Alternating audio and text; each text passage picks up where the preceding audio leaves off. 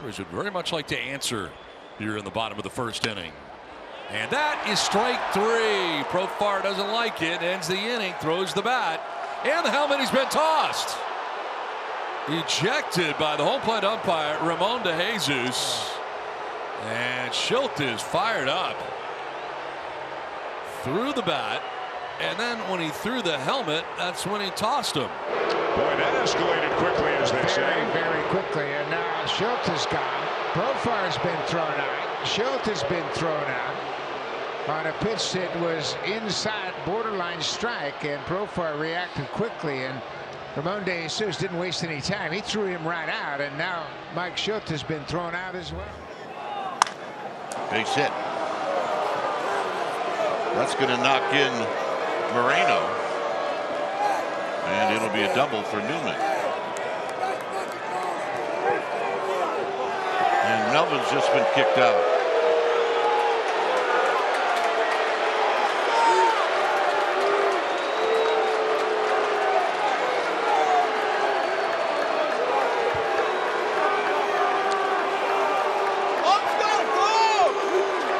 They're talking about the noise that Melvin did not think that foul ball made because he didn't think it was touched. And Sherwater's arguing with it. Now Matt Williams coming in. And Matt Williams might get tossed. He did.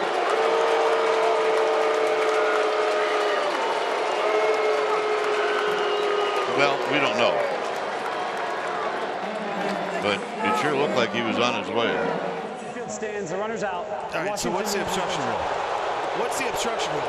This is Davey's going to go out right now because that is the obvious thing for obstruction.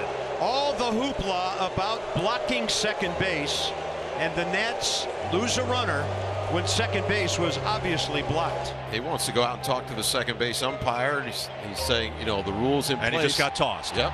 Well, Davey is hot now. He got tossed by the home plate umpire, Corey Blazer, and he wasn't really talking to Blazer.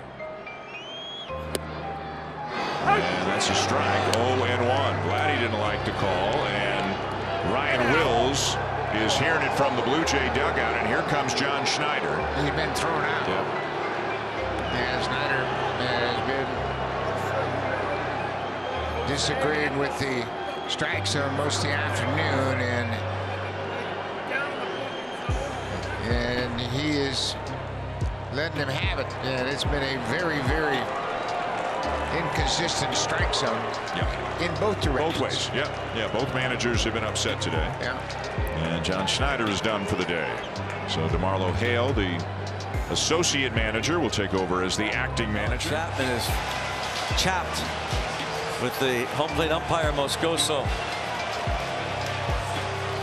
He got tossed. Well, did it get tossed before? Or I don't know. I don't know whether. We were watching the replay, and I didn't see what was going on. Yeah. But I wonder if he got tossed before we looked at it and he was already at home plate. Now they're going to have to bring somebody else in. Well, you remember Martin Perez was not happy with Moscoso earlier in the game. He walked off the mound. Well, Chapman said something, and that was it. All right, so here's an interesting scenario. Wow. The Giants had one guy up in the bullpen, and it was Taylor Rogers, the lefty.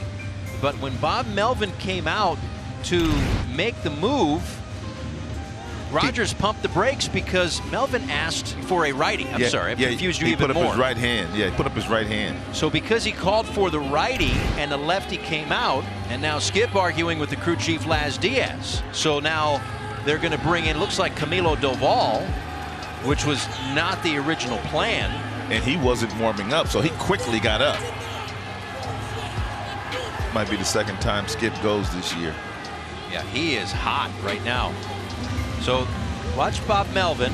He hasn't signaled yet, but now he says, give me the righty. The umpires say he said righty, but a lefty's coming out. And now Skip is still arguing with Laz Diaz. All right, and it looks like Skip is still down there, so I was wrong on that. But he was definitely hot, and Laz Diaz gave him his piece. And Skip wants to know the count. He's And this could be the one right here. And now he's officially been thrown out. And Laz going right back and forth with Skip.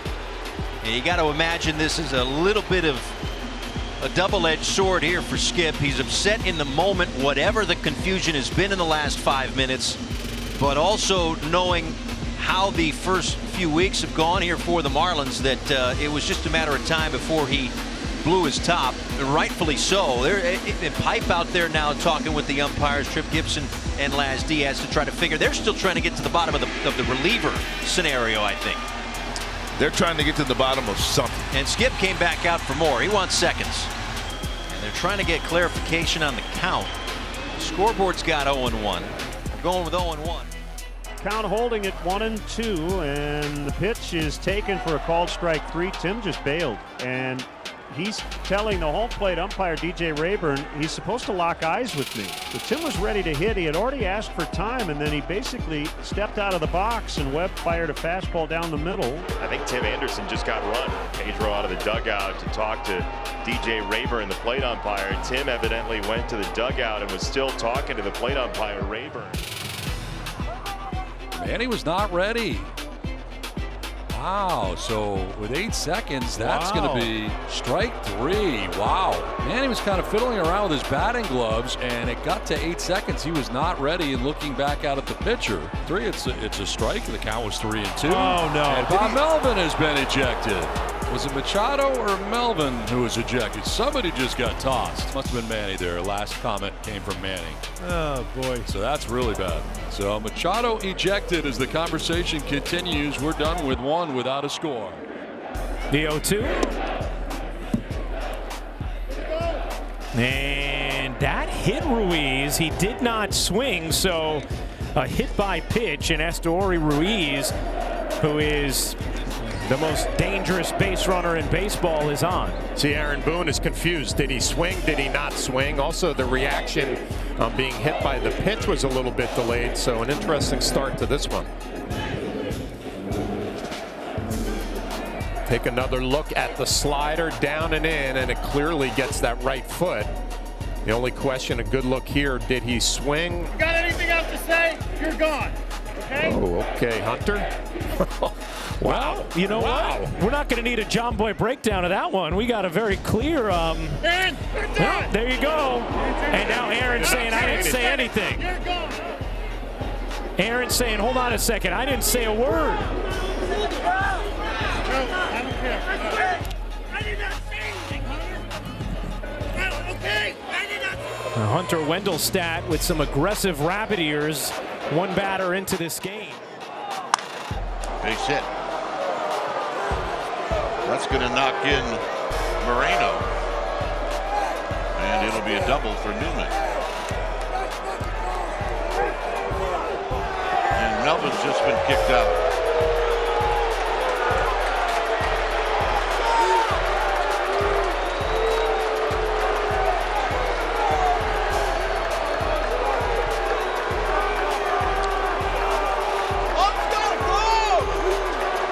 Talking about the noise that Melvin did not think that foul ball made because he didn't think it was touched. And Sherwatter's arguing with it. Now Matt Williams coming in. And Matt Williams might get tossed. He did.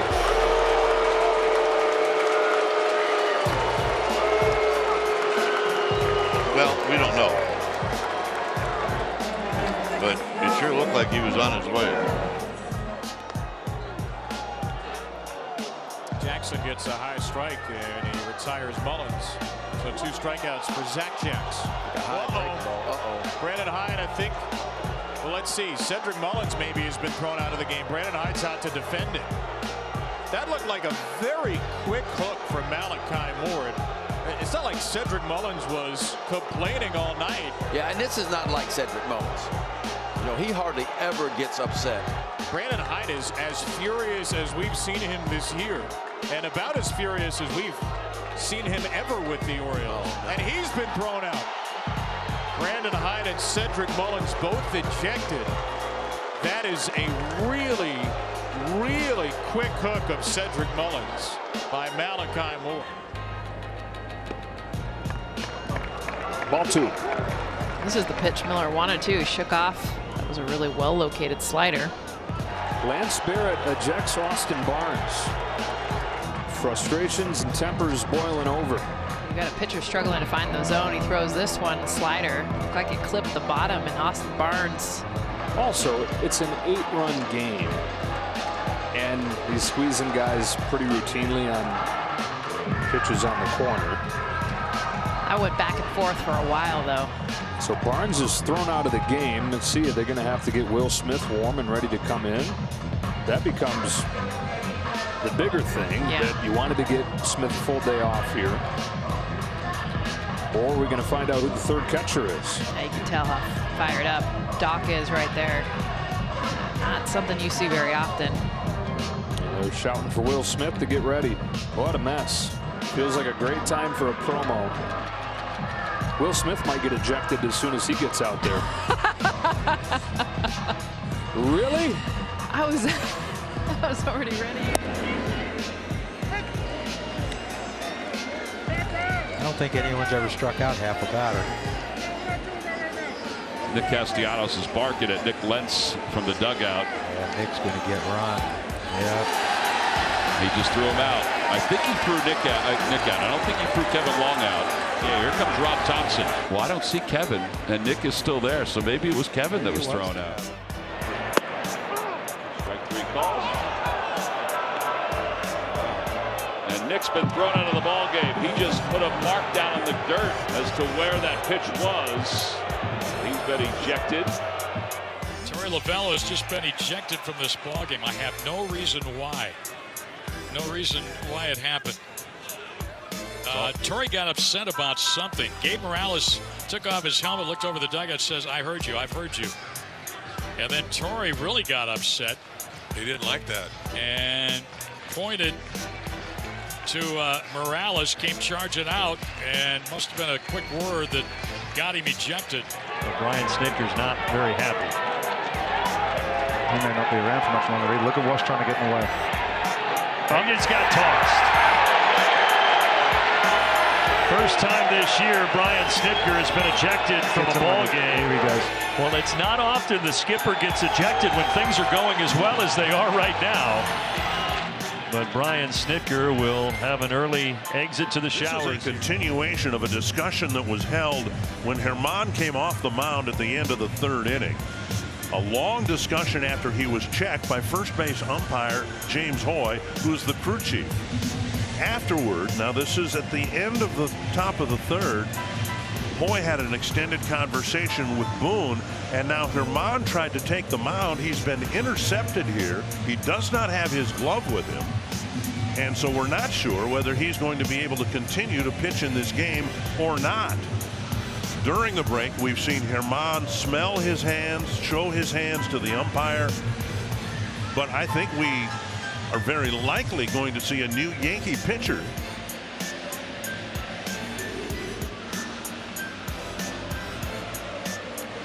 And Herman does have a glove on now, but something was amiss as he was checked coming off the mound after the 3rd inning. The umpires are now conferring in fair territory. This was coming off the mound. That's James Hoy, the crew chief, checking his hands and the glove.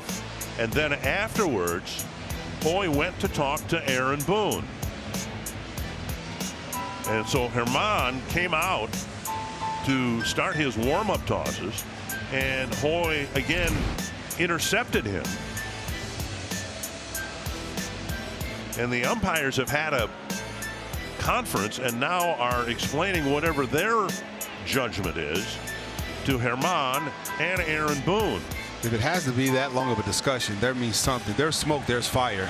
Well, but now here is Herman with his glove on, going back to the mound where he will presumably start his warm-up tosses. And now Rocco Baldelli's out here to say, hey, what the heck's going on here? If he had something in his glove, on his hands, he needs to come out of the game. And if he didn't, why are we waiting? What was all this about? Well, it's safe to say that first time through the lineup, he was pretty nasty. 6 Ks, 3 ground balls at shortstop. So, without knowing for sure what the discussion was along the first base line, I can pretty much guarantee you what this discussion's about along the third base line. Hey, if you caught him with something, he's got to go.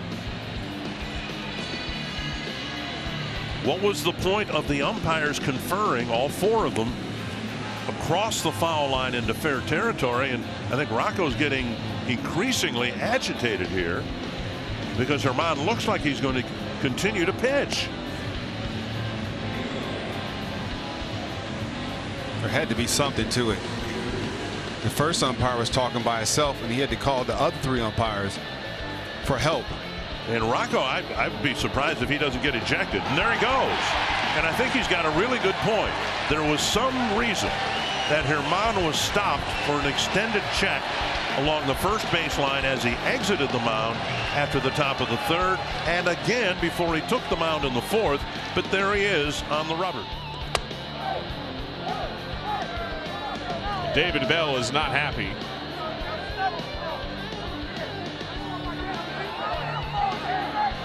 And he's been ejected.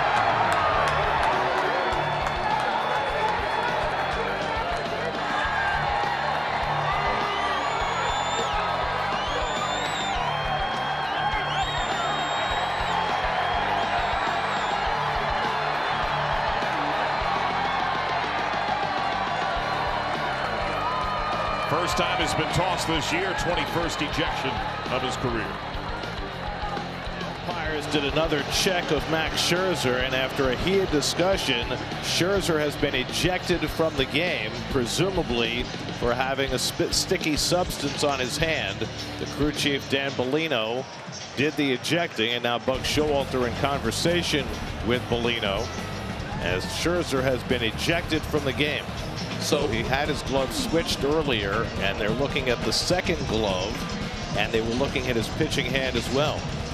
Well, what Cuzzy was telling, and Bellino got involved, is that even though it's a new glove, it feels like the old glove. Or did Max go back to the old glove and try to take whatever substance was on it or on his hand off the glove? That might be the case. He might have brought the old glove back. I mean, Buck Showalter has said that you could ask about every pitcher in baseball using sticky substances every inning. And this has become a real crazy time here in Los Angeles. So this was right before the last half inning that Scherzer pitched, before the top of the 3rd. And put some tape on his glove hand. Is that to secure the pitch comm inside of his glove? Maybe that's what that's for. So maybe the tape inside the glove produces some sticky stuff that leaves a remnant on Max's hand.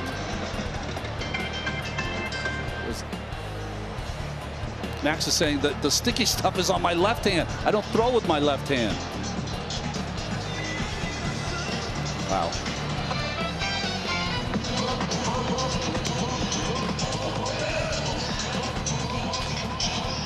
I would have thought that Buck would have been run here. Yeah, you would think for. I mean, he let him have it, but he's not thrown out of the game. Well, you can understand Bellino wanted to let Buck say his piece, because this is a huge call on the umpire's part. Robuto saying it hit him. But here's the best part: the umpire just took his word for it. That is reviewable. See, Buddy doesn't have. Remember, the Rockies lost their challenge, so Buddy can't challenge it. You can't just say, "Hey, I got hit," and point to first. Yeah. And you know what? He's not backing off, and I understand why. Just what you said, Corey.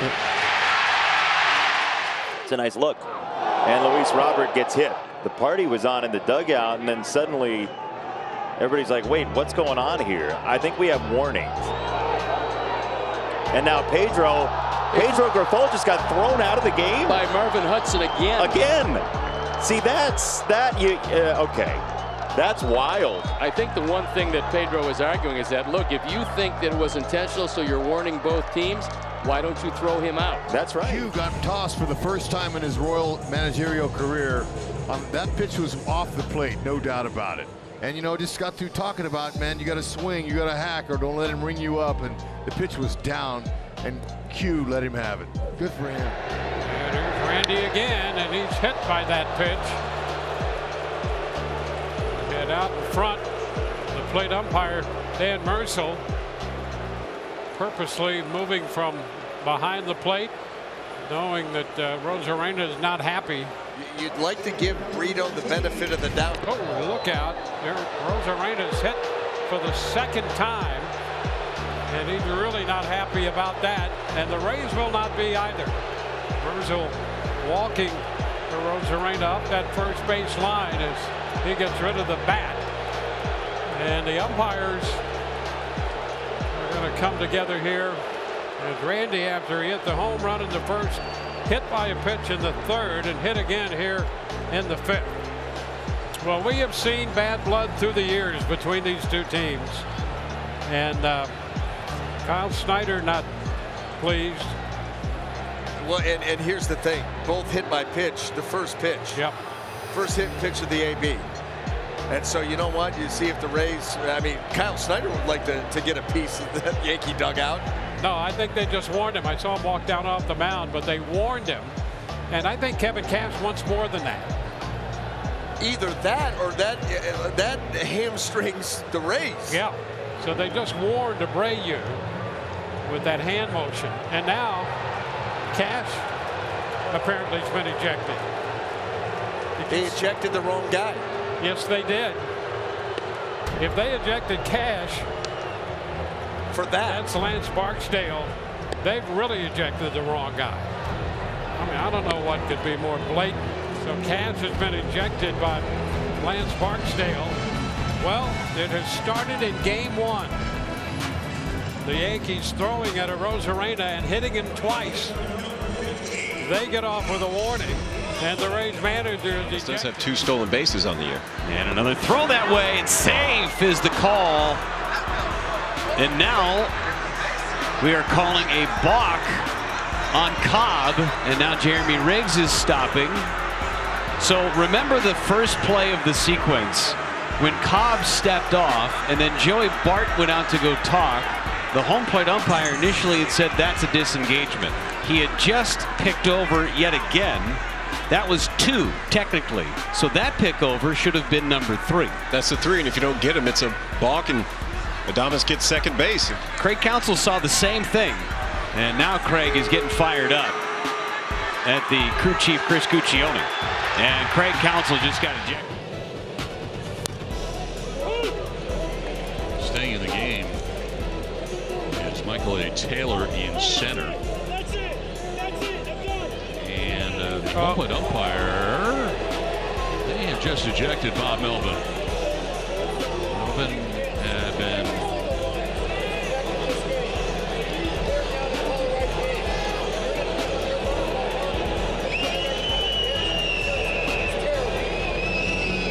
He told him you need to bear down on each pitch right there, and that was terrible. It was terrible. Yeah.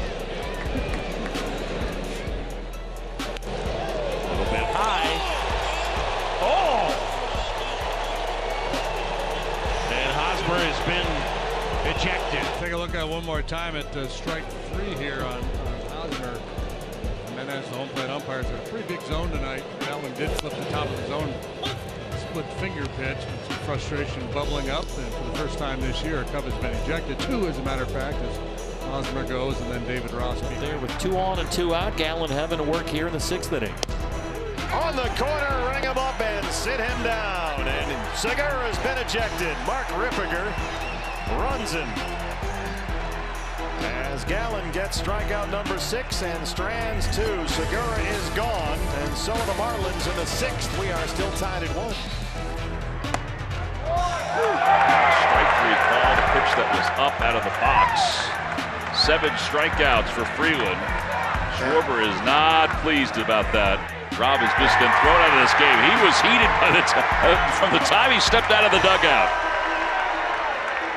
can't blame him. I mean, that's an important at bat there. Of course it is. Top of the 6th inning, runner in scoring position. It would have put 2 on for JT. They had just thrown Domingo Germán out of the game. They checked his hand. All 4 umpires now talking with Aaron Boone. And Germán, who's been perfect through 3, was just thrown out of the game for obviously something on his hand that they did not think was allowable. When he was coming out of the dugout, he was stopped by an umpire to check going into the game. Usually it's going out of the game. And they checked. All 4 umpires came and checked. And they ended up throwing him out. See you later. And now Malinsky throws out somebody from the Yankee dugout. Let's get out of here. Looked like Boone was barking at him, but I don't know who got thrown out. Central Eastern time zone. And not counting the first series of the season in Chicago, first 2 road trips out to the West Coast. That's tough duty. Willie Adames thought he had called timeout, wasn't granted, and then the pitch was right around his letters, and just called a strike on him. Yeah, an automatic strike on Willie Adames, and Craig Counsell is coming out as well. Not pleased with Adam Beck, the home plate umpire, and Craig Counsell just got run.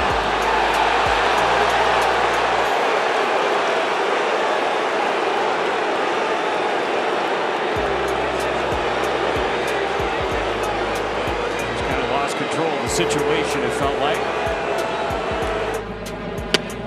There's strike 3. Maria gets out of the inning. Willie Adames is still upset with Adam Beck. And Willie Adames just got run.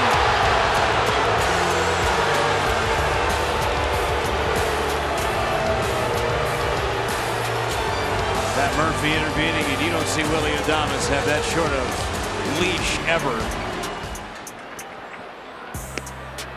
A little confusion there. Stallings in the home plate umpire Marvin Hudson. Well, it looked like he was going to call a violation. And now Skip Schumacher trying to get a little understanding, and Hudson's going to call the umpiring crew in. But watch him. He's got a hand up though. He's got his hand up. Oh, now they're getting heated. Now Stallings is saying, "I didn't call time. You did." He did. Jacob Stallings has just been tossed, and I believe Skip got tossed too. But there is a lot of confusion going on here. Some adjustment to stay back and whack it. On the outside corner, second time that he's rung up Eric Haas looking 2 away. And Haas is arguing right now with Nick Lentz, the home plate umpire. A.J. Hinch has to intervene quickly. And then A.J. Hinch gets tossed. Get your money worth now. He will. Maybe they got some fingers, keep them in there. But you just hope that guys are still allowed to have some debate with the umpires. I don't think the umpires... While we were away, Aaron Boone has been thrown out of the game. He was just in the face of the home plate umpire, Edwin Moscoso. He keeps saying he's missed 4 calls. Now he's talking to the crew chief, Chris Guccione, who had to separate him from Moscoso. They were nose to nose, and now he's going back for more. He's already been thrown out. Well, standing ovation for Aaron Boone. We knew that one of these managers was going. It's early. It's early. Leading things off in the bottom of the 6th, the 1-1. Check swing. They appeal, and C.B. Buckner says that he goes around, and Tom Murphy is not happy. And the count goes to 1-2, and now the home plate umpire is standing in between Murphy and Buckner is making a slow walk towards home plate. What is happening here? Did somebody get tossed? Here comes Scott Service. Did C.B. Buckner toss? He threw him out of the game.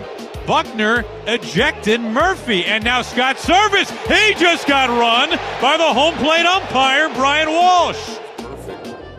That one gets him. And Max's argument is probably that's similar height to the previous one. And now Muncy is charging toward the third base umpire. Dave Roberts is joining him. I wonder if Muncy's arguing that ball wasn't tipped for strike 2.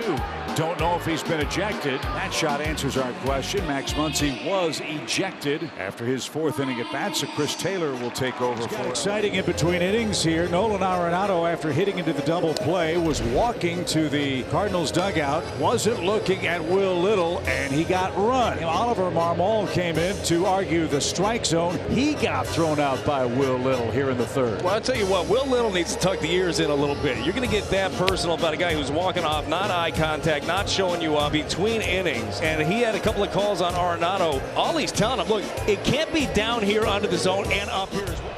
3-2 is a called 3rd strike. Astros get that call at the knees. It was close enough with 2 strikes. And Phil Nevin is now in the face of the home plate umpire, Stu Sherwater. It's not a strike. Phil Nevin and Stu Sherwater nose to nose as Nevin has his say. Off the hands from Fairchild. Little blue. Burns slides to make the catch. Now he spikes the ball in frustration. Not happy with the balls and the strikes behind the plate from the home plate umpire. Takes out some frustration on the turf in Cincinnati. And that's that for Corbin Burns. He's already done. It looks like his night's over. 3-2 runner goes, and that is in there. Strike 3, throw down the tag. He's out. That's a strike him out, throw him out, double play. Devers rung up at home plate by Guccione. The borderline fastball down, called strike. And Tampa Bay out of the inning. So Rafi Devers stays in the ball game. That's not to be said of the manager, Alex Cora. He has been thrown out. He had a long argument with the home plate umpire, Chris Guccione, when we went to the commercial break after the strike him out, throw him out double play. And AC has been run. Some confusion in the Diamondbacks dugout about who was ejected. We believe it's bench coach Jeff Bannister. Watch Pavin Smith as Marvin Hudson rings him up to end the inning. Pavin looks back over his shoulder, but you can see Hudson looking into the dugout. Unfortunately, I think they were good pitches, maybe borderline pitches, but it appeared to catch the edge of that strike zone, both on Herrera and on Pavin Smith. But as I say many times, everybody watches the game with biased eyes from those dugouts. Strike 3. Really nice pitch at the knees. Now Brandon Hyde is reading the riot act to Hunter Wendelstedt. He must have been tossed. I mean, coming out and arguing balls and strikes like that, that's an automatic. Spend the rest of the night in the clubhouse, and it looks like that's where Brandon Hyde is going. Bill Miller just said to Aaron Nola, hey, can't keep doing that. See, this is the first time we've seen this. Now Rob Thompson's coming out. Yeah, he's saying something to the home plate umpire and to Bill Miller. So this is the first time we've seen anybody contest a pitcher throwing baseballs out. Bill Miller is telling, Rob Thompson's been thrown out of this game. Love it. Look at this. Love it.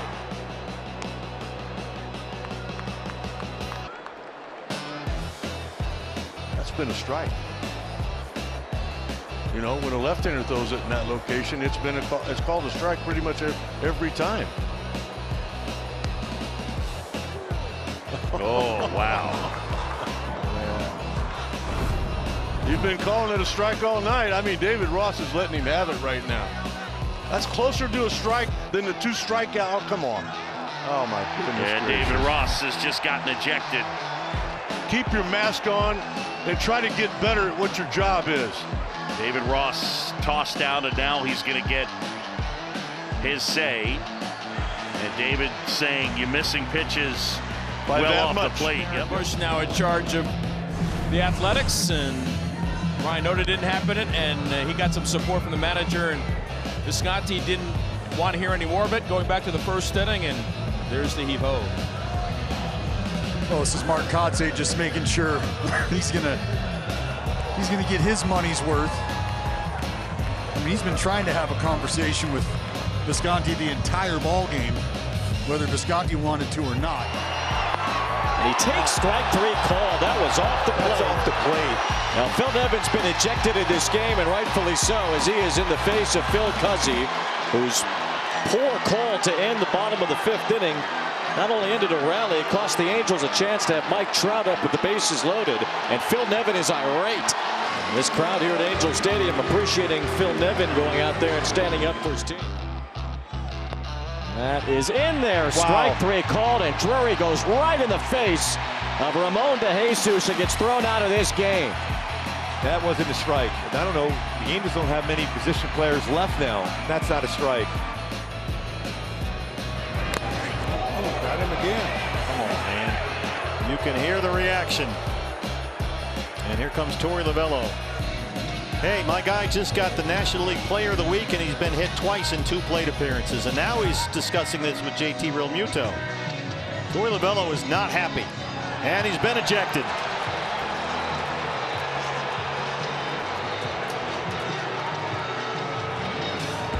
And Torey is barking into the Phillies dugout.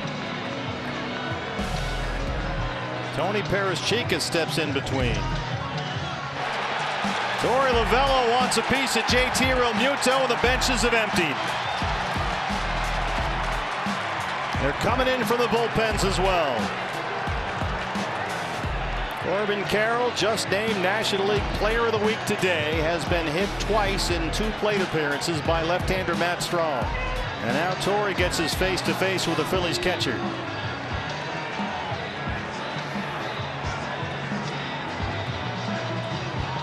Jerry Lane, the crew chief, right there with his back to you.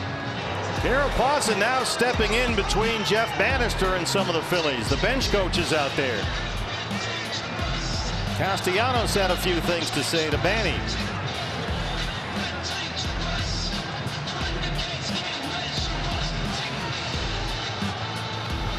It's going to take more than one umpire to keep Jeff Bannister out of there if he really wants to get into it. It's going to take more than 4. I got news for you. So to this point, Torey has been ejected. We may find out if there were any other ejections of which we're not aware. Longoria trying to talk down to Jerry Lane. And unfortunately, what this is going to result in is a warning to both benches. Now Matt Strahm is barking at somebody. Hit Carapazza maybe. Strahm is upset about something. Really good base running by both guys. Now here comes somebody's been ejected, I believe, from the Diamondback dugout.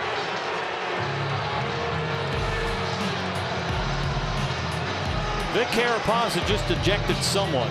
The only lefty available off the bench has been ejected. Josh Rojas was ejected from the dugout. Drew Smith just came out of the bullpen to start the 7th inning. He was stopped and inspected for stickiness.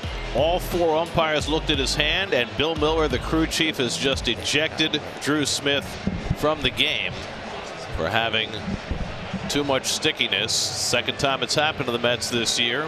Happened to Max Scherzer earlier this season.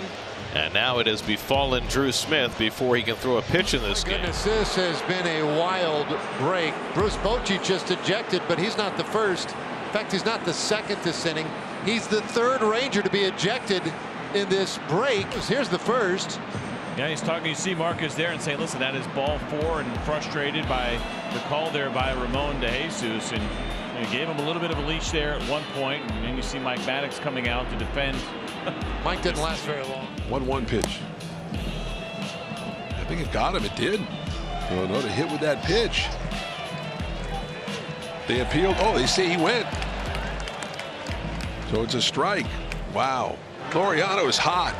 Laureano is hot. Laureano, I'm not sure if Ramon's been kicked out or what. Here comes Kotze out. I think Laureano has gotten kicked out. He was yelling at the 3rd base umpire, Brendan Miller. Yeah, Laureano's been kicked out of this game. Well, Mark Kotze was just probably trying to get out there in time to save Ramon Laureano, which clearly did not work. And now they're just trying to hash out what the issue was. Rocco Baldelli came out to try to keep Joey Gallo in the game. Eventually was tossed, letting off some steam. And then as Gallo took the field, crossed the line, he had something to say to David Rackley, and Rackley threw him out anyway. So both the manager and the struck out player have been ejected. It's a tough one here. Rocco obviously frustrated, wondering why, it's anywhere near where Gallo was at, but that's why Rocco went out there, was to try and keep Gallo in the game. He went out there to protect his player. I mean, that is... Really? Yeah. You're going to go there? Yeah, we're going to go there. Huh? Here we go, Davey. Let's go.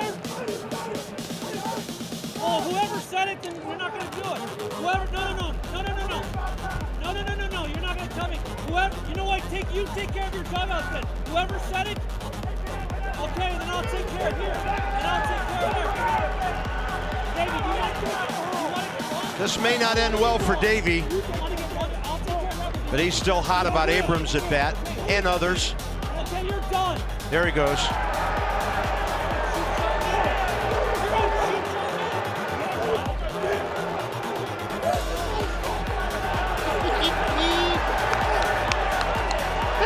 Oh my gosh, Davey's getting his money worth now.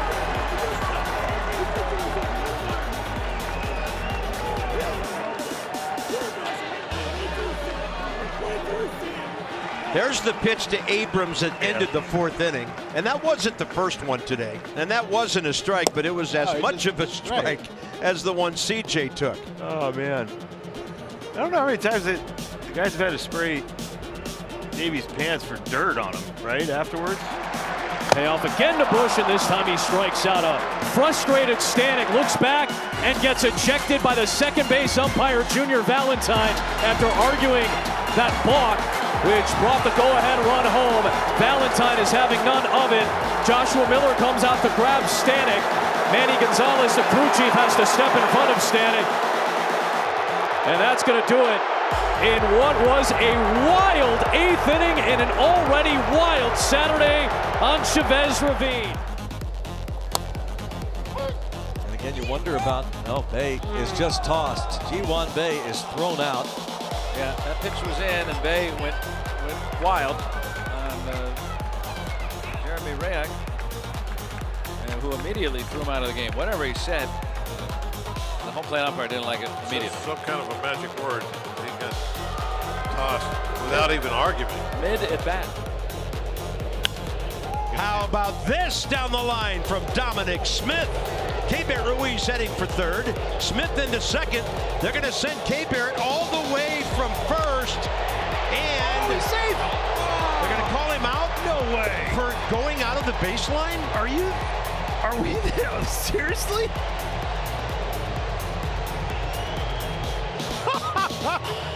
Oh, this is awful. Davey's going to have to be careful with his demonstration here not to get tossed. But you're trying to elude the catcher on a throw that took the catcher into foul ground.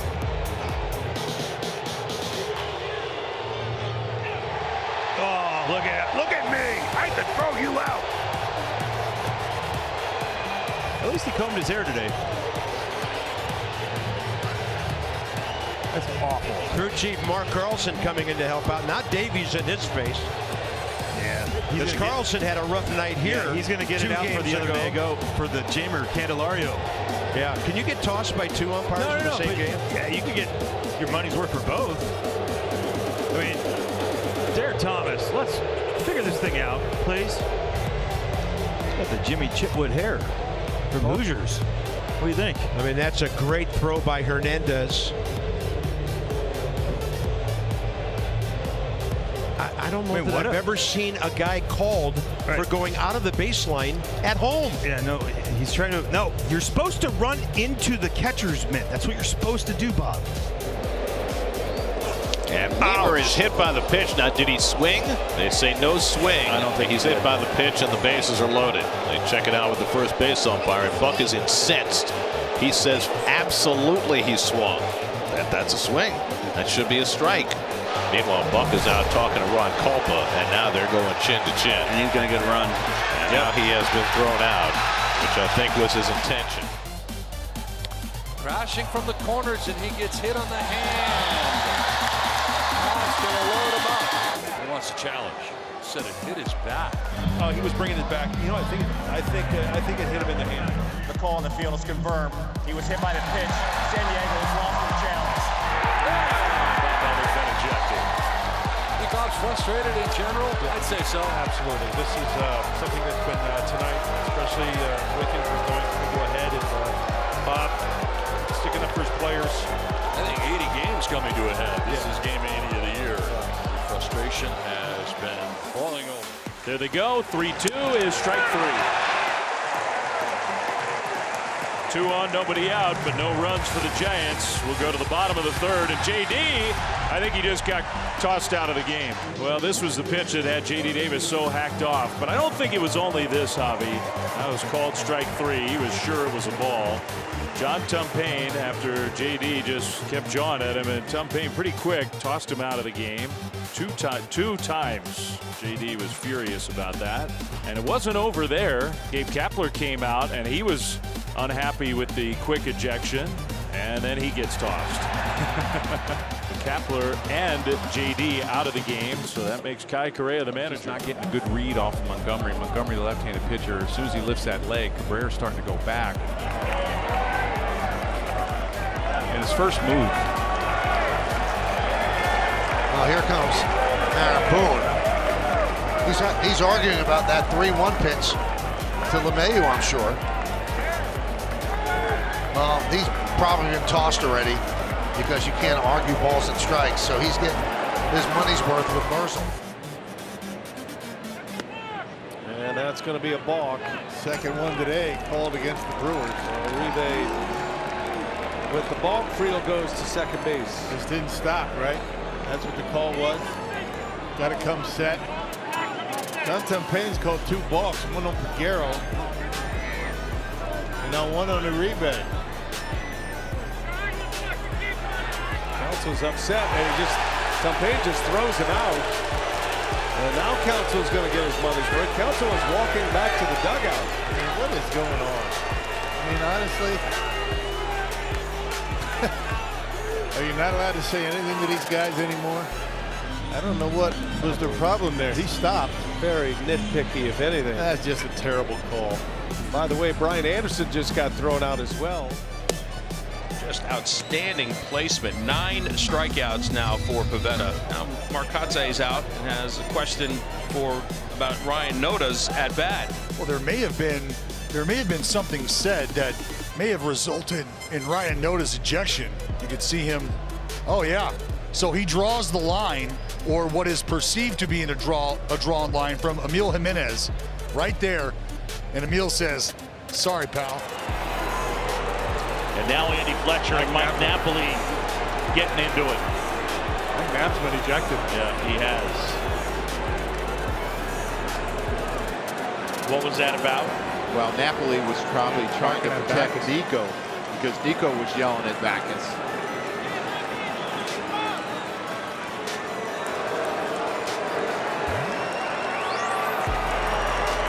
Fireworks on the 4th of July. Yeah, no doubt.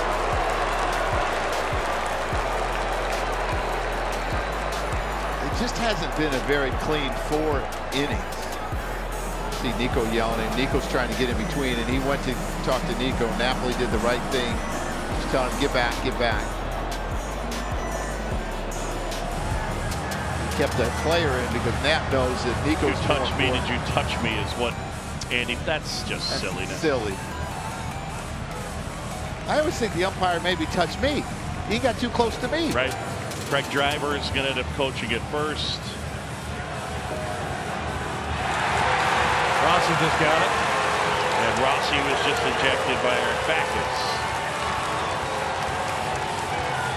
This is the running eye. You can see it in the body language of the face of Backus. He's heard a lot today from both sides.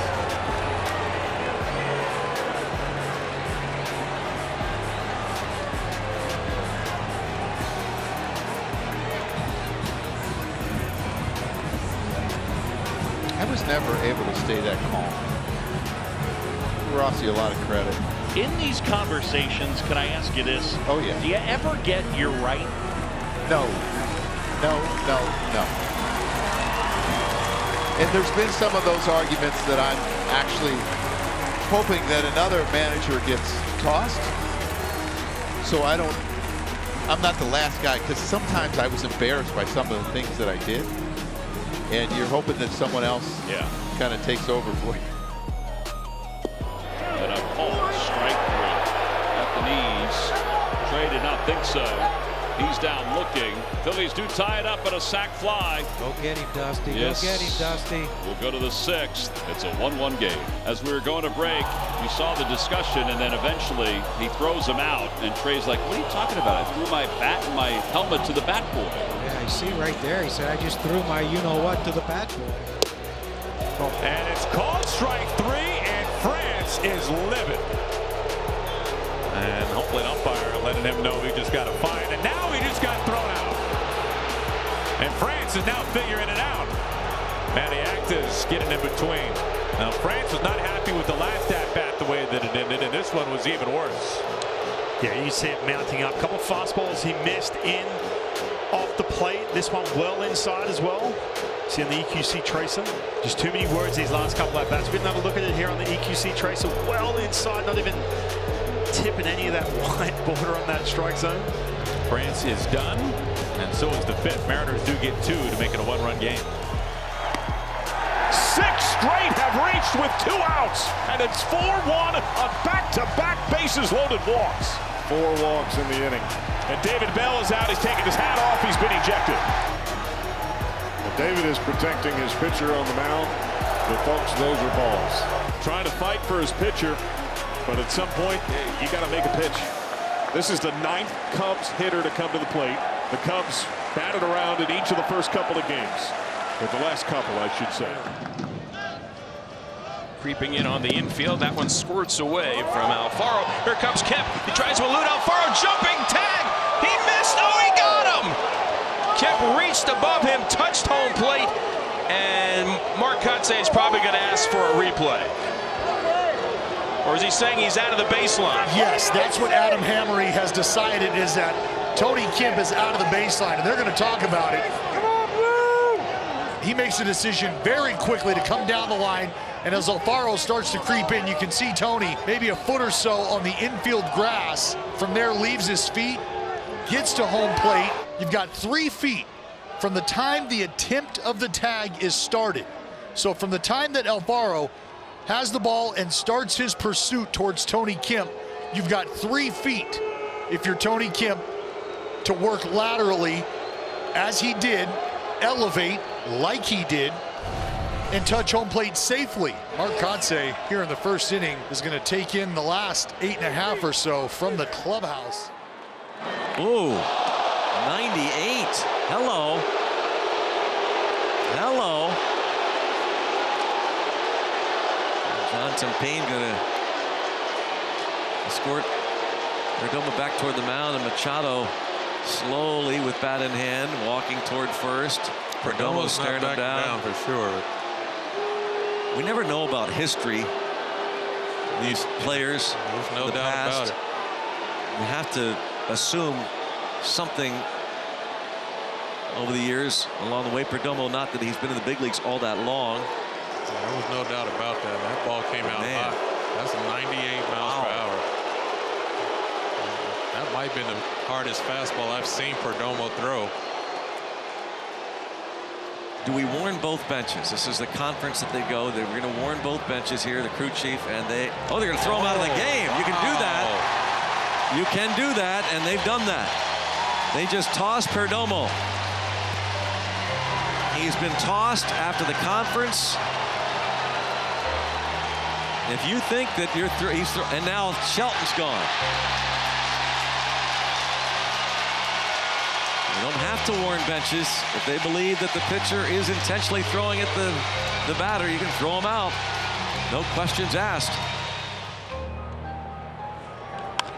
Jose tries to go the other way down the left field line, and a diving catch made by Remillard. Thought that ball and bounced. all the way back to first. Double play ends the inning. I thought that ball bounced, to be honest with you.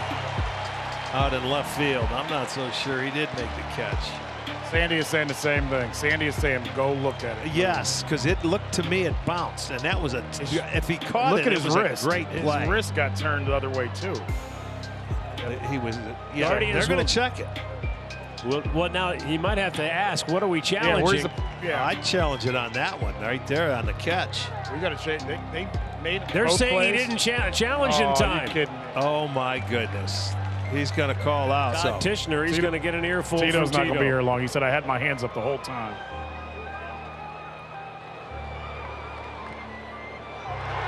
Tishner threw him out and then immediately walks away.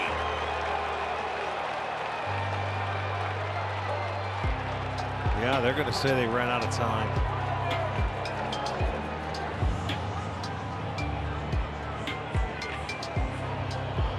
Wow. He is hot, and I mean really steaming mad. But they don't get the challenge. The umpires blew him off.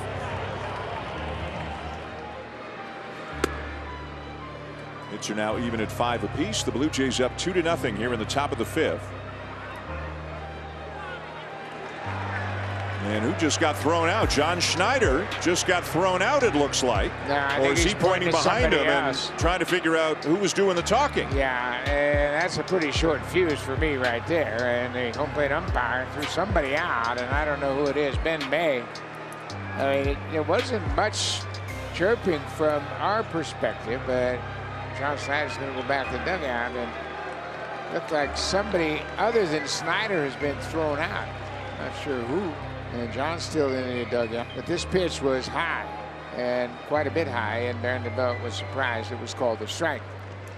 And the home plate umpire quickly heard something from the dugout, and then he turns and throws somebody out. We still don't know who it is. Well, Arden Zwelling is down in the camera well. He's got a better view of it than we do, and he just texted me that it's Don Mattingly. It looks like the bench coach, Donnie Beisbol, is done for the afternoon. Right guy, right spot. As you mentioned, Cardinals 1 for 7 with runners in scoring position in this ball game. Gets a call under the zone there with the slider. Didn't like it at all.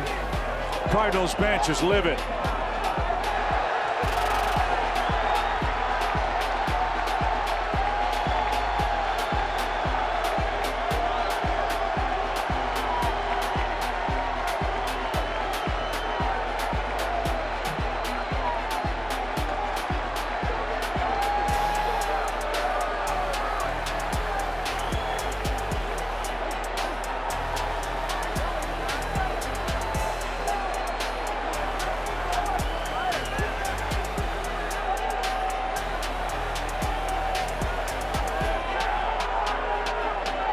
Ron Kolpa in on this. That should really help.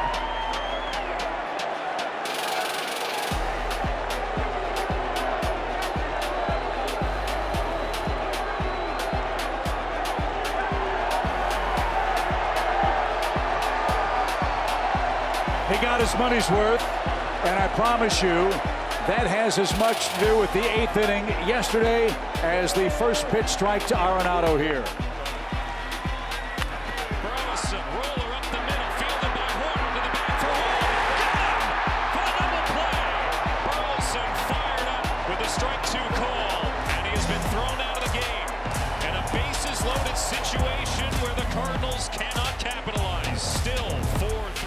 Violation charged to Odor. 0-2. And Melvin comes out. And the third base umpire, Ivensbarger, is trying to get the umpires together. Donnie, I'll be honest with you, I was not looking at the clock. Let's take a look here. 11, 10, 9. He's not ready to get 8 seconds. That is a violation right there. Yeah. Apparently the pitcher wasn't ready either, which is the conversation. And they are going to give him a second strike. They're sticking with that call. You can tell. Yeah, Bob's going to give it to him right here, and rightfully so. Rightfully so. And he's been ejected. Clearly, either player, pitcher, watch the clock. 11:10. Odor not ready. Neither is the pitcher. 8. He's not ready. He is not ready. So Melvin has been ejected. It'll be a second strike on Odor. Discussed last night. And there's strike 3. Right on the corner, Steers rung up. 4th K for Hauser.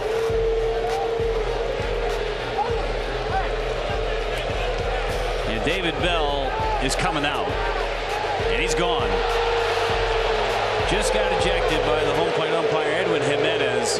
That's a good pitch from Adrian Hauser. There have been worse pitches called already in this game. On both sides, too. I'm not sure why he's complaining. If I'm Ben Lively in the dugout right now, I'm like, listen, I got a lead and I got a huge zone, man. So let's see how this plays out. It's amazing you can't argue either, but you have iPads that share everything. David Bell just started drawing on the plate, and that's going to get Brian O'Nora, the crew chief, in to intervene.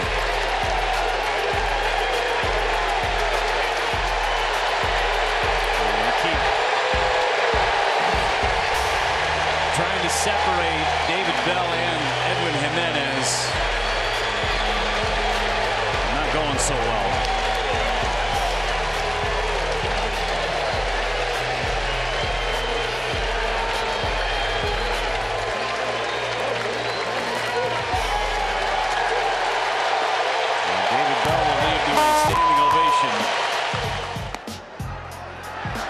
He's got back-to-back strikeouts. Jack's saying that's down. We saw him get upset last night. This particular pitch. Careful. Is Somebody in the got zone. tossed. That's Andy Haynes, hitting coach. And he's going to get his money's worth now. One of his players he's protecting. The hitting coach has been ejected.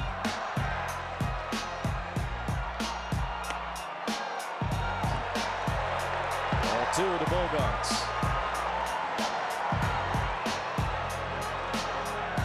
Phil Nevin really hollering as he comes out of the dugout, or at least toward the top step of the dugout. Hollering at Jerry Lane. Either can't hear him or is acting like he can. Bogarts fouls one off.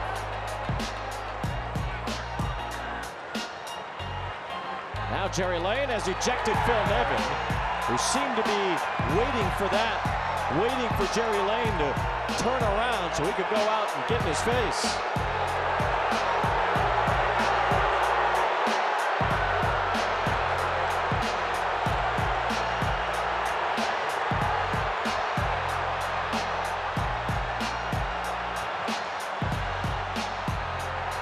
Phil Nevin wants to make sure that Jerry Lane has heard it all.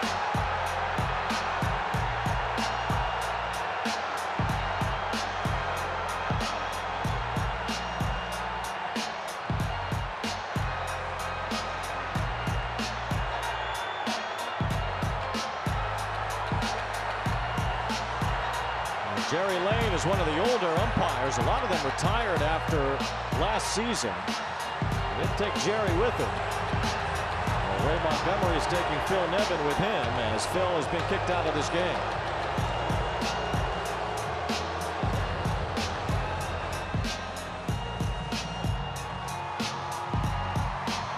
And that's a perfect pitch to Machado. That one definitely was out of the zone, but the pitch before, the strikeout should have been against Machado, changed the whole inning around. And that is a called third strike, and Blanco is furious. And Ben May just threw out Blanco. We'll see how he feels when he watches the replay later tonight. But that's a terrible time to extend the strike zone. Some umpires, not all of them, but some umpires understand there is a lot more pressure on the players in uniform than there are on the umpires. And now Matt Quatrero gets thrown out. Strike three, Volpe down looking. He does not like that call. What's the fact that the catcher set up in and had to reach away and still got the call, but it's in the box. 95-mile-an-hour cutter. The Yankees have had enough. No, I'm sure that Boone's been thrown out.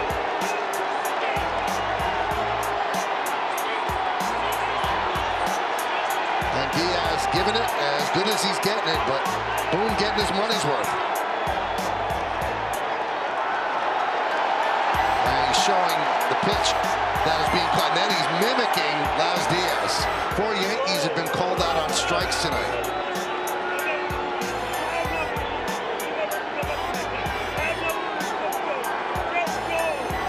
This is much more about than just Volpe's last pitch. This is the culmination, as you said, Mike.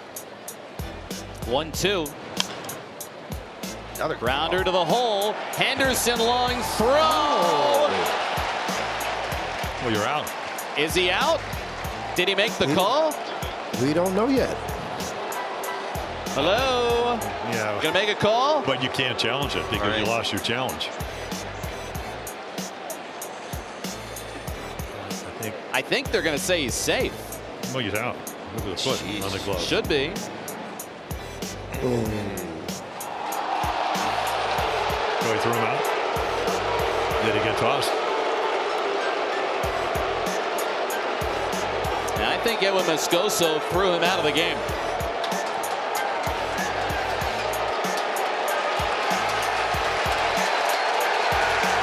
Well, you don't want to let him get suspended.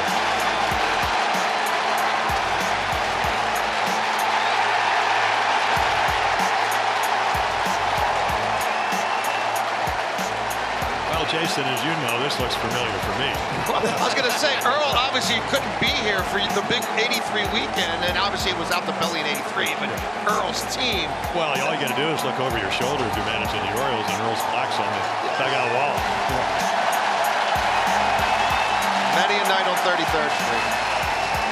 Brandon Hyde got his money's worth, and he's going to turn over managing duties to Freddie Gonzalez for the rest of this one.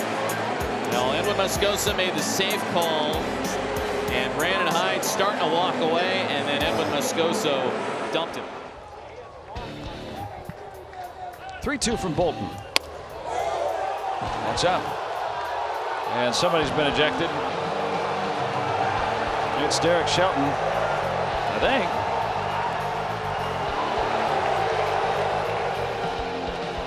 He's letting them have it.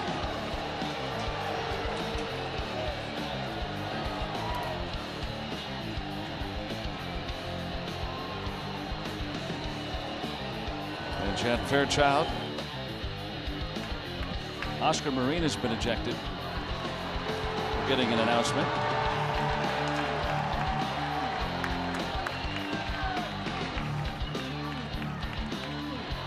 So we've had an announcement that Oscar Marin and Derek Shelton have been ejected. They take off, and that is in there as he came at 96. And another conversation by Red Sox hitter with Valentine. And a strand two, but the Red Sox lead it 2-1.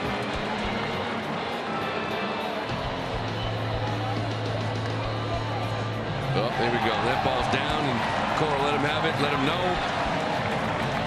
It's been going on here now for some time. That ball strike three. That's a big pitch. He had bases loaded, 2 outs. Valentine calls a ball that he hasn't called a strike all day long. Cora goes out, lets him know about it, and gets tossed.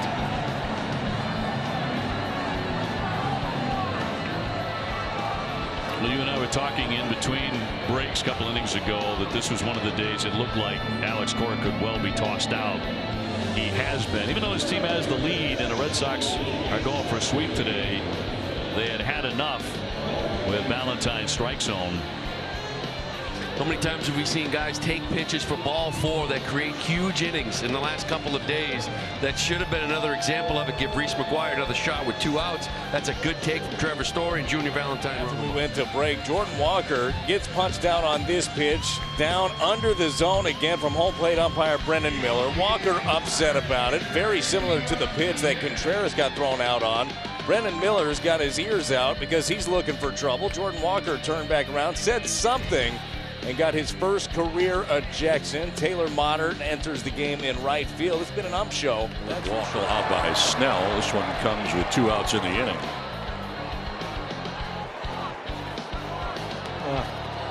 Balk. And Snell wants to know what he did. He is yelling out at first base umpire Gabe Morales. And Ruben Abel is coming out. Snell's going to walk right over to the first base umpire to ask. He's saying you were in the stretch when he went to pitch count. And he's been tossed. Snell's been tossed? Niebla may have been tossed. No, it's Niebla because he's going over to fight now. So the crew chief, Dan Iasanya, has become involved. He has come over from third base as Niebla has been ejected from this game. And Arias he didn't go. Arias put his head down. He thought he had struck out. The Royals are all headed to the third base dugout, and Matt Quatrero can't believe it. Call was made by first base umpire Vic Carapazza. That's a huge part of the game right there. Let's take a look at this.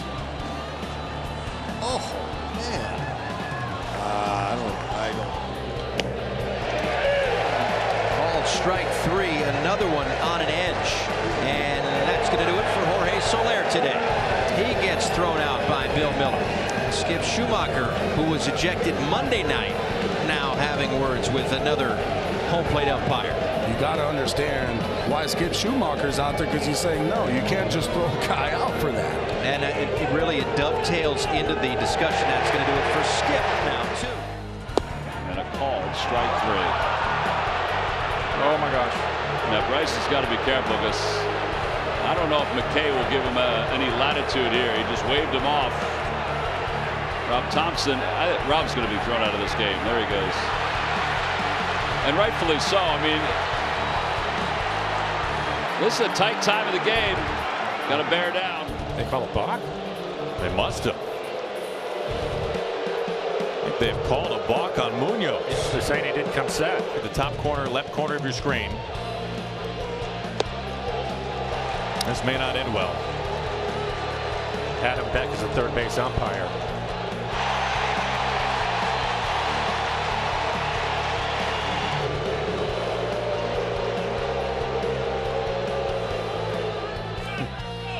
So happy 84th.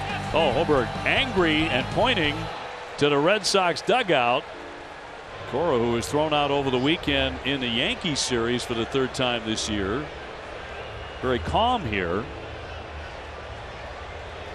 Pat Hoberg had heard enough from somebody in the Red Sox dugout. Yeah, I think that's what Alex was like. You threw me out.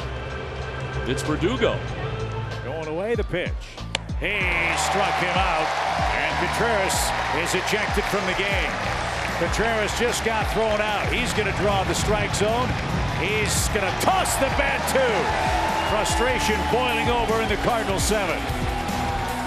Hitters hate when the bat is taken out of their hands, and Contreras, as we said a moment ago, has had the best view behind the plate. One pitch that didn't go Wainwright's way led to a big Pirates inning. 2 pitches in that sequence were low, and Contreras swung and missed and got thrown out of the game. And now Oliver Marmol is going to get tossed as well, and he's still getting his money's worth with Brendan Miller. Well, this escalated quickly here, and Wilson Contreras, he came out for a little bit more. Ollie Marmol, though, got ejected in this one as well, and I think that he was going back out and said, look, what did I say? And the pitch on the inside corner. Strike 3 called. Alec Bohm. He's just been fined. Fortunately, that's it right now. And there he goes. And now he's thrown out of this ball game as he slams his helmet down. That does not happen for Alec Bohm. The pitch, according to our box, was a hair in. That ain't a strike. It's not a strike. Down in the corner. And a 1-2-3-7 for Leclerc. Somebody's been tossed, and I'm not sure who it is.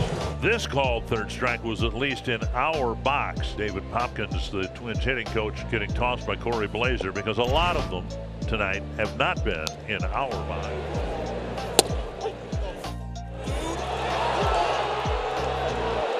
And there he goes. I understand the frustration, but too early in the game to get tossed out. The meeting necessary because the Twins had to replace Luplow for Gallo, but now the discussion is continuing between Rocco Baldelli and Carlos Torres. There, Rocco just got tossed. About as passive an ejection. He's got a legit complaint. Is that you talking? Get the hell out of here then. Oh, somebody just got thrown out. You're not going to yell us no. Get out of here. He's telling somebody to get out of here, and I'm going to tell you what that's about. That was an awful 3rd strike from Dominguez. It was an awful count. It was ball 5, and this is what irritates me. I mean, you know, he's swearing at the dugout. We heard that. You got no right to do that as an umpire. So Anthony Rizzo, who's on the IL, just got thrown out of the game. But he gave him the wave of the hand. Yeah. Rizzo gave it back. To compete.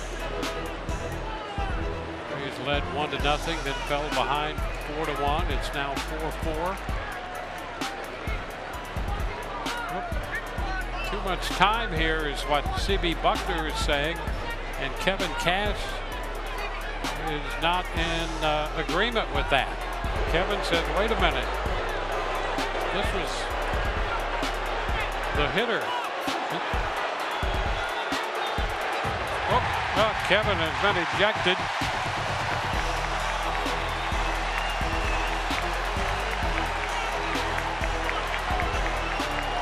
This started with pitches being called strikes against Ray hitters that were nowhere near the plate. That's where this started to build. And then after that right there, that seemed like a quick trigger and calling that violation on Littell. And Kevin had enough for a number of different reasons. Things off here in the bottom of the 6th.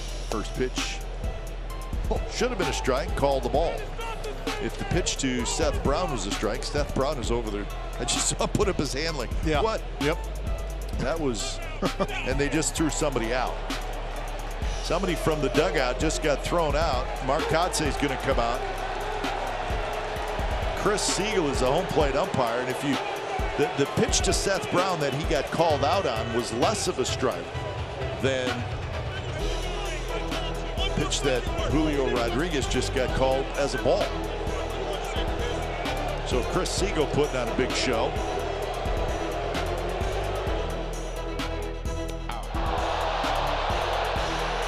Austin Riley's not too happy now. There comes the grand slam.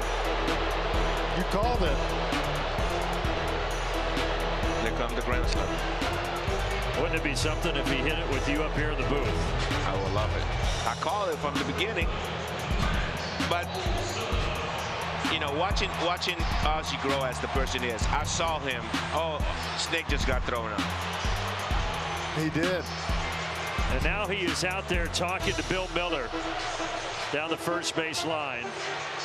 He might just want to be coming up and join us in the booth. Yeah, maybe he wants to be a part of this. Folks, this place is in a frenzy.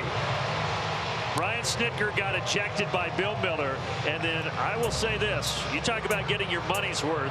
During the commercial break, Brian Snitker got his money's worth. Yes, I think me and TP fire him up. Called strike. And you can see Stevenson. He's been ejected. Tyler Stevenson just got tossed. I think he tossed David Bell. What did Bell say? He said that's high. And that's it? That's it. 7th ejection of the year, 27th of his career.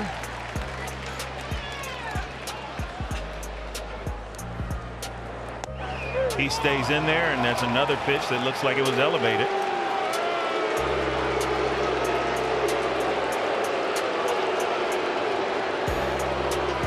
Another ejection. And here comes Benavides. You can look at the video, and it's a curveball. It's coming in up high. You can do all of that, but if you direct it towards the umpire, that's when you get tossed. Yeah, going on what you were saying, David. Yesterday, Bill Miller cut it off early. He said, I don't want to hear it. I don't want to hear it. And this time, Lance Barricade, there he goes. Well, I said soon, right? Yep. Yeah, we just had that feeling. He had that look from the first inning, and, you know, he's trying to protect his players. Hell of a night. Well, Lance Pierce not arguing back. I think it's even more frustrating to Boone.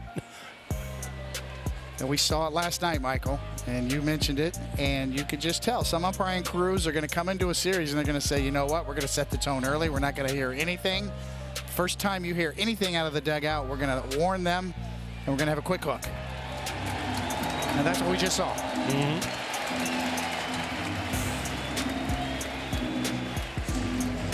Hands the lineup sheet to Carlos Mendoza, his bench coach. And you heard the beginning what he said. I know you have the biggest zone in the major leagues, but this is ridiculous. 3-2. And that looked good. Oh, it sure did. Now you can boo. Yeah, that's...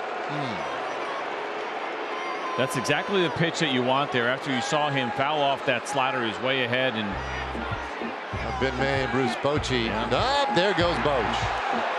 And Boch is going to come get a pound of flesh for this one. When you paid for it, you might as well take it with you. And Boch has himself a pretty good argument. What's the matter with you? I agree. I think Andrew Heaney executed this pitch exactly where he wanted to. Jonah Heim's so excellent at receiving and made us all think that pitch was in the strike zone. And that made us pretty patient here. Short edges off of first, the 3-2. Got him. Fastball inner half of the plate, right on the edge for a called third strike. Perfect pitch. A.J. Hinch is upset at Laz Diaz, and he's going to get tossed. because Diaz and Baez were getting into it a little bit.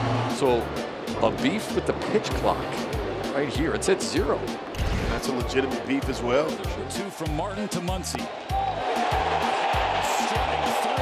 Muncy tosses the bat in disgust. Jason Hayward trying to get in between, and Max Muncy's been thrown out of the game by Jordan Baker. And now Roberts has been run. It looks low. It's about shin high. So you can't get thrown out for throwing your bat. It's got to be some word, because there's a fine for throwing equipment, but it's not an ejection.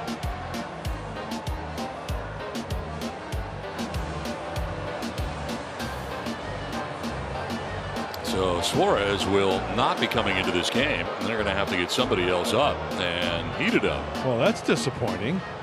He was coming in here for the 8th inning and has failed the test, and the back of the hand is the issue. And the ejection right there. Coming from Todd Titchener, the crew chief. And now Bob's coming out. Well, deemed too sticky, right? You can't have any sticky substance of any kind. So the call by the umpires, ejection. Frustrating, disappointed. There's that fastball in again. That's a strike tonight. He's either shooing away a cat or... No, that's Ollie. There have definitely been some unhappy Cardinals in this ball game. A couple of guys rung up on stuff. Ollie came out dead-faced. Laz Diaz immediately stepped out and waved his hand and said, "Get out." So Ollie's still there. Joe McEwing's still there. Dusty Blake is still there. And Laz Diaz is still there. And that look on Matt Quattro's face says it all. I think Royals are still fuming. And Brian Sweeney just got thrown out of the game by first base umpire Jeff Nelson. He made a motion. It looked like he flashed 3 fingers as if to say that's the 3rd time or whatever.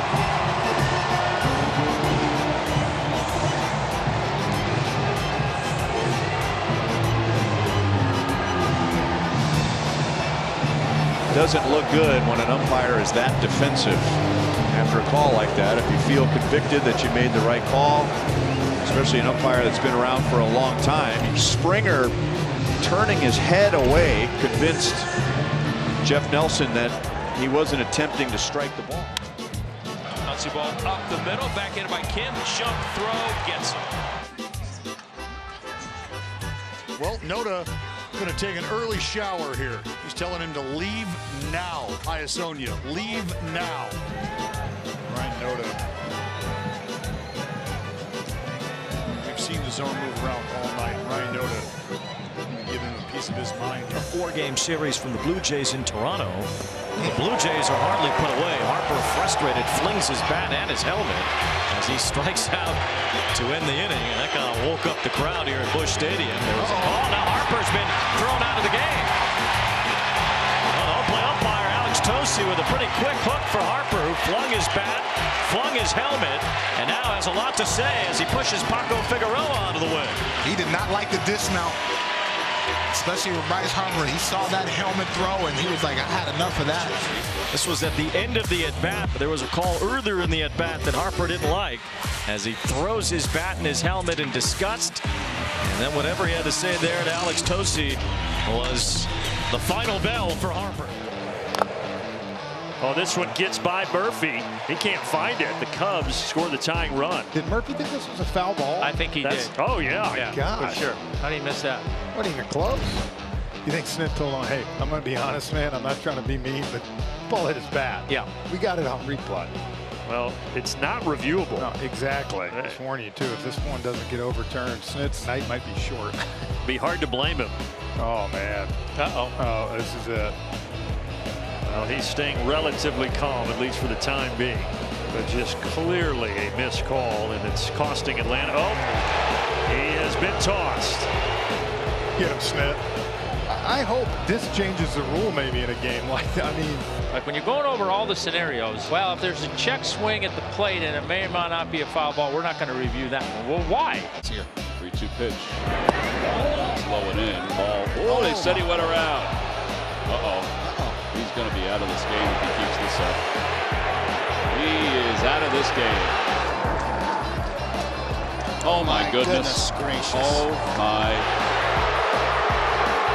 I gotta tell you, naked eye, he did not swing at that. Somebody's getting a souvenir.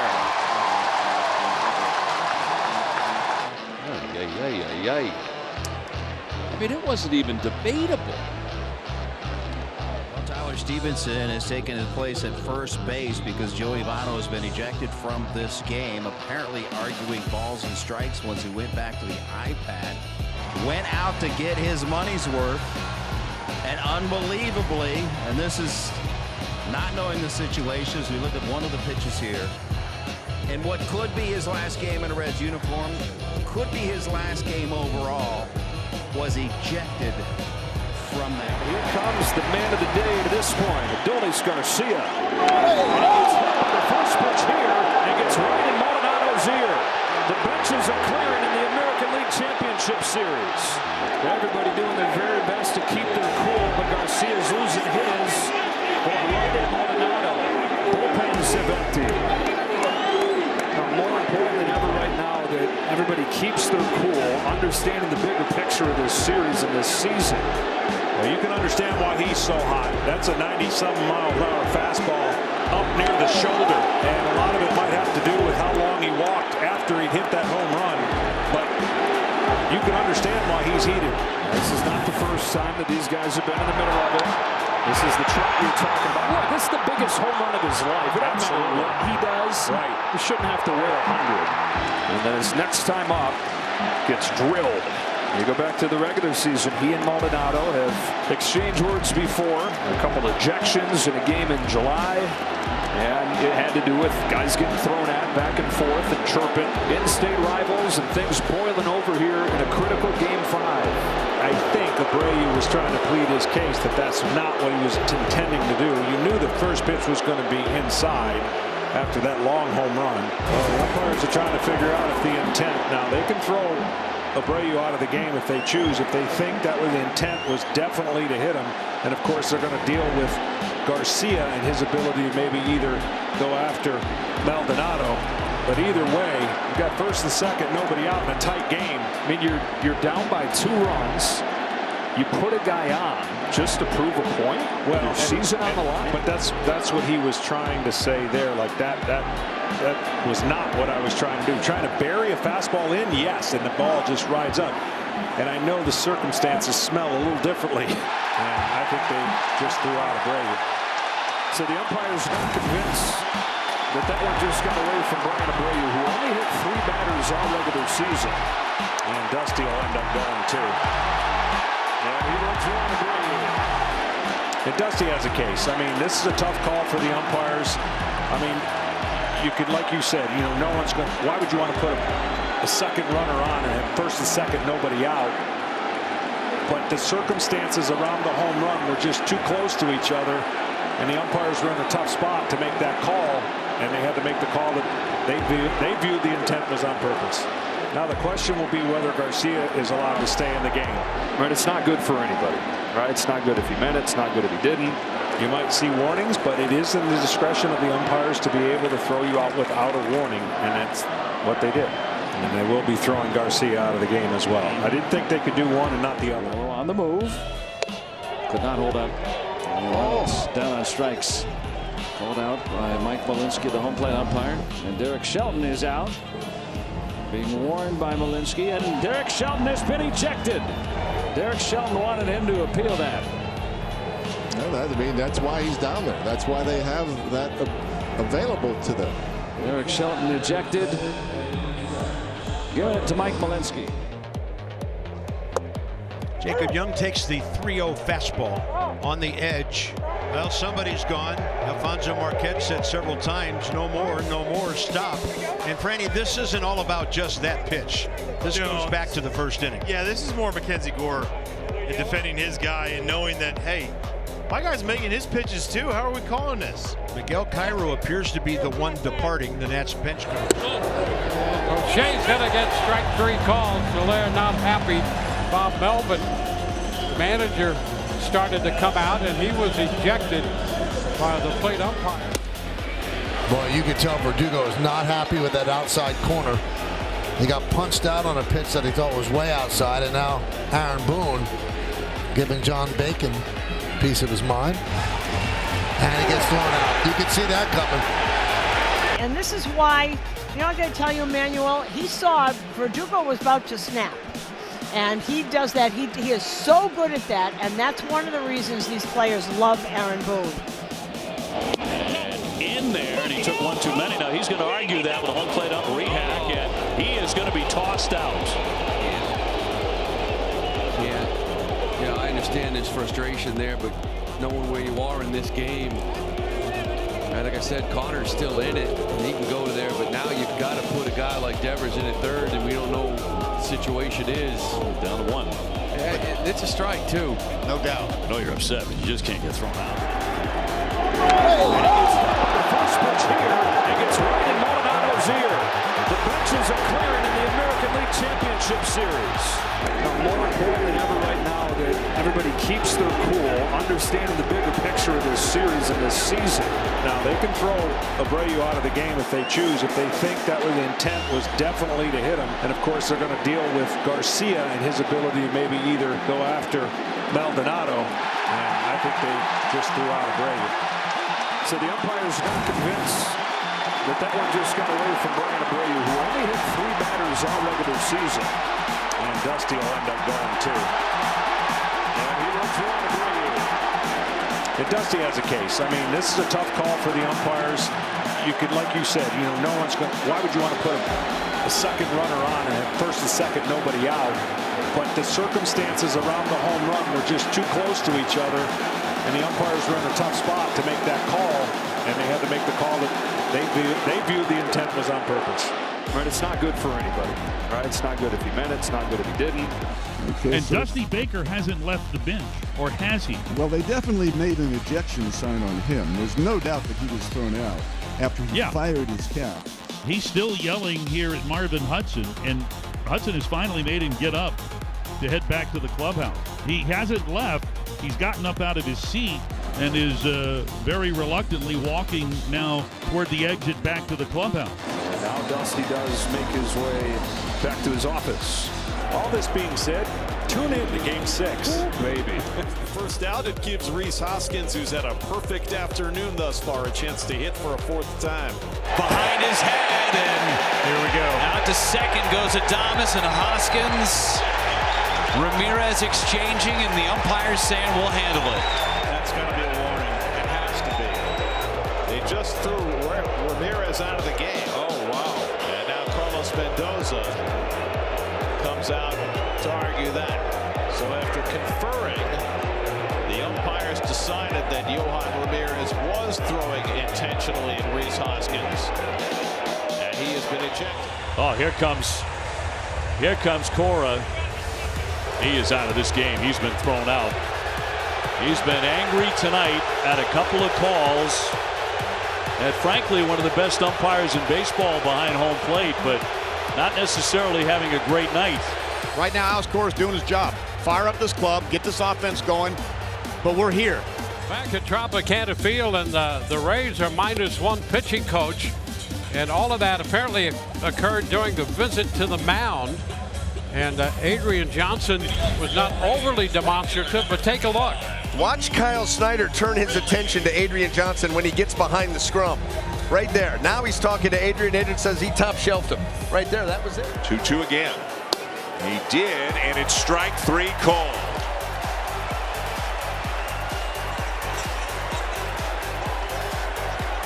Obviously, as you can tell from Springer's reaction, he didn't like it, and he just got tossed out of the game.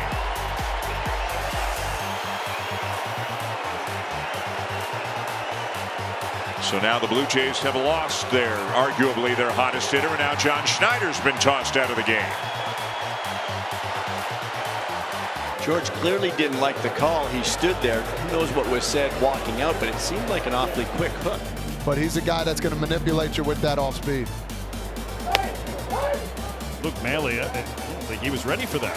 And David Bell pops out of the dugout and has a few words for Emil Jimenez, and that'll be the end of the day for David Bell. So neither manager will make it through this one. So Wandy Peralta, and I think what David is talking about is that it looked like it might have been a quick pitch. Wandy is also known for that too. Before the rule changes, he would get it and go. And I think he's upset because he's still waggling the bat in the box before he can get set. You got to catch eyes. Both of them have to catch eyes with each other, the hitter and the batter at the same time.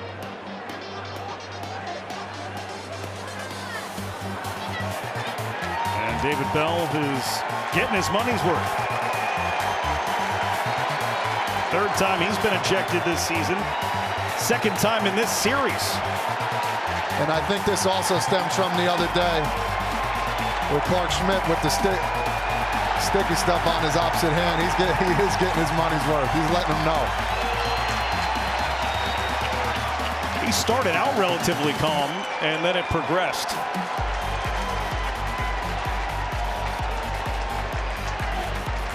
And so Bell is done for the day. Yeah, I think that's the point of contention right there. You can see Luke Maley, his reaction. It's like, come on, dude, let me get set. And I think it's ball one, too, as well, that we're not seeing that. Great players, great talent.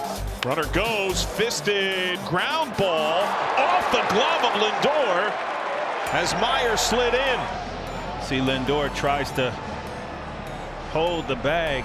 And I think what Lindor is talking about is the hand. Look at the hand of Will Myers. It interferes with Lindor actually catching the ball. And Showalter's been tossed. And Profar makes the catch. So the inning is over. Oh, now we got some trouble going. Bryce Harper's got to have to be held back. Jake Bird started saying something. Harper's not happy about it. He's pushing Diaz. Watch the elbow. Right at the top step of the Rockies dugout, shouting, and many of them coaches wearing the hooded warm-up tops. Now the bullpens have emptied. Harper was red hot coming out of that bullpen, or dugout rather. Well, Mother's Day action. Swing and miss the breaking ball. I got number 6 for J.P. Sears. Oh no, what do we got here? Can't afford to get him thrown out of the game. Good job by Gino to walk him away. Scott Service coming over. Well, it appeared that Jared just walking back to the dugout. The umpire must have said something to him. All right, so he's walking He's away. frustrated. Yeah, it looked like the umpire said something. Yeah.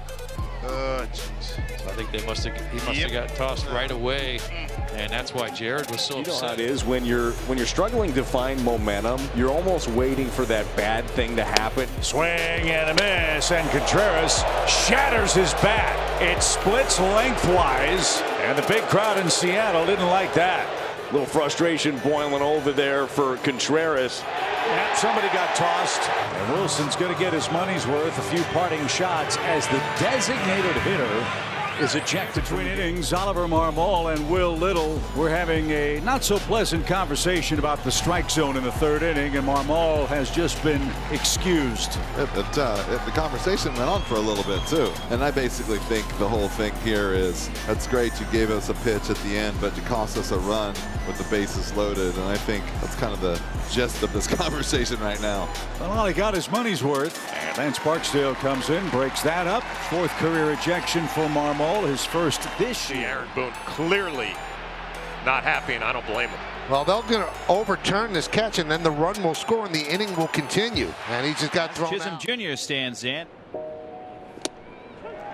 Called strike 3, and Jazz has just been tossed. And now he'll exchange words with Jeff Nelson. Oh, Jeff Nelson had a couple of opportunities to throw him out in the third inning. And after Chisholm decided to bark again at a third strike call, this time he finally got all that you need. And Savali needs to keep pitching.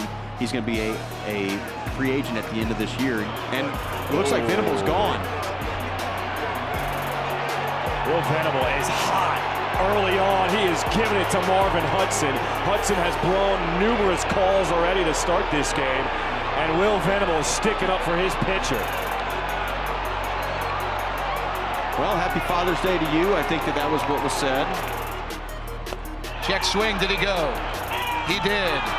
Ryan Blakeney said Seager went around, and Alexander escapes danger, and we're going to the 11th. Bruce Bochy's not happy about it, but we've got more baseball here in Arlington. Boch didn't like it, and he's not going to watch any more of the game from the dugout. 88th career ejection. We'll be watching from the clubhouse. The call, the field stands. Foul ball. New York will lose the challenge. Aaron Boone not too thrilled, and he gets thrown out after throwing gum toward the field. He gets thrown out by the home plate umpire, John Tumpane. Yeah, I think Aaron thought it hit the line from the review they saw. This shocks you because DJ LeMahieu does not have much to say on the field, and Jeremy Rehak didn't like what he said and threw him out immediately. First offering, tapped. Oh, that had weird spin. Kelly safe at first. Wow. It's the 6th straight inning they've gotten a leadoff man on. That's just a bad break for the Cubs. Craig Counsell out to argue perhaps that he thought Kemp was running it in fair territory. Remember, they amended that rule. You do not have to run in the lane as long as you're on the dirt. Craig has just been ejected for the 2nd day in a row. So Craig Counsell has been ejected. To know your outfield arm. Call, 3rd strike. Well, he just ran Nico. Nico Warner gets tossed. This is an inexperienced umpire back there. No. Derek Thomas, and we've never seen Nico beef at the umpires.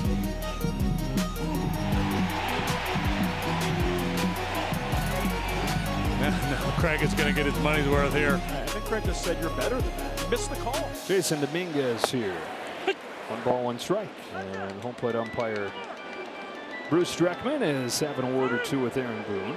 It's James Rowson. I don't know. Did you see the? You give him the Yeah, he did.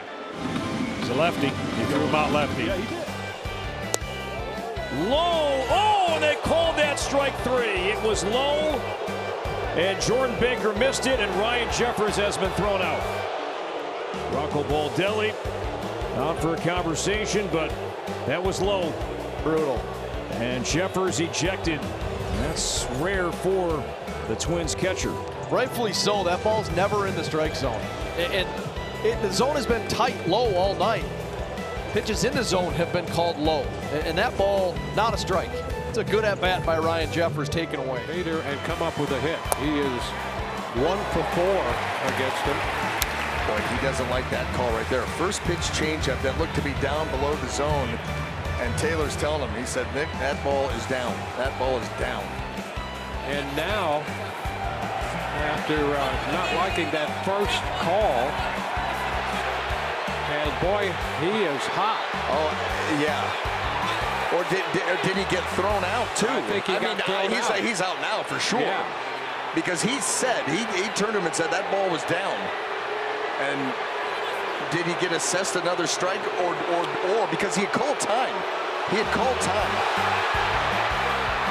Well, they got to get Taylor into the dugout right now. He is hot.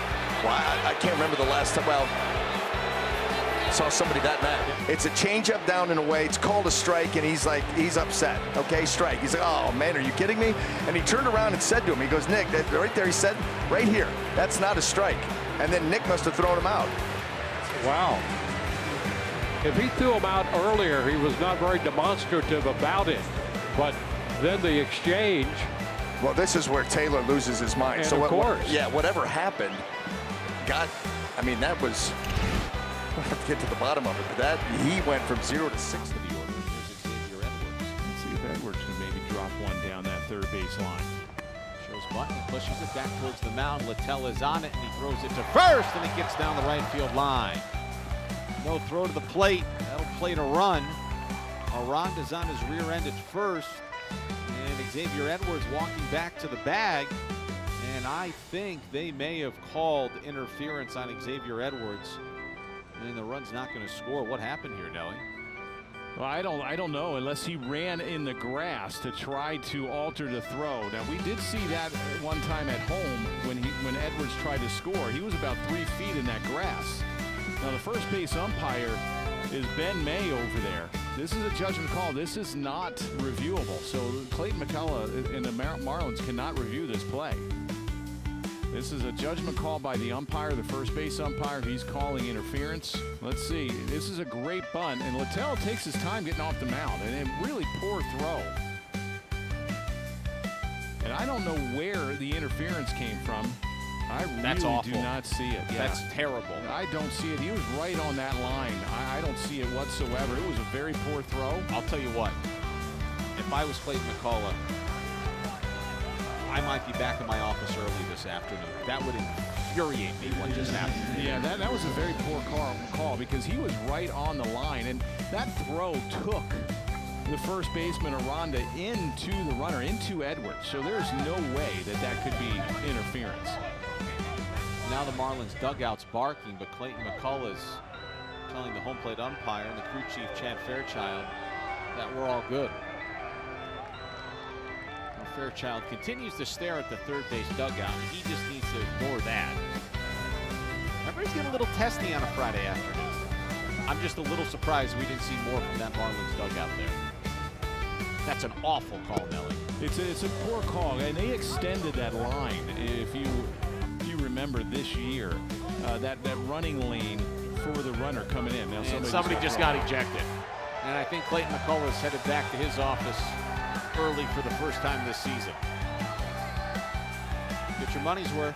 Yeah, absolutely. And like we were talking about, Kyle, they extended that lane and that way to try to eliminate some of those collisions at first between the first baseman and the runner. And Xavier Edwards was hugging that line. Oh, now Clayton just got tossed. I think too, somebody else in that dugout got thrown out.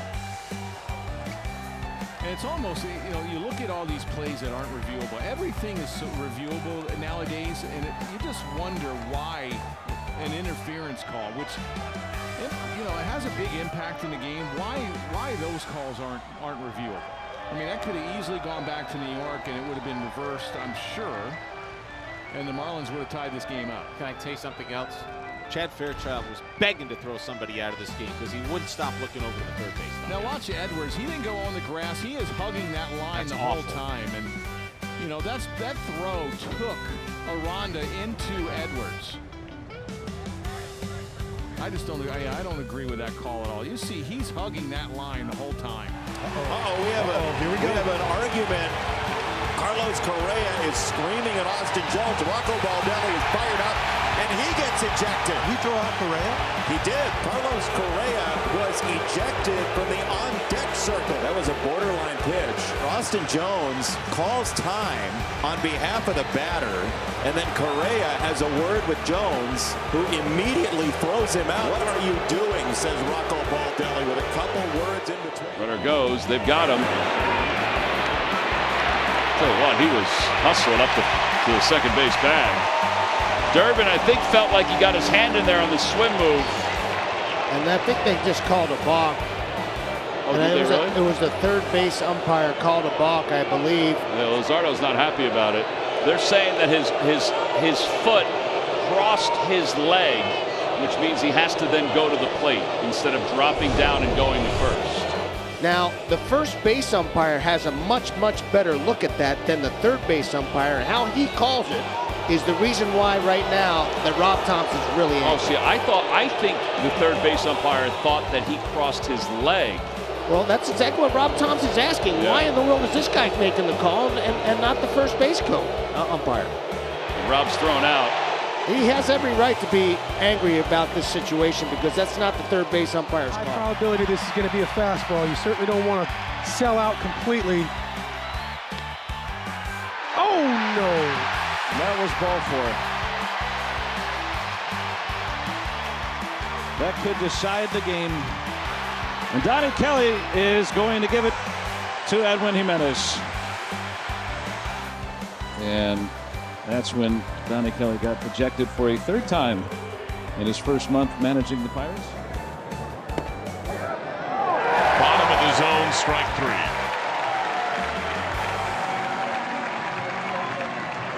Everything up to the final pitch.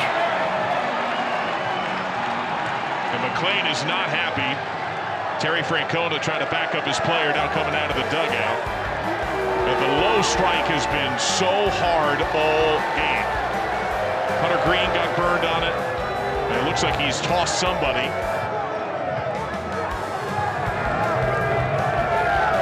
And Terry Francona has been tossed.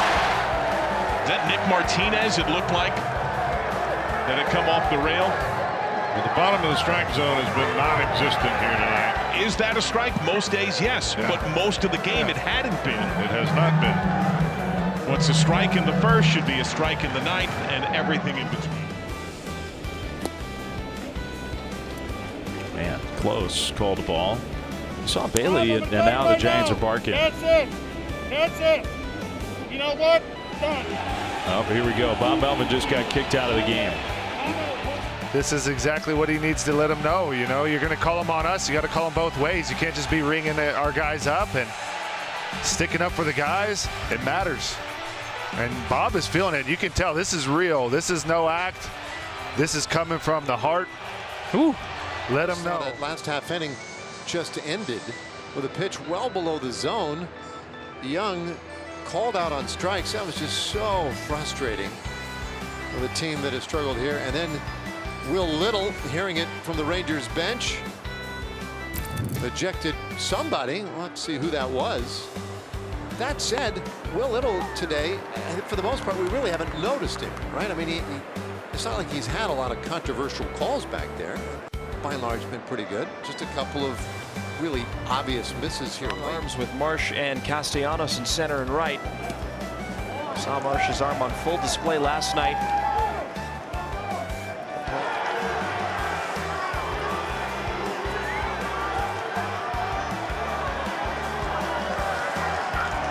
And I think there might have been a little finger pointing there. Oh, yeah. And Mark felt disrespected. And he's going to head to the clubhouse. Follow, right? That's a strike. And that's about. Yep. And he said, don't point your finger at me. With a bit of a standing ovation in the left field foul seats. You know, he's worked tirelessly night in and night out to try and get a win for the Athletics. He pushed all of the right buttons last night, and still the A's came up short.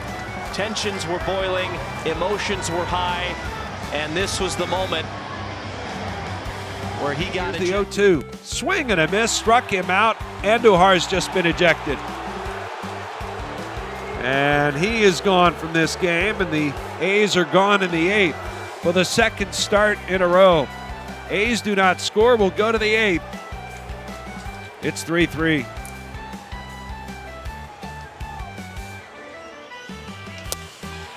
Strike three call.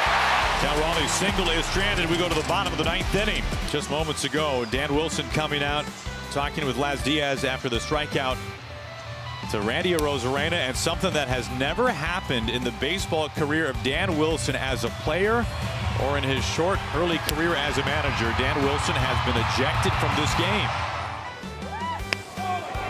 That hit the bat? I guess it did hit the bat. Or did it hit? What did it hit? A swinging strikeout. So it hit the batter, but the batter was considered to have swung the bat. Right. Well, and I think that Diaz is saying, look, it hit the butt end of my bat. So they're going to explain it to Kevin before they let everybody else know, and the fact that there's likely going to be a review. He said the first base umpire ruled that he went with a swing. A lengthy argument for Kevin Cash. And Ucetta's walking back onto the field. And Kevin's thrown out for the first time this season. First ejection of the year for Rays manager Kevin Cash. And that's as hot as you'll see Kevin get. Might as well get your money's worth. Well, I can't think it's too many times that he has been this fired up. No. In 11 years. No, he's living. And he's not done yet. He's coming back onto the field. And Jim Wolf is coming to meet him, and Rodney's trying to protect him. You know, there are managers out there that routinely do this. Kevin does not routinely do this. This is a genuine feeling from the Rays manager. Well, he went out there on a fact-finding mission. Right. And he did not hear anything that he liked. That ball tracking in again, the knob of the bat. Webb just off the outside corner. 1-1. That was close. Could have been called a strike. There we go. Yep, there goes Bochy's just been tossed. And he'll come out to make sure that Torres heard exactly what he was trying to communicate. Carlos Torres, our plate umpire. Here comes the future Hall of Fame manager. Yankees fans trying to get involved in the conversation themselves. But Boch, this has been a long time coming. He was a little hot the other day in that Houston series, but unfortunately for him, he couldn't get thrown out before Joe Espada got thrown out by the Astros. Yeah. There have been some dubious ball strike umpires lately. Well, and that's, I believe, the third missed ball on Aaron Judge in this game. And, you know, I believe that one, it was borderline, but I think an edge of the ball caught the zone. It's really close. One way or the other, he executed exactly what he wanted to do. But also very frustrating is Simeon got a call 2 inches off the plate that they called strike and caused Simeon eventually to strike out with the bases loaded.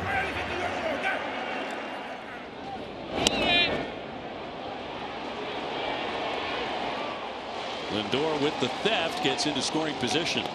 And a count 2-0 on Soto. Buehler getting after it with Estabrook, the home plate umpire. Narvaez out there to push him back. And he's thrown him out of the game. Estabrook has run the Red Sox starter. Walker Buehler has been thrown out. And Cora out now. The problem is that pitch was Estabrook called it a ball. It was right down the middle. I mentioned Narvaez kind of stands up, you know, to make a better throw, but Estabrook can't see it. That ball's right down the middle. I didn't realize he called it a ball. He did. Buehler had a problem with it, but I'll say this. Walker, I know he's emotional. He's a veteran. He's been around. You can't get thrown out here in this third inning. Cora has been run too. And he fired up Alex Cora, returning to the club after taking last night off to see his daughter graduate Boston College. He wasn't in the game very long. That means Ramon Vasquez will take over for the second night in a row. As Alex Cora has been tossed out, Estabrook gets the pitcher and the manager. It's very combative. What do you know? He took a pitch. And wow, that's a low zone. Well, so yeah, I think at this point, now that we just got our first ejection. Got him. Now I've had the sense the last couple of days that Joe Espada was this close, as my mom used to say, and he's just finally blue. And Nick Marley said, "I've heard enough." Yeah, the foundation was laid by the Texas Rangers disagreeing with similar calls, and now Joe Espada's asking him to clean it up. Thompson yelling at both Stu Sherwater and Jordan Baker. I think they might have called a disengagement. What is going on here? Well, we've got 35,129 that would like to know what's going on as well. And he's got the hand and he's been ejected. Ryan Thompson was turning around and saying something to Dan Merzel, the second base umpire, who may have initiated all that mishegas before. And Jordan Baker screamed at the Diamondback pitcher, "Let it go," and that's when the dugout had to get involved. 3-2. They got the check swing that time. Wow. Now the bases are loaded. I thought he swung. Someone just got thrown out. Yeah.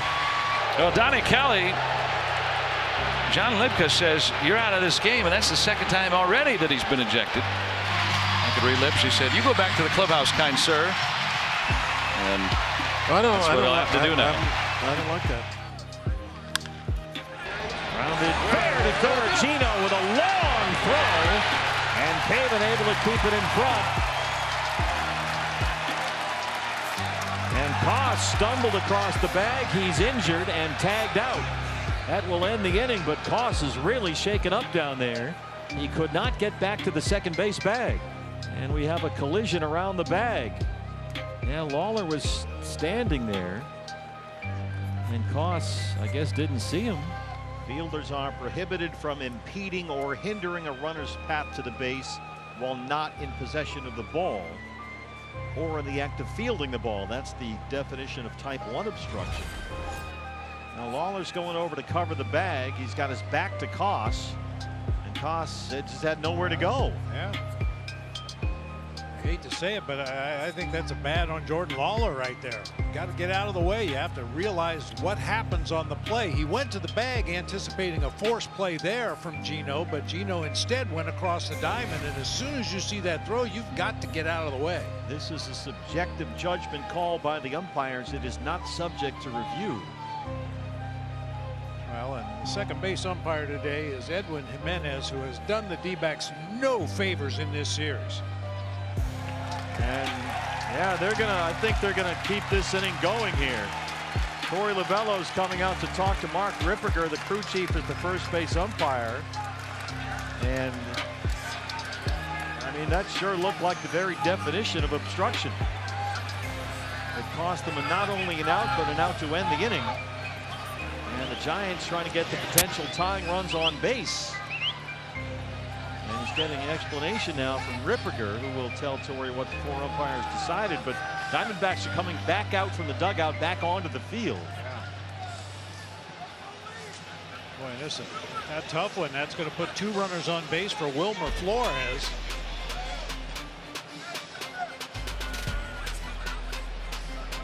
Now there are 2 types of obstruction type 1 and type 2. This looks like a case of type 2 where there's not a play being made on the obstructed runner. The obstruction can happen away from the ball, and that's type 2 obstruction, and that's a judgment call by the umpires, and they can award the bases as they see fit. You let the play progress until its natural conclusion and then impose the penalties that they see fit to nullify the act of obstruction. The ball, in the meantime, remains in play. Now, that ended quickly when Koss was tagged out, but no play was being made on the obstructed runner. This is type 2 obstruction, and the inning is going to continue. And Torey Lovullo has been ejected. Torey Lovullo pointing at all 4 umpires. He's throwing them all out of the game. And he is hot.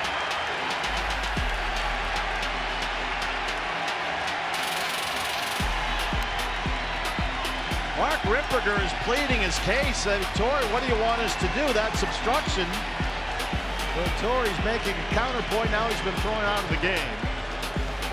Now the umpires with obstruction can award the bases as they see fit. It looks like they put Koss at third base and Ramos at second, which puts the tying run in scoring position here.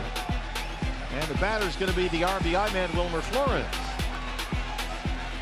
Bob Melvin, Matt Williams still pleading their case over at third base. I'm not sure exactly what more they can want here.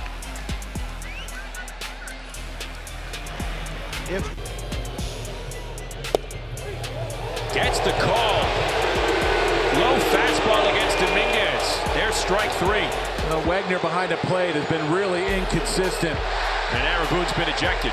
The Knights' frustration's probably built up on both sides. Well, I can understand Aaron Boone being frustrated with that call. That was down. Wagner's missed a lot of calls tonight. Boone emptying out the bag. Dominguez called out on strikes, 2 away here in the ninth. Down to the count 0-2 as a pinch hitter. Did he go? Yes, he did, according to De Jesus. Wow, that was close. Bob Melvin he might get tossed out here. He's running out to argue with Ramon De Jesus. It's obviously a massive call in a tie game in the 9th inning. The leadoff batter. Rocco Baldelli got thrown out of last night's game. Now Bob Melvin out of today's game. And you know you're having a rough series as an umpiring crew when both managers get ejected.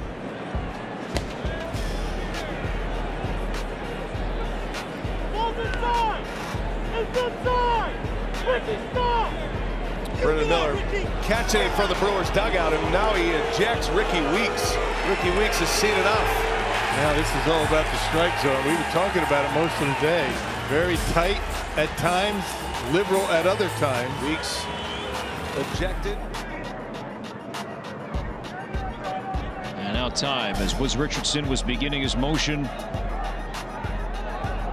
And what do we have? A pitch time violation on Woods Richardson. That's going to be ball 4. And Rocco will leave the dugout. And Vasquez, he's in the face of Nick Lentz. Rocco's in there as well. And I don't think Rocco's going to be long for this game. But a pitch time violation called on Woods Richardson, and that leads to ball 4 and puts Indy on.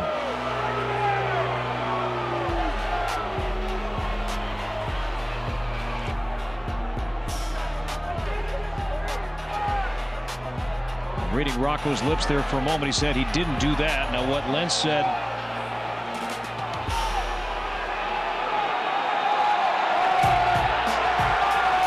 And Rocco's been tossed.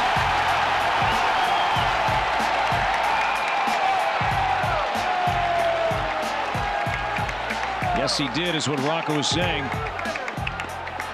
Almost looked like Rocco said he called timeout.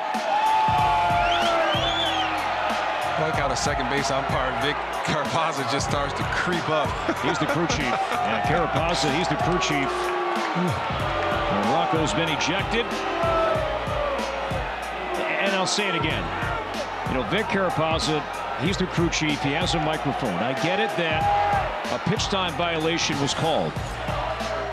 But what exactly did the umpires see? What's the harm in just saying, flipping on your microphone, we called a ball 4 pitch time violation because of what? And he indicated to him that he couldn't hear. He pointed to his head, and he didn't step off.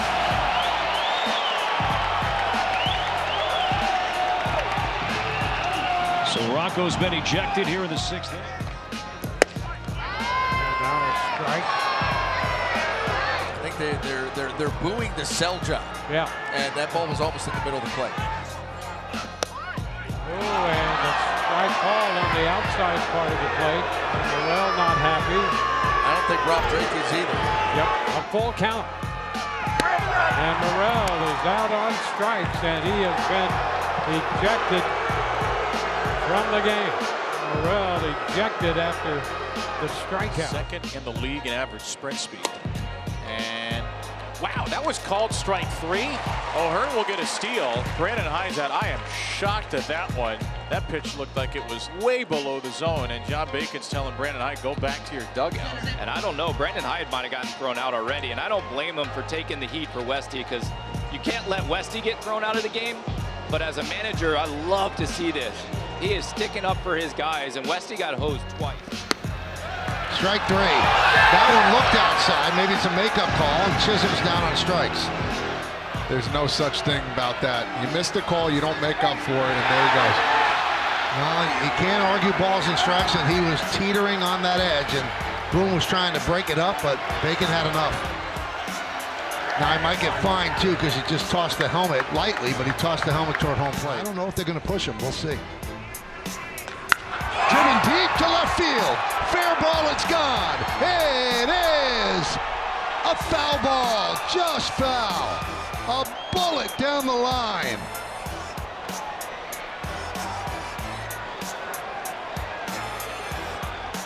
You talk about reaching out and touching someone right there. That was a swing, boy. The call on the field is foul ball. This is a crew chief review. Crew chief review. I hope they have an angle here to look. Tough to see from our angle.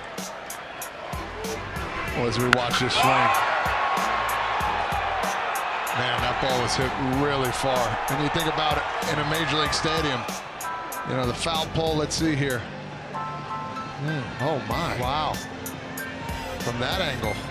And in a Major League ballpark, Todd, the foul pole is much higher. Yeah, that's what I was trying to get to before I saw that. I mean, that angle there, it's not straight on. But to me, I mean, that could have just wrapped around. I'm a big proponent. Top of the foul pole. After review, the call on the field stands. The foul ball. They have it. Top of the foul pole, lasers. Lasers, yeah, something. So easy. I mean, from that angle there, it's... I'm not sure. Call it foul either. Agreed. And I'm looking at Luis Rojas at third, too. He's not really complaining that much.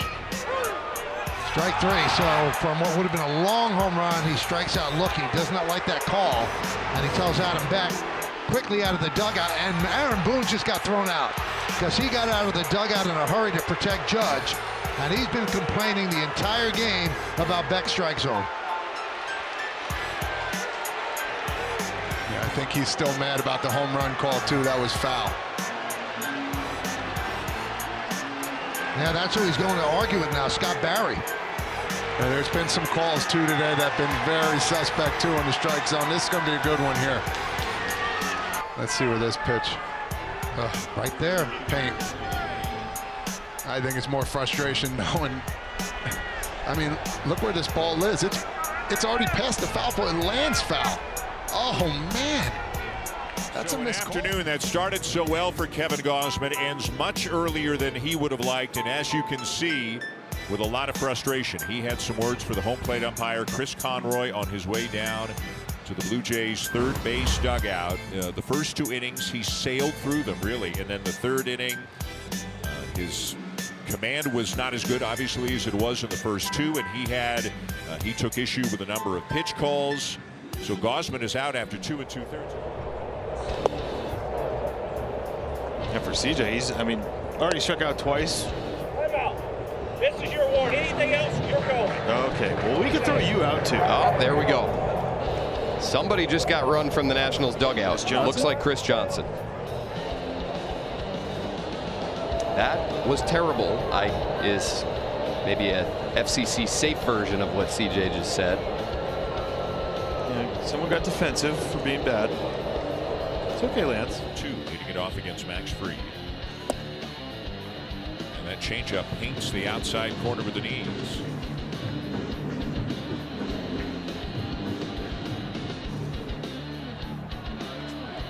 John Snyder just got thrown out of the ball game, and this has been going on for a few innings now. Kevin Gausman was thrown out as he was taken out of the game by Chris Conroy.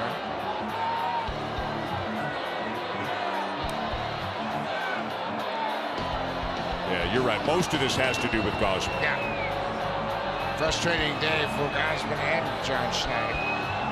But after that ball was called on Vladdy, Schneider couldn't keep it inside anymore. So John Schneider will take the rest of the first game off, but remember, this is a doubleheader. DeMarlo Hale will, I presume it'll be DeMarlo Hale, will assume the managerial role for the rest of the game. Change up right on the outside corner. Another strikeout for Giolito. And why is John Schneider out of the dugout? Well, I'm sure there's been some chirping coming from that dugout. I wonder if Mr. Popkins has been shown the exit. He's walking down the dugout. Yeah, I think you're right. I think so too. So the hitting coach getting ejected for not liking the strike zone that the Blue Jay batters are getting, and there it is as Derek Thomas throws David Popkins out of the game. What you don't want to do is the guy go up there and swing at a pitch out of the zone. Now we got some issues.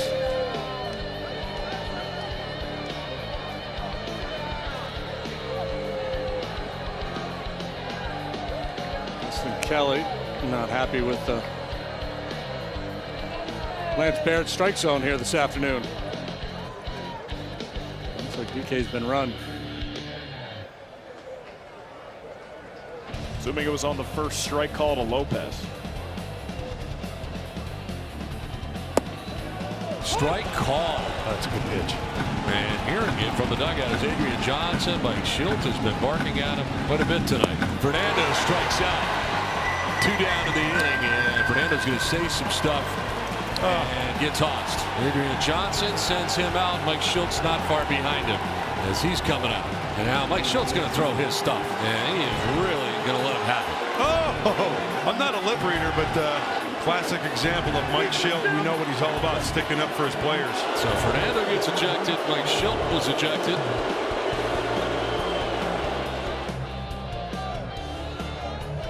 Barking from the Pirate bench. Not going to listen to it anymore. Go ahead, Donnie. Uh-oh. Here comes Donnie. Somebody just got tossed. How about Don Kelly?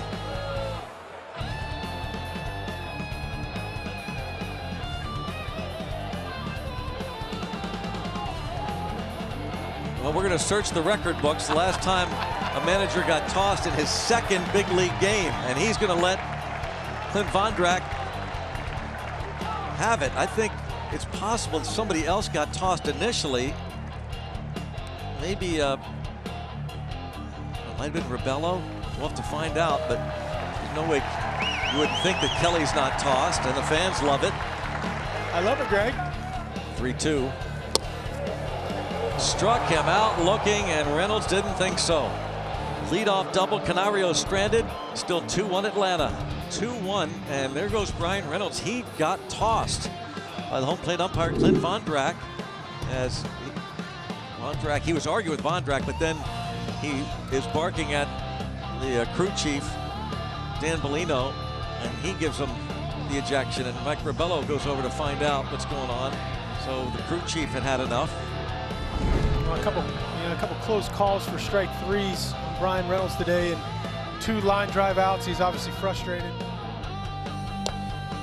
2-1 is there. It's a strike. Somebody downstairs just said that ball's out. And Adrian Johnson. Oh boy. Here we go. 3 straight hitters.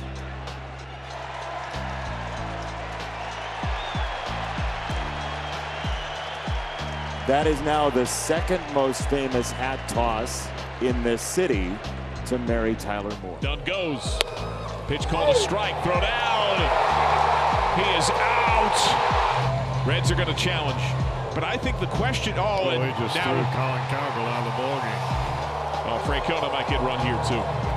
And he's going right back after Alex McKay, second base umpire. Protracted talk here between Francona and crew chief, third base umpire Alan Porter. What Alan Porter was saying is you were thrown out of the ballgame. Just clips for a strike.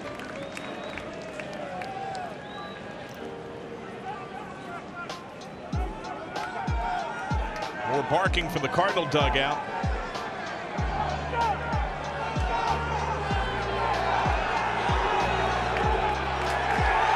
And Marmol's been ejected. He hurdles the railing and comes out to get his money's worth. He was the most animated going at Dreckman in the infancy of the game. And Albies takes 4 straight balls to load the bases.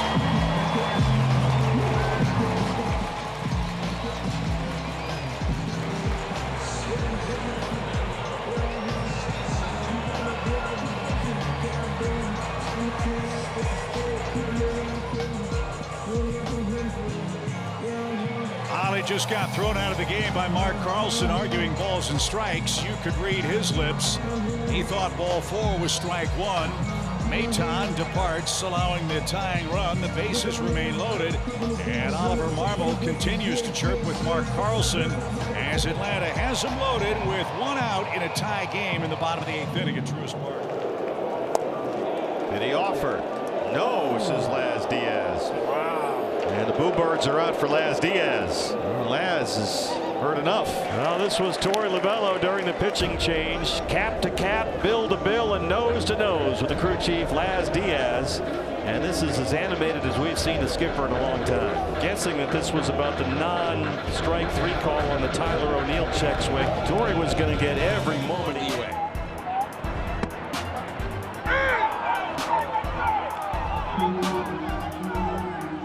That one a little lower. Yeah, even if you're a pitcher's ump, that one was way out of the zone. And here comes Will, and I think he was given the boot. But maybe it was Marcus Timms, because Marcus Timms and someone else has now been ejected. I think both. Yeah, Will was thrown out. No, I think they've both been thrown out. Afternoon here. And another at-bat ends in a strikeout. And Laureano has just been ejected from the game for slamming down his helmet. James Hoyt tossed him. Brandon Hyde will come out after Ramon has said his piece, but the bat throw and then the helmet spike is going to get you run pretty much every time. Blanco goes on first movement, and Ray throws over, and Blanco is going to be out. Matt Quatrero might be arguing. He just got ejected by second base umpire Jordan Baker, and he might be arguing blocking second base. This is not a reviewable play because blocking the bases cannot, because it falls under the umbrella of obstruction. So this is the best that Q can do, is go out and argue this play. That call on Herrera, a break for the Diamondbacks. As Herrera's out on strikes, here's Burleson. Your team offensively is really fun to watch. And it looks like someone's been thrown out. Hey, Ollie Marmol just got... Eric. I don't think Eric said anything. Now, Ollie just got tossed out. Rob Colpa, we talked about, he's from St. Louis. Well, it's a good thing that Eric wasn't sitting next to Ollie, because we may have heard something that we probably would have regretted. He's getting his money's worth here. Eric, does that fire you up when you see a manager get into it like that? Hell yeah, we love that. I mean, Ivan's one of the hottest bats in the league right now, and you know, when things don't go his way, that really hurts the club. So, you know, going out there and fighting for him, we love it. And right there, he does the same. That's called strike 3. It was below the zone. Here comes AJ Hinch to try and help his player, and they're gonna, you know, AJ was a step away from getting out there, and Phil Cuzzy runs Javi Baez, and AJ is trying to block Javi because he is incensed. Joey Cora's out there as well. Javi Baez is incensed. I don't know what was said, but Javi is livid. AJ Hinch was one step away from the plate when Phil Cuzzy threw out Javi Baez, and Javi's going to leave this game. That ball was low. 2 on the way to Crawford. It is strike 3 called on the outside corner, and JP not happy at all with home plate umpire Andy Fletcher, and Crawford has just been thrown out of the ball game. JP Crawford is red hot. He's not giving up the conversation. Here comes Dan Wilson, and JP called out on strikes by Andy Fletcher, and there's one away for the Mariners here in the bottom of the 6th inning, and JP not too happy about it. Strike 3. Soderstrom not happy. He's going to turn around and have that conversation with Tom Hanahan, and he's now tossed out of the game. Mark Kotze out of the dugout now. Take over where Soderstrom left off. And I think the fact that Tom Hanahan is even entertaining the conversation from Mark Kotze kind of lets you know that, hey, he probably has a feel that it's been bouncing around, and he said that that's down. That's twice. That's twice. That's twice. The first, and then he gets rammed. The 5th inning is presented by Audi. Now, Brian Snitker came out during the inning to talk to Gabe Morales at length about the balls and strikes. And Brian Snitker was ejected. It was a quiet ejection, but he was tossed, and this is the straw that broke the camel's back. So it's a borderline pitch, pretty close, but based on what we have seen, that needs to be called a strike this afternoon. Right, the comparison again to what we showed you with Marcel compared to this one, and Drake does a really nice job, and the conversation in between innings went lengthy. Now, I never saw the official ejection, but we just heard it over the PA announcement. Welcome back here, bottom of the 6th, all knotted up. I'm going to show you what happened here with JP Sears and Gabe Morales. JP, who's this on? Well, looks like he feels like all of it is on Gabe Morales, and you can understand why the frustration for JP. I mean, he just watched his teammate come in and execute, get a job done with the fastball, not get the credit for it, and that snowball we talked about. Anyway, and Garrett was just thrown out by second base umpire Ramon De Jesus.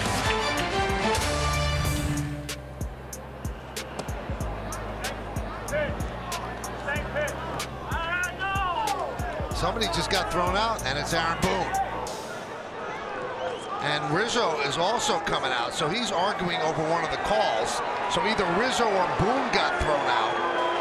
And the fact that Rizzo's out there arguing it was probably him, because he'd be thrown out automatically. Manny Gonzalez pointed to the dugout and said, "You're gone," and Boone jumped out and then followed by Anthony Rizzo. I think Rizzo's saying, "I wasn't saying anything." He's also looking at Manny saying, "You know me, Manny. I'm not that guy." And Rizzo, you know, he isn't a disrespectful player by any means. So to see him run out right there and defend himself, I totally understand it. The Yankees have not been thrilled with the strike zone of Manny Gonzalez. Looks like he's getting his stuff and going into the clubhouse. Might try to sneak a fastball in. 3-2 to Calhoun. Walked him, bases are loaded. Joe Madden coming out of the Angels dugout. Joe Maddon has been thrown out of the ball game. While we were at commercial break, Maddon was at the mound. He took some time with Suarez. Buckner, CB Buckner, comes out, Mark, to say, hey, time's up. And then Maddon had some words with him like, hey, you missed that strike 3 call, I think on that high fastball 2-2. And then Buckner throws him out of the game. 2-2.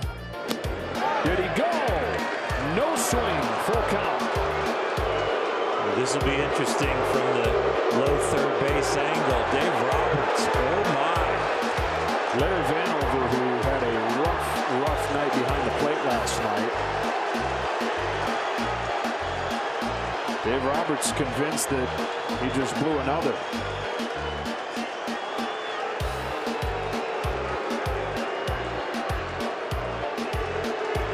I'm excited to see this replay.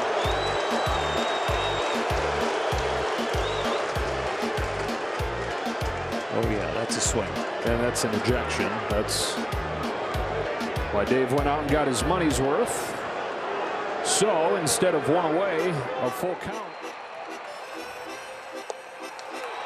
Oh, he rung him up. Strike 3 and a pitch that was not a strike. Ball's down. He's been thrown out of the game. Plawecki livid over the call. Here comes Cora. That was ball 4. And there goes Cora. He's been tossed as well. Well, that was a horrible call from an umpire who's actually had a good night until now, but he cost the Red Sox a run. Out of nowhere, he calls strike 3. He hasn't made a call like that all night. More crucial, bases loaded, 3-2. Plawecki knew it was a ball. That's why you never see something like this happen. I think Cora just said, you're better than that. Yes. That's exactly what he should be doing right now. Wow. That is a huge call. I mean, it's a great take by Plawecki. Start with that. You have to be willing with this guy to take a ball, and he did. I mean, he saw it so well, the breaking ball, that ball, little sweeper, ball's down out of the zone. Curveball hits sharply on one hop, diving, stops Segura, scrambles to his knee, throws a one-hopper, and the ball is kicked out of the glove of Hoskins, and a run will score. And Reese is running back toward the bag. He's asking them to take a look at it. I don't know how the ball got knocked out of his glove if it was kicked out. Because I do think he caught it on the scoop. He did. And Joe's going to come out. Yeah, he's out there. Yeah, he's out. And he had it long enough. Yes, he did. Did it matter? Did his foot stay on the bag? Yes. Yes. It's not reviewable because of the timing? I think that's what it is.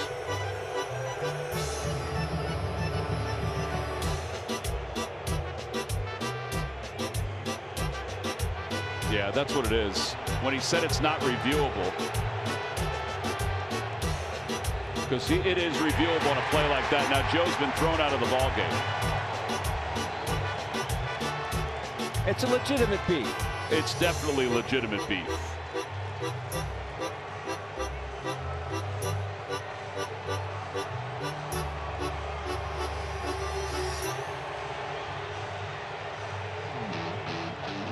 I think Bill Miller did a little instigation there. Sure did.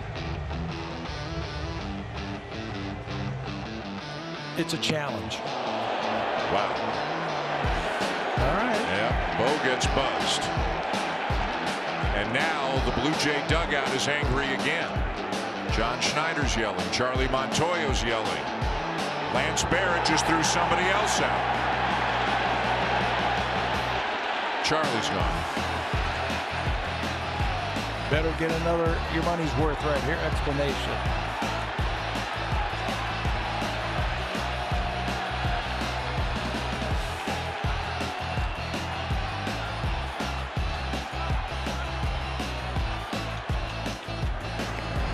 And drilled is Donaldson.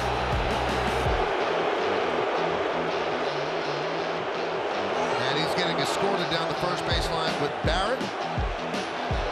Now, you never know if was on purpose. The Yankees think it is. And Paul, we've seen that throughout the history of baseball. Somebody hits a home run, the next guy gets plunked. It's a two-seam fastball. Just took up and in. What do you think, Cam? Yeah, you know, I don't know. I don't think they're trying to hit him, but what I love the most about this is from the jump, the whole entire dugout up, you know, letting Yimi Garcia know that they don't appreciate that, and they've got their teammates back. The chemistry, the character in that clubhouse. Wow, they threw him out of the game. Not even a warning, they threw him out of the game. And I'm sure Montoya is not going to like this at all. Now he gets thrown out.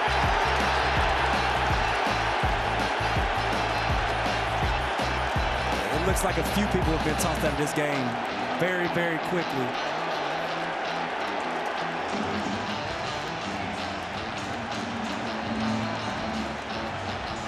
Well, the umpires were meeting, and you figured they'd give a warning, but they threw him out of the game. And Garcia is fired up, being held back by 3 or 4 Blue Jays. Now Guerrero gets in there, and he'll escort him to the dugout. You know, tempers and energy are gonna be high every time these two teams face off, and you see it from the Yankees dugout, not happy at all about that hit by pitch, and again, the Blue Jays dugout as well, not happy about the call from the umpire, ejecting Yimi Garcia for that. There's no reason that he felt like he should have been thrown out of this game.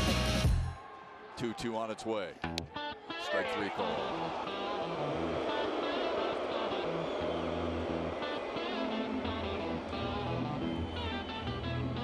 AJ just got tossed. AJ's trying to stay in between Baez and home plate umpire Nick Marlin.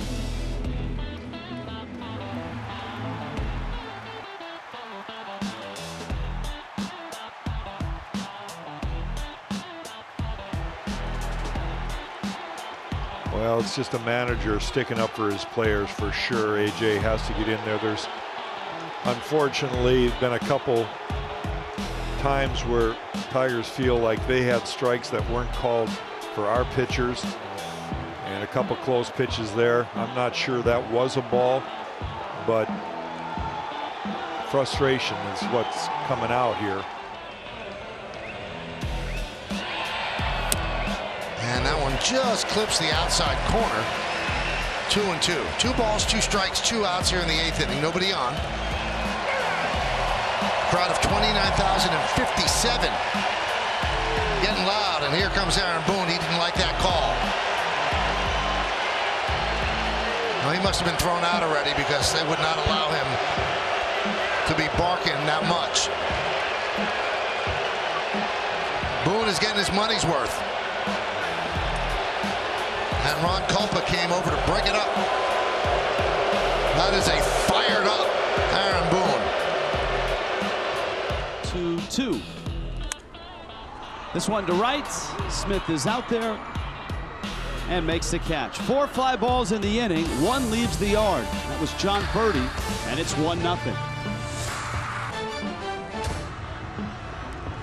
Well, the entire complexion of this game has changed in just a few seconds after we went to break.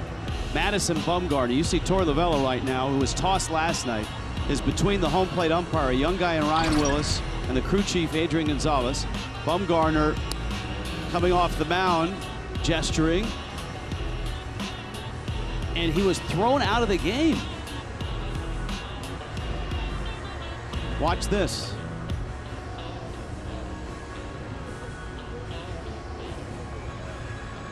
Right there.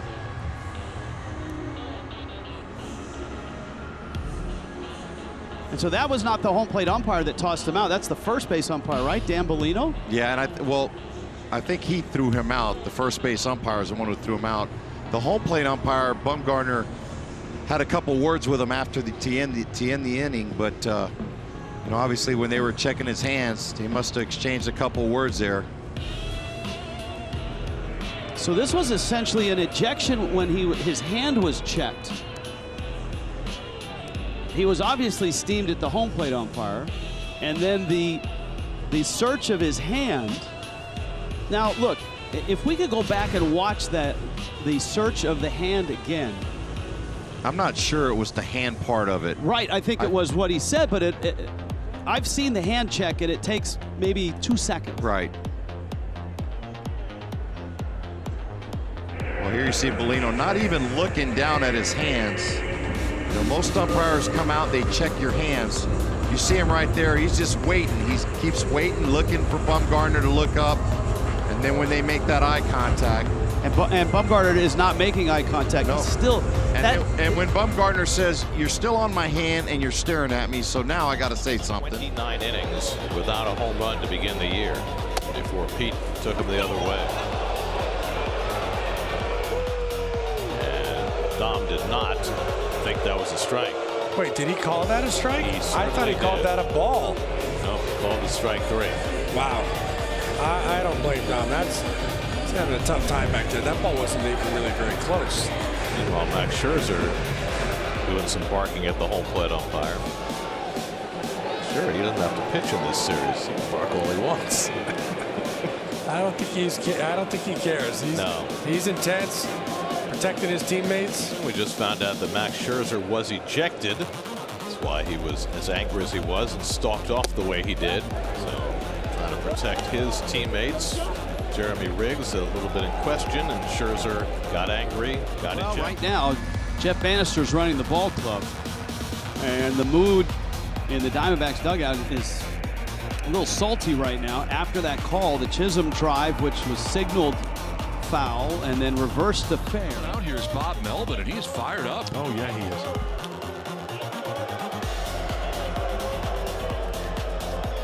I'm a little confused as to what's going on here, to be honest. Not sure why he's out there.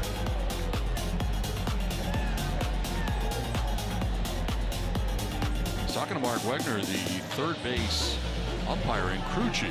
That's as animated as I have ever seen Bob Melvin. He was fired up. Did he get tossed? Boy, Blazer out to break up this meeting. That's why I said when White was carrying the bat with him, he had his head down. He didn't want to look at first base. If he'd been rung up, I don't think he would have argued. And Rick Kranitz with a parting shot or two. And he just got thrown out.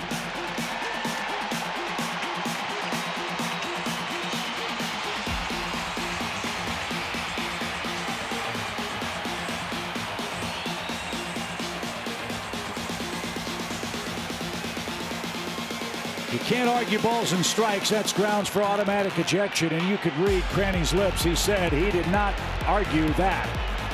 And he is getting his money's worth here. Springer at second, 2 down. And again the 1-2. And a fastball gets him for strike 3 call. Vladdy really unhappy with that one. But that one did appear to have the bottom of the zone. Did Vladdy get tossed? Charlie is out arguing, and now Charlie is gone. And we know Charlie is gone. I think he was just pointing to him after he slammed the bat, and Charlie hustled out there so his slugger wouldn't be thrown out. And Charlie took that one for Vladdy.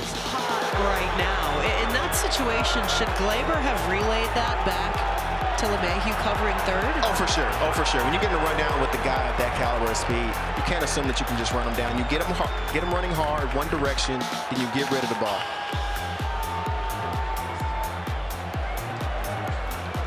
Matheny has been ejected from the ball game. This conversation is going to continue here, coming in to back up his young third baseman. He checks. They call a strike. What? Now the home plate umpire just called that a strike. I thought he was checking with Tom Hallion. Hallion said he didn't go, right? Yeah.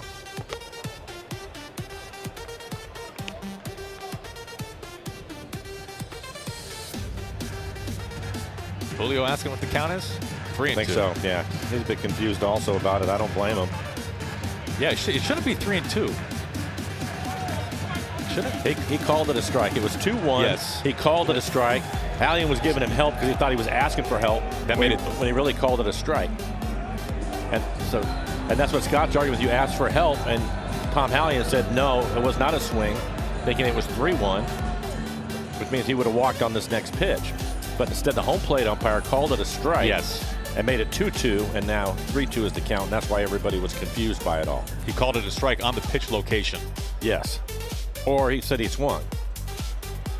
Pitch was out of the strike zone for sure. Thought it was up out of the zone.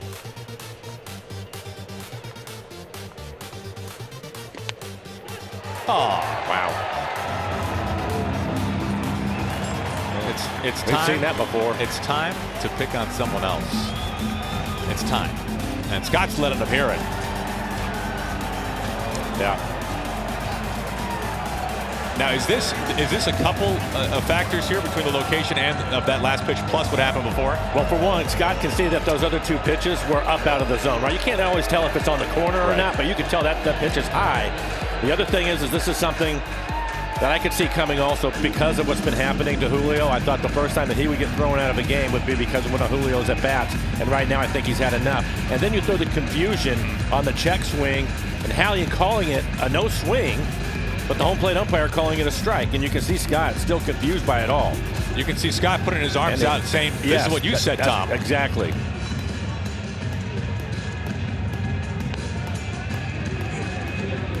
The check swing, it looks like the home plate umpire actually points to Tom Hallian, but he was just calling it a strike.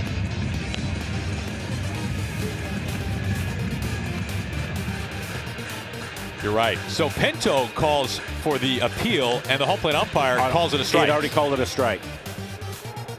And then this is the EQC tracer of the called third strike that brought Scott out of the dugout.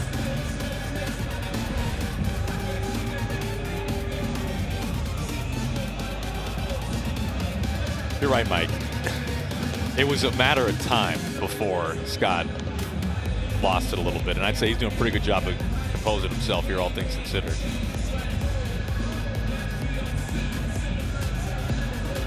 Oh, Scott got tossed. He's been tossed. So Lopez facing Nolan Arenado, who's been on base 4 times. First pitch up and in.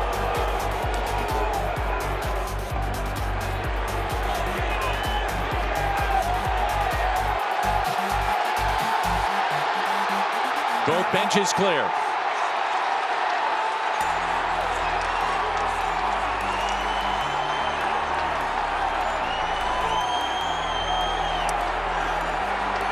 Now the bullpens racing in from left field and right field. And we mentioned it at the end of last inning. We thought this might happen, and now it has. You knew it was coming. You could feel it this series, specifically yesterday. Takes that one up and in. It was very evident the intent on that one. He pushes Nito out of the way to try to go after Lopez. I think to Nolan's point, saying, okay, if you want to do it, there's a way to do it. Get down. Yep. Better not be down or be up in my head. No, that's it. Nolan knows. He knew what was coming. There's nothing that he did, obviously. But there is a way to do it. You get the ball down. It's on the backside or the rear end or the leg. That's it. But not at the head. I think that's what Nolan is saying. And so apparently Arenado has been tossed from this game. Obviously both sides have been warned now. Comes called strike 3, and Schwarber is thrown out of the game, and he had zero issue with getting thrown out, making it very clear you've missed him inside, outside, up and down. Kyle Schwarber thrown out after being punched out by Angel Hernandez, and Joe may go too.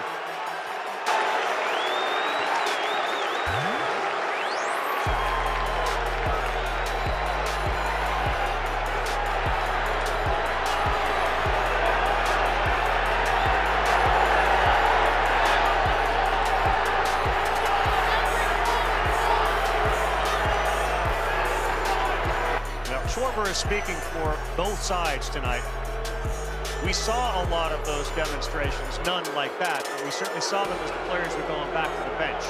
Kotsay just got thrown out of the game. He came out to talk with home plate umpire Brian Knight and said, you know what, I got to fight here. I got to do this, and he did. And Brian Knight may have known it, and he threw him out. So the first ejection in the managerial career of Mark Kotsay.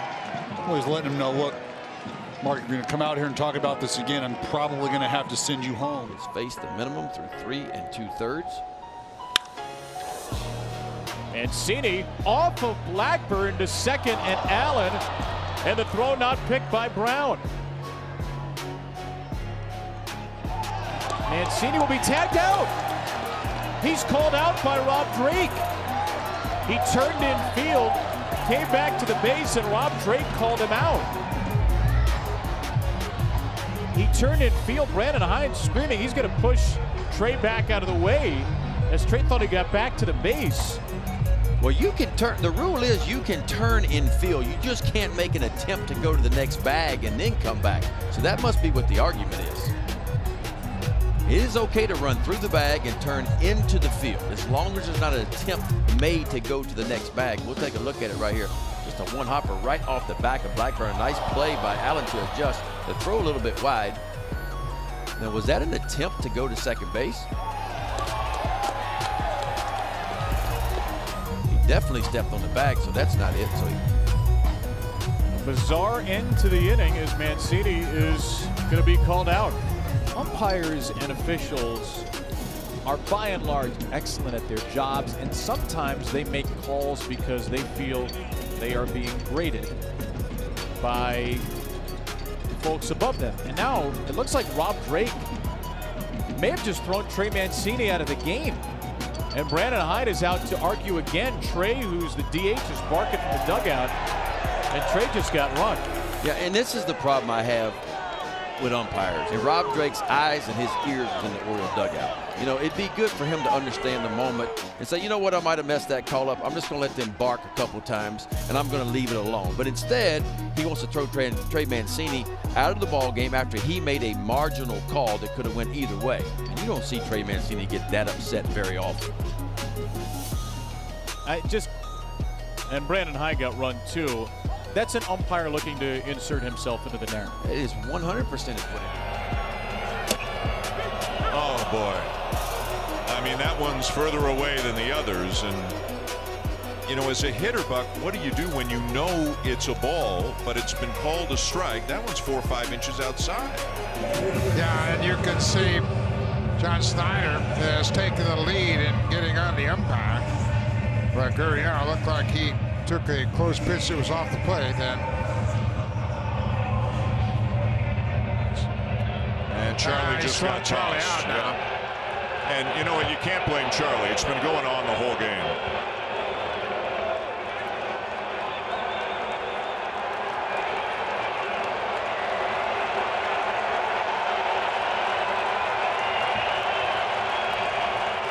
Charlie's eyes don't bulge like that very often at all, but it's been going on the whole game. Yeah, and the Blue Jays have not been very happy with the strike zone of Jeff Nelson, the crew chief. Boy, I don't know that we've seen him angrier here in the 4 years he's been here, Buck. Yeah, he's been upset all day long with the strike zone, and the fight that came to a head here in the 8th inning. It looked like that ball was off the plate to Gurriel. There was an earlier pitch in the at-bat as well that looked borderline. Oh, strike 3 call, and Arozarena flipping the bat, and he has been flipped. Ejected by Junior Valentine. Well, that was a quick reaction as Arozarena not happy over the call. You saw the bat flip, and just as quickly Valentine went up with the arm to eject. Righty reliever. We've been told this is a fluid bullpen. Oh my God. Oh no. And both dugouts are out there on the field. Dugouts have cleared. Bullpens are coming out now. 3 Mets hit by a pitch yesterday against the Nationals. It sounded like Buck and Dave had cleared the air. They know that they're trying to find a grip on these new baseballs, and it's just really tough. Again, you know this is not intentional, but when you start talking about a hand is bad enough because that can take you out of lineup for a couple days, but when you're playing around the face, the head, you're entering concussion protocol. You're wondering, you know, is it more than that? Do you have a broken nose? Do you have to go do something else? And now Cishek had been standing on the mound. You're hearing the boos again because he came pretty aggressively off towards, it looks like Buck Showalter may have said something else.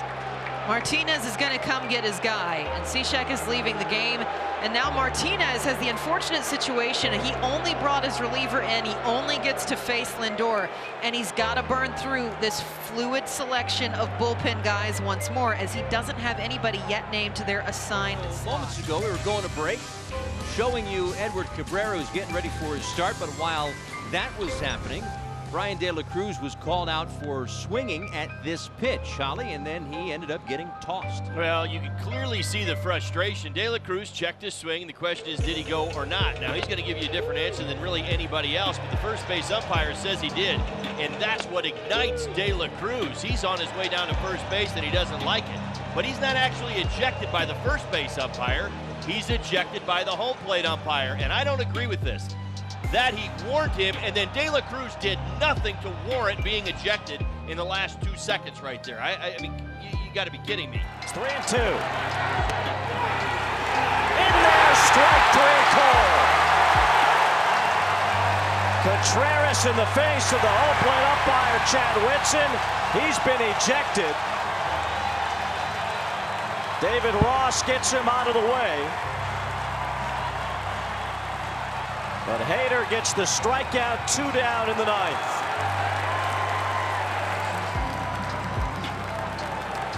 I mean, it was not caught well at all, right? You know, but I don't know. It looks like it goes through as a strike when it goes through the box there. Just the way it was received, though, it's, man. Yeah. Ball and a strike. The 1-1 pitch. Those are 2 that missed by a lot. Hey, dude, I mean, those are 3 brutal misses. What's the deal here? Chris Conroy's coming. That might be it. He got tossed. Got hit the first game. Yeah, that's exactly the interpretation of this crew. And here comes Tony La Russa just to get an explanation. I mean, those are 3 brutal misses. I mean, that misses by a ton, right on the calf. You know, Tuesday we talked about how there were 3 White Sox that were hit with pitches, and now Tony's gone.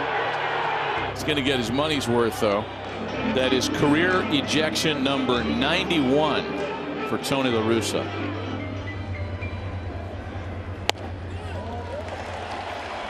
And not called a strike, even though it was in our box.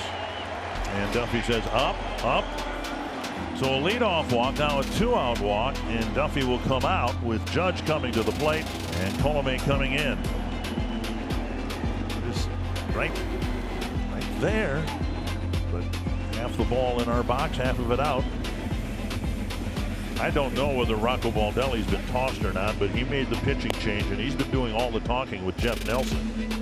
And I know what the topic was, the borderline pitches that were not called in this 8th inning that led to 2 Yankee walks. Yeah, I'm not sure also on Duffy. We saw him going down the stairs during the break, whether he was tossed from the bench from yelling or Rocco getting as animated, I think, as we've seen him. But the frustration obviously there, whether Rocco's been ejected already and Jeff Nelson's giving him a few more words, but Rocco's sticking up for his guys. That's hit on a bounce. Duffy to second for 1. On to first, and it's too high.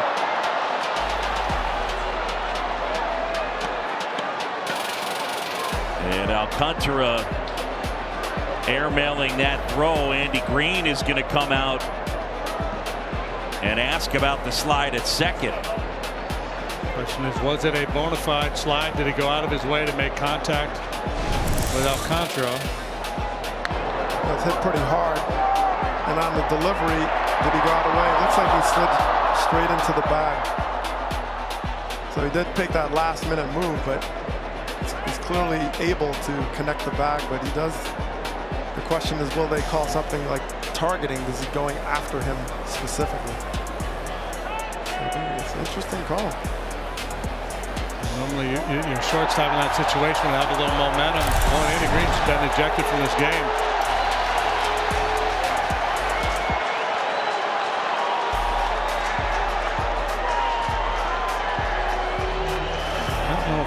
If it's just a matter of arguing the call, or if the Italian's refusing to review it, is that a reviewable play? course it is. We've seen that play reviewed. That might be what Andy's worked up. Here comes the payoff pitch. Alonso went too far. No, he didn't. Sure looked from up here like he wasn't able to check, but first base umpire Ryan Wills says he held up.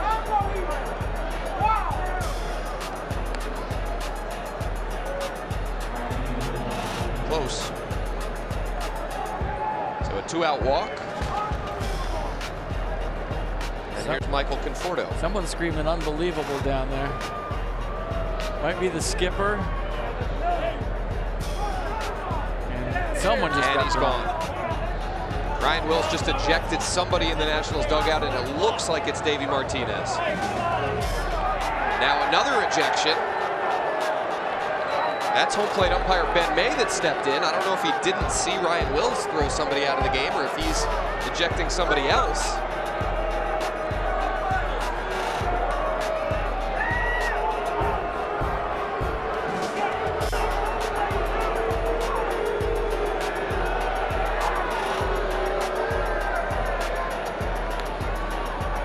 To me, it sounded like Gerardo Parra was saying unbelievable down there. Davey's going to get his money's worth. Can't walk out there because he's in that big cast. They've got the crutches waiting for him there behind the bench.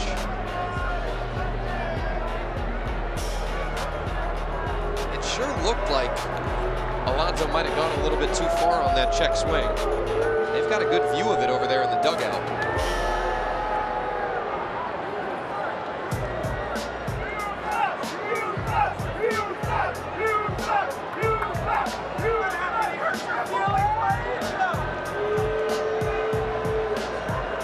Might have been a double ejection of Davey Martinez there.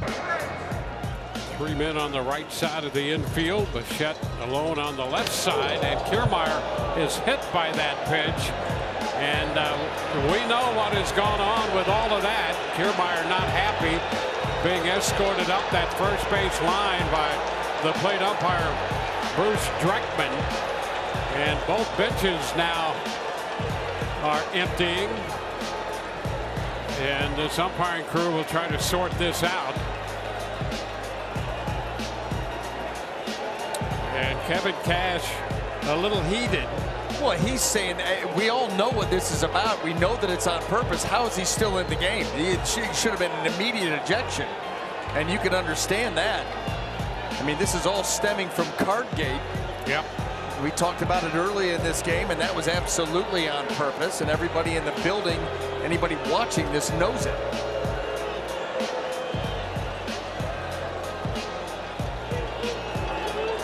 So let's see what this crew does. There's no question that there should be an ejection. And the umpires will get together and make a determination. If they don't eject him, then it's free game on anybody you want to hit. I mean, look, and you got Jansen setting up outside, and Barunki saying, you know what, here it is. I mean, this is easy.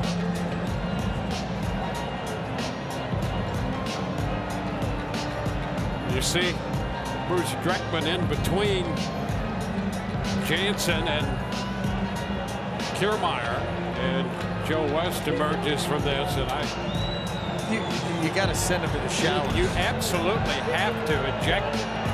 You can't allow him to stay in the game. Yeah, Joe West just said you got to go.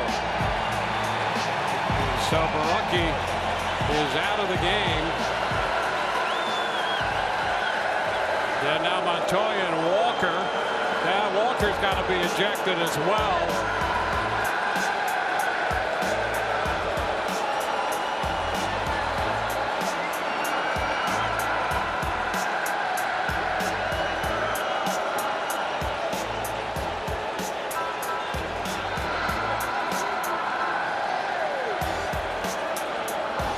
Someone needs to unplug the coffee machine. I'll tell you, behind the dugout. My good Lord. Yeah, that's over the top. But and for what? It's real simple.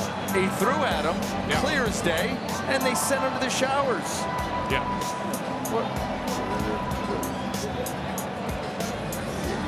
just hope that the Rays don't return the favor in the top half of the ninth. Yeah.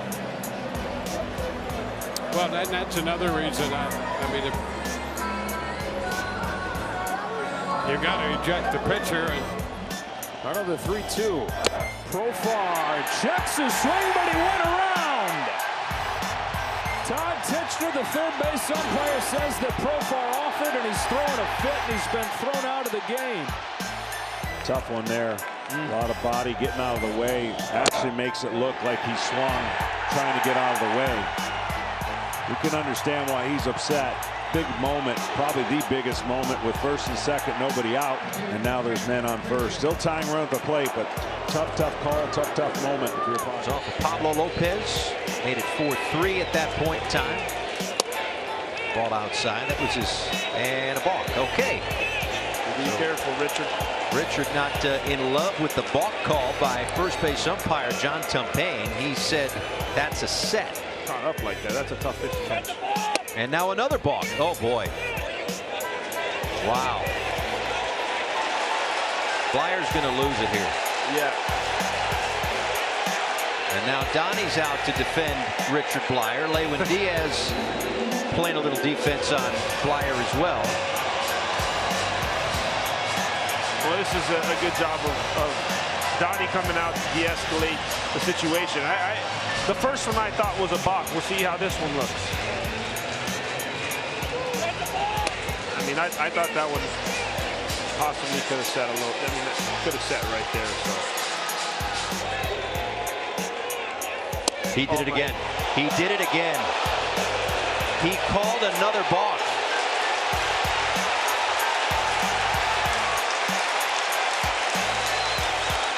The first 3 balks of his career, and now Donnie is losing it. And he just got thrown out of the game. And here comes the first base umpire, John Tumpain, who made all 3 of those balk calls. Yeah, get your money's worth right here. You got 9 games left. Let it fly. He's still protecting his guys. He knows that he's not coming back. He's still doing what he needs to do. I have chills watching that, actually. He stopped on that one. I thought that one wasn't. At this point, it's almost like Tumpain's just trying to make a point. To ground out and end the inning after balking, and now he's been thrown out of the game. After balking McNeil to second, third, and home, and Blyer's got words for the home plate umpire now as well. Yeah, well, he's telling them, I've had 3 balks in my entire career. We're going to step aside, and if anything else happens, we'll tidy that up for you when we come back. Now here comes Tepera coming in there. He wants to know if it was a strike then. Now Ron Copa is at his wit's end.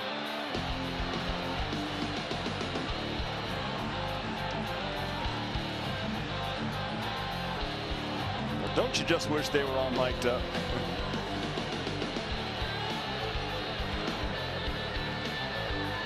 First off, I'm sure Ryan Tepera does not like the fact he's had to wait around all this time. He's trying to get a few extra throws in. That's what the part of it is.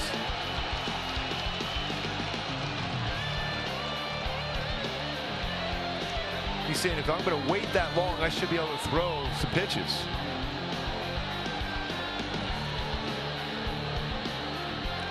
I mean, it's almost 5 minutes since his last pitch. He hasn't thrown anything. Oh, and now Nevin is tossed. The Copa's 2 for 2 here.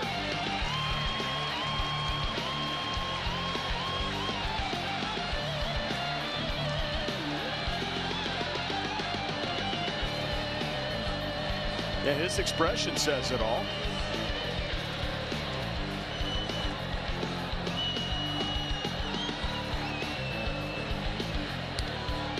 Give me an idea what you think started all this. Francona thought he got hit. He wanted them to look at it. You know, they called the ball, and there was a peel down to third base.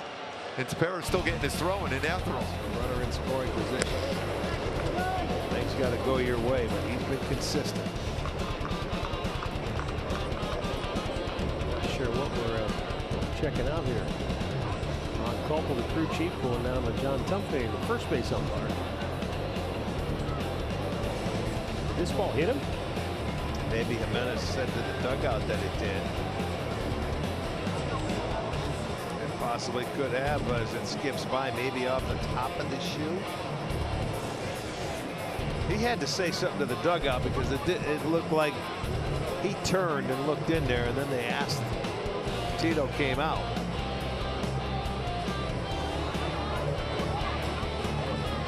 Well, he is hot.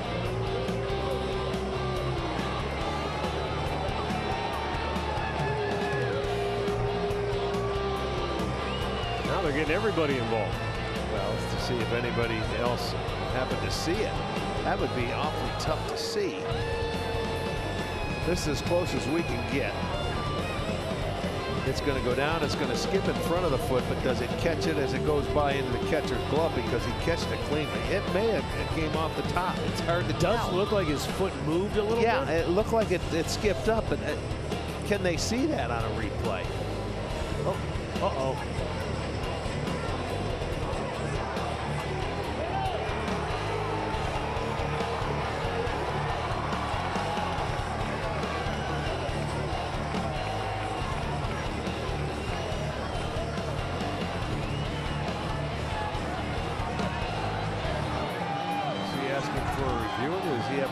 I think he did, but they're not allowing it.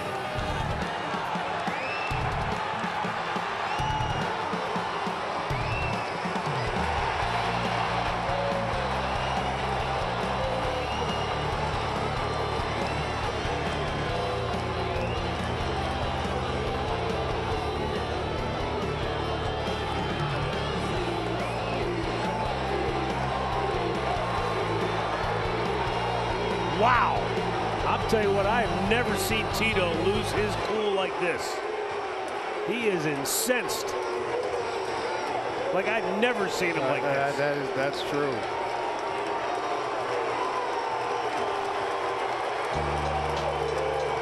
The only thing we can surmise is that Ron Culpa said that they didn't ask for a challenge in the allotted time.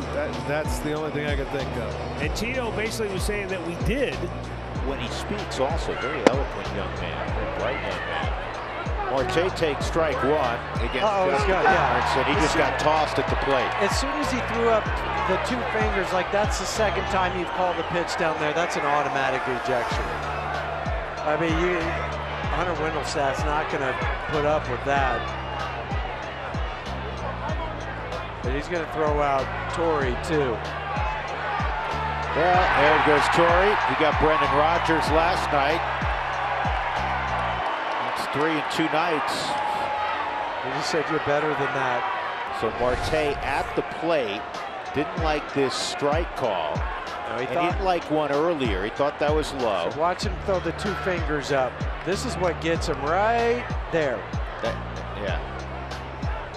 So you've made that call.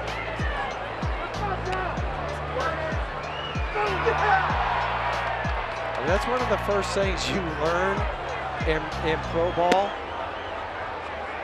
is you can't do that to the umpire, right?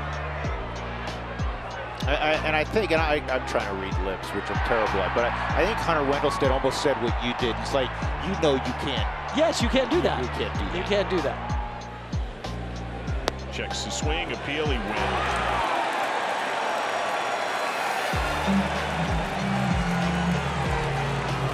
David Bell didn't like that at all. He's coming out of the dugout now, and he's giving Jeff Nelson an earful. And now he wants to go down to first base and talk to Manny Gonzalez.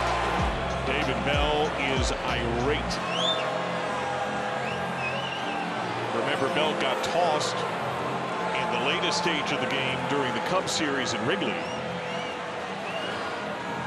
I believe that also came on the heels of a Barrero at bat. I don't think that he's been ejected yet, has he? I did not see that signal. I didn't see it either, and I have to say that Jeff Nelson has given him quite a long rope. Did he go? Now remember, the rule book says nothing about crossing the plane of the plate or breaking your wrist. It's a judgment call on the part of the umpire. Did he attempt to hit the pitch, period.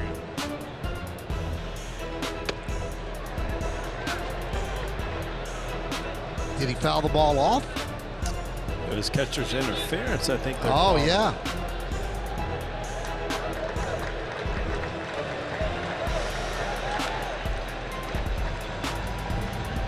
You know, John Flaherty looked it up when we did the series on the two series on the West Coast. I believe that the Yankees lead baseball in catcher's interferences with about 12, which is close to like a record. And you see Aaron Boone arguing. We'll see a replay, I'm sure, but Hickey immediately looked over at the dugout and said, no, there was no interference here.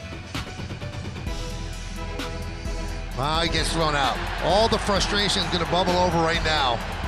This has been a tough month and a half for Aaron Boone watching his team play the way it's played, and he is upset with that catcher's interference call.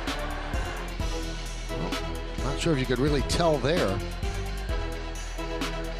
Be able to tell here. You see Hickey reaching.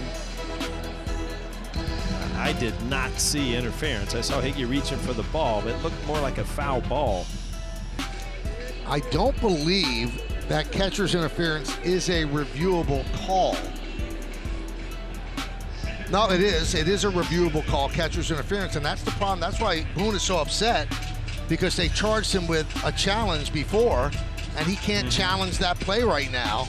That's why he got so upset. He said, you gave me a challenge when I just wanted you to look. Well, Mike mentioned it. Brandon Crawford was going to have to walk by the third base umpire, Blakeney, and they got into a conversation, and Brandon Crawford's tossed. And they had a conversation going, and all of a sudden, he gave him the heave-ho. Unbelievable. But that is, I mean, that is the one thing you worry about. When you have a third base coach and your dugout's on the third base side, you disagree with the call, you will say something going out to your position. And Gabe Kapler lit up. I mean, he just lost his shortstop here in the third inning. Yeah, shortstop who's got some ownage on the guy out on the mound, just to set the record straight.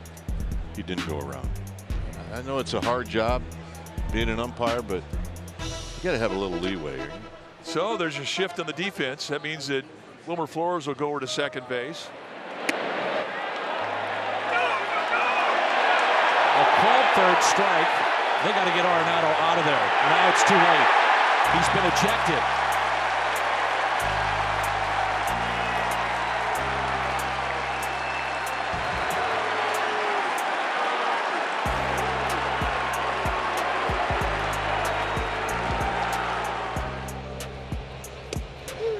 Oh, no. No, yeah. And JP, he just got fined. That's what that point is for.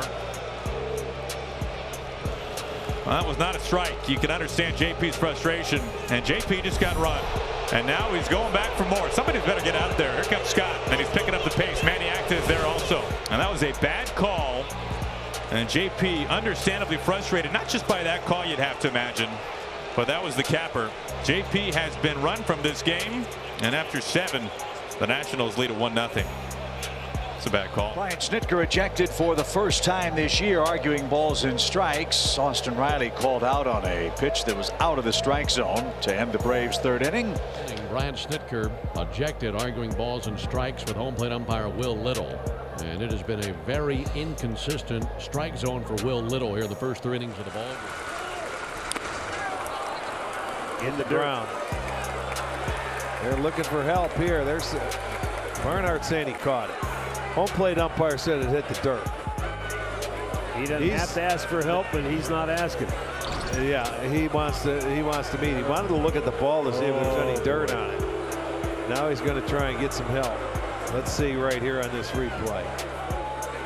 That was clearly caught. Yeah, it was. Yes, it was. It looked like it. We'll see if he sees it. He caught it deep. Yeah, he was out. Here comes Tito, and he's going to blow his stack.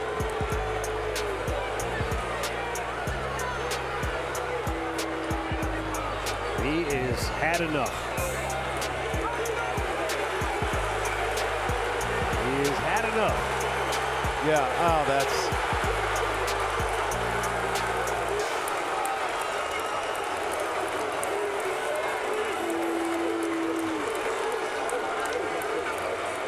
He's been mad since the first inning of this game.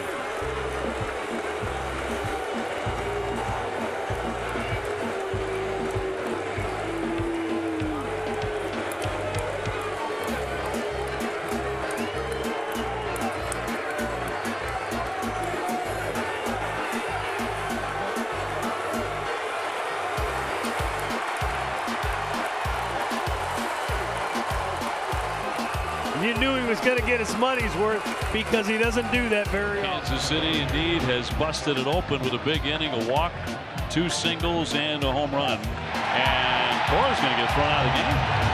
Alex Cora is going to run on that. Remembering, too, that although it was Welke who made the call, it was upheld in New Jersey. But the umpire's watching it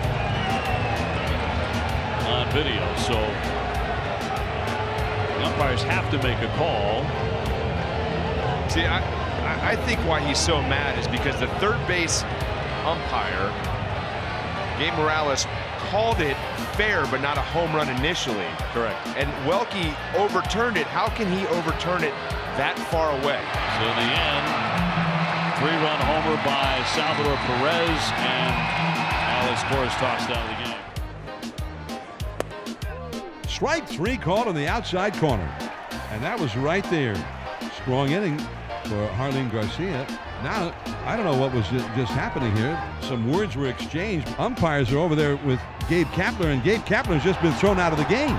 The umpires started coming after Harleen Garcia, and Gabe Kapler came up out of the dugout to defend Garcia, and now he's just furious. And Tim not real happy with Nick Marley.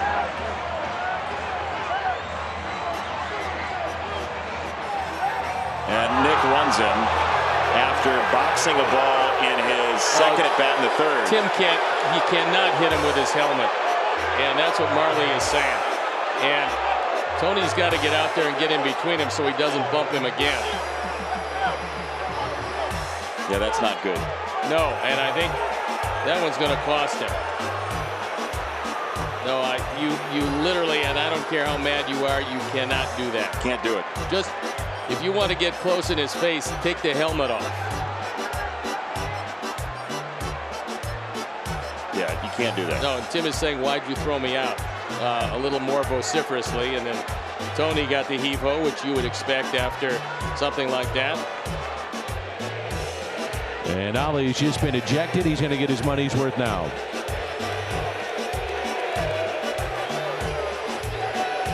What he's saying is pretty correct, too. He said, you tell me where the strike zone is tonight. 2 on, 2 out. And now a back pick to second. So they're really trying to get Olivares off the bag. There's a foul ball. Now they're going to call interference on Massey. He's out. What?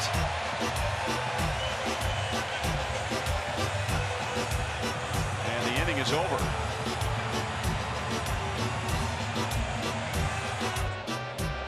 Mike Matheny got thrown out by home plate umpire John Bacon while he was in the dugout. And he came back out and got his money's worth. Now, you know, you could see Massey's body was over home plate. And actually, Jansen, the catcher, he double clutched. It had nothing to do with contact or anything, but that made it appear that he was in his way. And it just happened to double clutch the ball. He didn't find a handle on it. The plate umpire thought it was interference.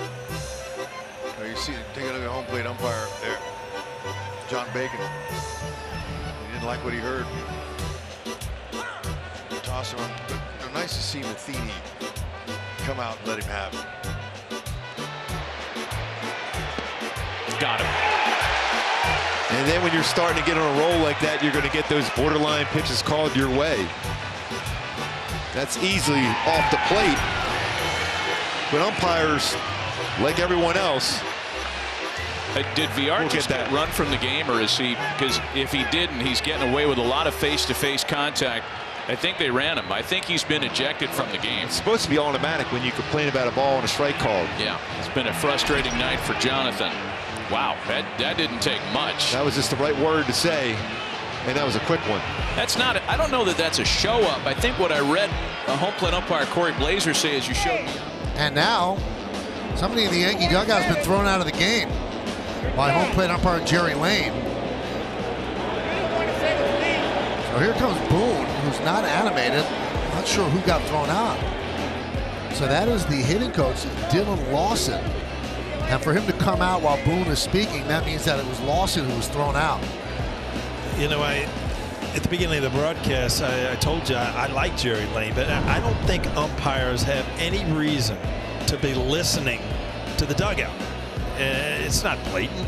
I mean, we didn't even hear it on the mic. Dodgers, he has hit good pitching. Tonight, he hit great pitching. There's a ground ball to the right side. There's no one there. They come home. And the ball gets away. No. They're saying out of the baseline. What is it? You're allowed to avoid the tag. You can avoid the tag. You're allowed to avoid the tag.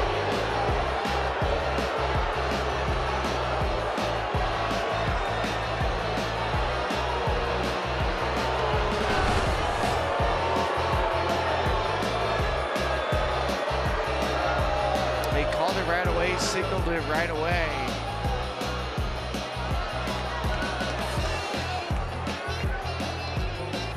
They never caught the ball at all.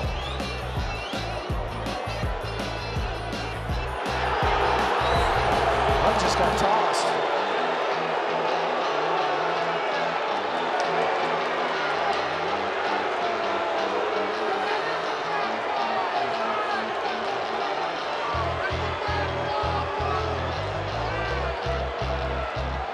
The young umpire, Malachi Moore, is going to walk off. The veteran and crew chief, Jerry Meals, is going to stand in. I mean, the only choice that Diaz has is to blow up Austin Nola. Yeah. Which is, you're leaving the base runner now. As a catcher gets another catcher, the rules are in place. And he would have destroyed Nola had he slid right there. He would have destroyed the ball. While we were away, it's been eventful. It has been. Yeah, so Garrett Cooper didn't like the strike call on strike 2. He grounds out, walks off the field, jogging off the field. Home plate umpire Mark Rippinger's listening to him. Garrett says whatever he says, and then he gets thrown out. And then very soon after, you see Don Mattingly come out, and now he gets his 2 cents in.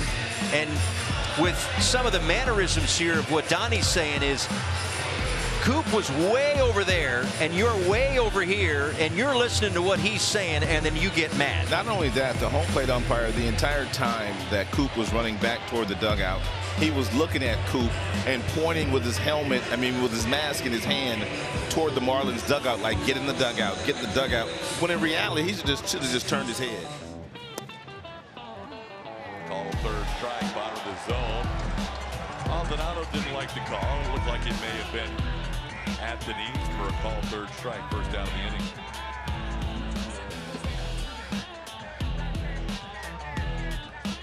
And somebody just got tossed. That might have been Dusty Baker. It's been a frustrating day. Saw a 3-0 pitch called to Dubon that was off the plate. That could have been a walk to start the inning. And Dusty Baker gets thrown out here by Ben May. But Dusty out there trying to protect his players and make sure that that zone's being called both ways, because you're right. It seems like throughout the course of the season, we have seen some of these umpires not show the same deference to Astro hitters as far as the strike zone is concerned. Even though this pitch maybe grabs the bottom portion of it from the side, it doesn't look like a strike.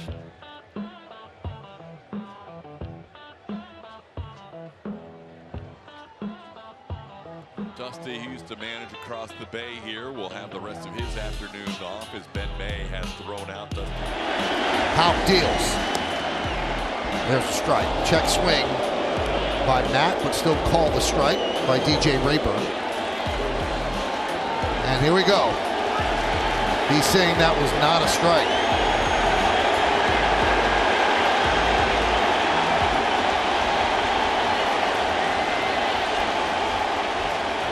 I didn't see him throw him out, but you can't argue balls and strikes, so he's obviously been thrown out. Yes, he has. He has been thrown out.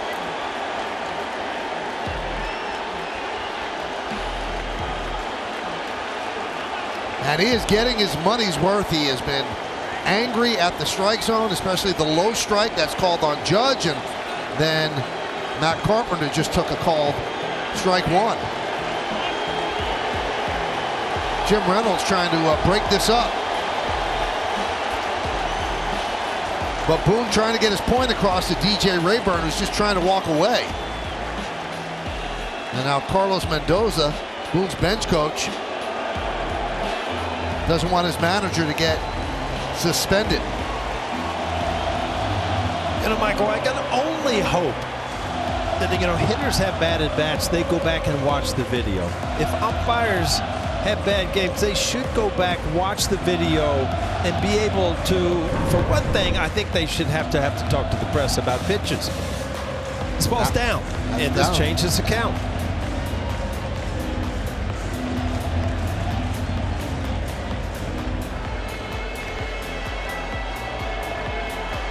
And there he is, very casual toss, and then a very aggressive toss of the gum.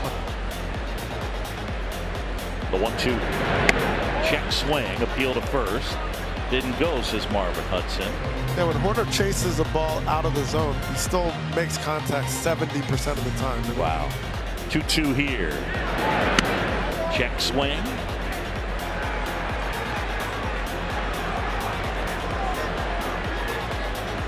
I think Ross is making a case that Carrasco's balking out there. Thought maybe they were arguing about the home plate umpire about balls and strikes, but obviously Rossi was lobbying Tom Payne for a balk call there on Carrasco. Didn't get it. Ultimately got the heave-ho. Yeah. Set at the belt, and then he's coming up to the chest and stopping again. But what Tom Payne may have countered with is, well, he never really stopped. As you watch him, as the hands come set, he's still kind of tapping with that front foot. Right. Which, maybe that was a balk. Wishing him well. His way to L.A. Called strike 3. Aguilar. Like a jovial conversation between he and Ron Culpa. Ball came back just a little. Nola's face 4. He struck out 4. And I think Aguilar just got thrown out of the ball game. It started with some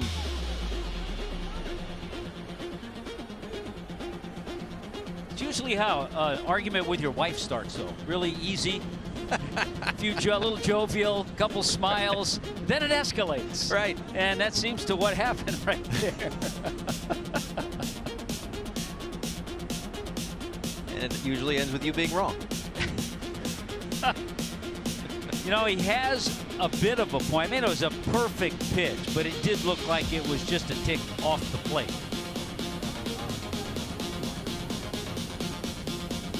I don't know. I think part of the frustration here for Aggie, I think he was just trying to figure out where the pitch was. You know, you know this. You've had a million of these conversations. Where's that pitch? Is it up, down, in, out, whatever it is? Yeah. And I don't think he got the answer that he wanted.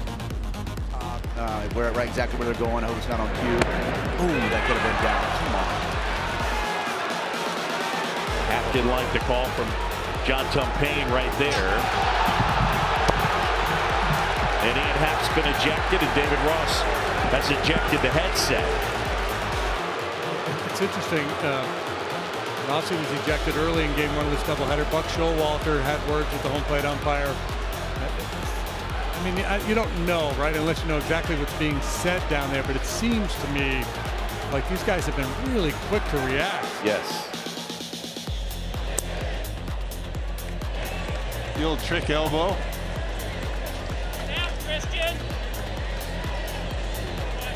Christian Yelich just got thrown out. Craig Counsell is coming out to argue. Christian Yelich was barking a little bit after he got called out on the last couple of at-bats on pitches that are down in the zone. And Yelich is going to go get a little piece of Jerry Meals too. And Craig Counsell is trying to protect Christian Yelich. From a suspension, he's already been thrown out. Christian Yelich didn't like that last call that Jerry Meals rung him up on, very similar to the last pitch that Woodruff threw that was called a ball. And now Craig just got tossed out by Jerry Meals as he was trying to protect Christian Yelich. Been a tough day for the strike zone for Jerry Meals. That low strike has been awfully inconsistent. Yeah, it has. But they always get the last word, don't they? Well, Yelich is out of the game. Counsell is out of the game. After review, the ball hit the net. It's a foul ball. Wow. Bob Melvin comes right out of the dugout. Wow. I'm pretty sure he can't do this. You cannot argue, and that's what they're telling him. He started out there, and they said, nope, you can't come out after it's been reviewed and argued. And he's been tossed. Jerry Lane, the crew chief, throws him out. They told him you can't come out here. That's part of the rule after it has been announced. And he came out anyway and then continued the conversation, and then they ran him. Yeah, you've already been tossed, so give him an earful, right? I mean, I don't understand what they saw and we didn't, unless they have a different angle on something. But I think clearly Eric Hosmer catches this ball cleanly, unless the ball is way up top. That ball didn't hit way up top the net. I got clean catch. 1-1. Here we go.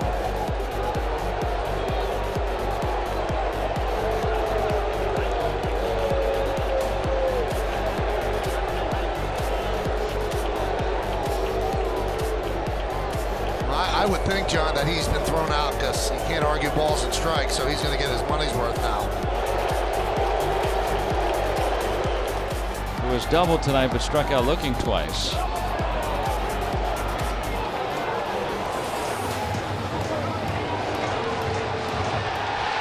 And Derek Shelton's been ejected by Edwin Moscoso. He has been hot all night after a check swing that was appealed on Oneil Cruz at second base with the three umpires tonight. And Ron Culpa, the crew chief, came sprinting from first base. Yeah, he's pointing at second base. Took the bat out of my guy's hands. Yeah, and once again, yeah, he's upset because we talked about it earlier. When you don't have that fourth umpire, you don't usually have that called against you. Oneil Cruz was called on a check swing on a very borderline call. I mean, it went against the Pirates. Where you feel comfortable putting the ball. And if you miss that spot, my goodness. Wow. That's called a strike. Arenado thought that was a ball. Brad, you win. But I agree with you. I thought it'd be Ollie too. Pick up a lottery ticket as well. I'm going to tell you, partner, great call on that ejection. Some of your best work this weekend. Something you just know's coming, you know?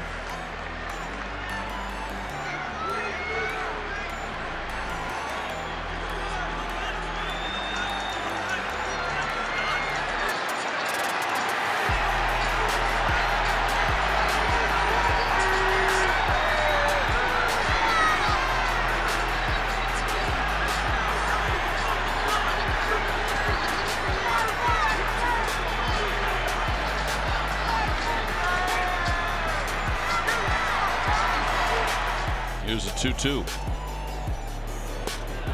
And that is in there for strike three, and Xander is upset. Here comes Cora out of the ball game.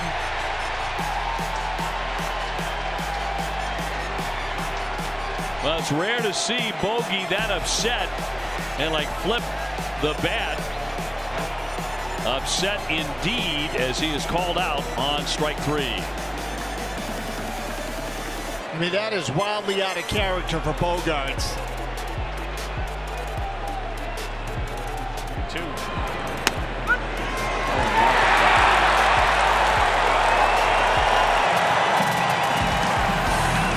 Morel caught looking after the walk. Rogers strikes out 3 in a row. Welcome back. Well, Manny Gonzalez ringing up Christopher Morel on a pitch that was off the outside edge. Take a peek. Not egregious, but not a strike. Here it is in 3D.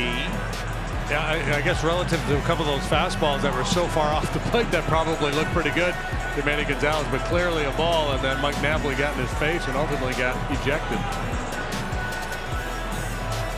David Ross getting him out of there. Napoli tossed from the game. The curve is in there. Strike 3 called, and Winker doesn't like it. A curveball at the top of the zone. Karinchak is thrilled. He leaps toward the dugout. Bieber's loving it. And Winker's just been thrown out of the game. Scott Service now in the face of Dan Merzel. The home plate umpire. Winker's been ejected. He struck out a high curveball to win the 8th. And now Service pleading with the home plate umpire as well. Scott Service getting animated. He's been thrown out. Manny Acta breaks it up as Karinchak, along with some help from Dan Merzel, upsets the Mariners. 3 straight strikeouts to end the 8th. Winker and Service have been tossed. True. It's not in the 5th after he's really been going along just fine. Rogers, 1-0. And he wants to run down to first to argue with Hunter Wendelstedt. Careful, he's going to kick him out. Buddy's trying to stop him, and he just got run. He didn't stop walking at him, and Brendan Rodgers, this isn't, you know, this is how frustrated the Rockies are right now. I've never seen Brendan that demonstrative.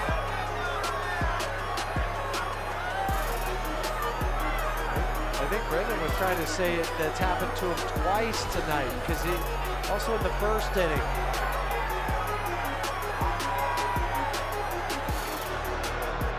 Oh, he held up. I understand why he's saying that. I don't blame you, Brendan. Umpires had a meeting amongst themselves for a while. Nobody was ejected. This looks like Jeff Nelson giving a warning to Jimmy Garcia that if you hit anybody, you're going to be gone. And I think John Schneider wants to come out and get clarification. Did you just give warnings? He just did. Look at him. He pointed to both dugouts.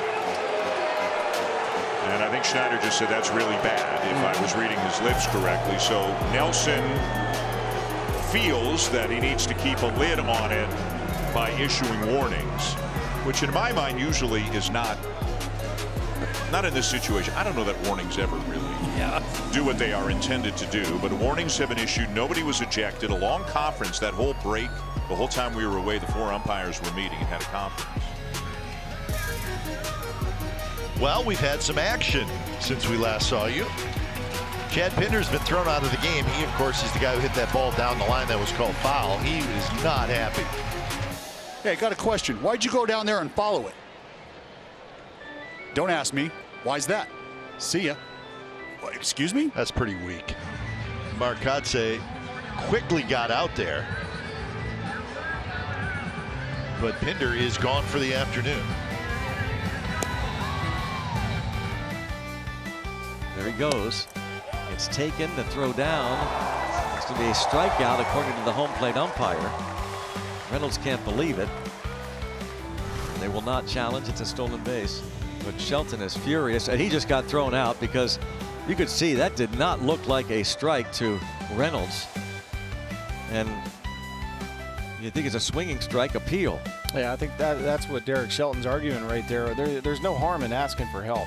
Ask for help from the first base umpire. Just get him to, he's got a better angle on the check swing, and the pitch was nowhere near the strike zone. Furious at Clint Vondrack that he didn't ask Scott Berry for help at first base. I couldn't tell whether the home plate umpire indicated he thought that Reynolds swung or not. The crew chief, because Conroy, is making sure he leaves. Bounces back after the home run and now is barking at Brian Knight. And He has been tossed from this game, and he's going to get his money's worth. He thought he made the pitch.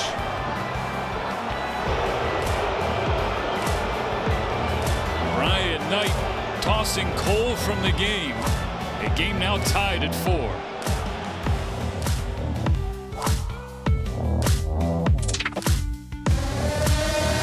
Lights out as a closer. Maybe the back injury or knee, something happened that his elbow dropped. The sinker wasn't there, all over the place. And once that elbow, looks like Boone's going to get thrown out. He's still arguing about Andujar. I'll give him credit. Moscoso is giving him some time. And I'm supposed to argue balls and strikes. Andy Fletcher, the crew chief, separates him and says, all right, go back to the dugout.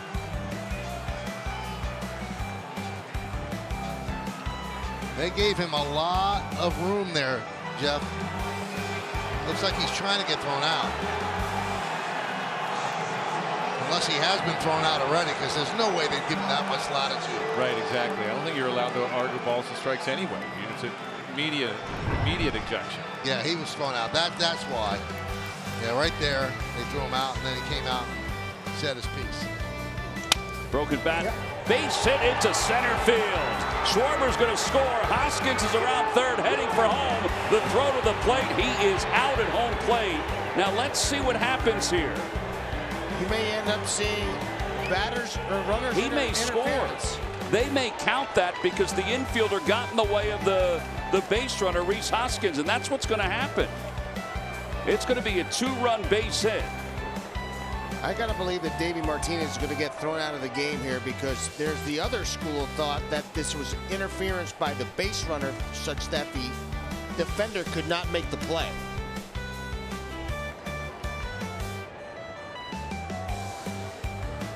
Well, now Davey is going to go back because he's been ejected from the ball game. So he's been ejected because he did not like the call. Well, he's still going after him.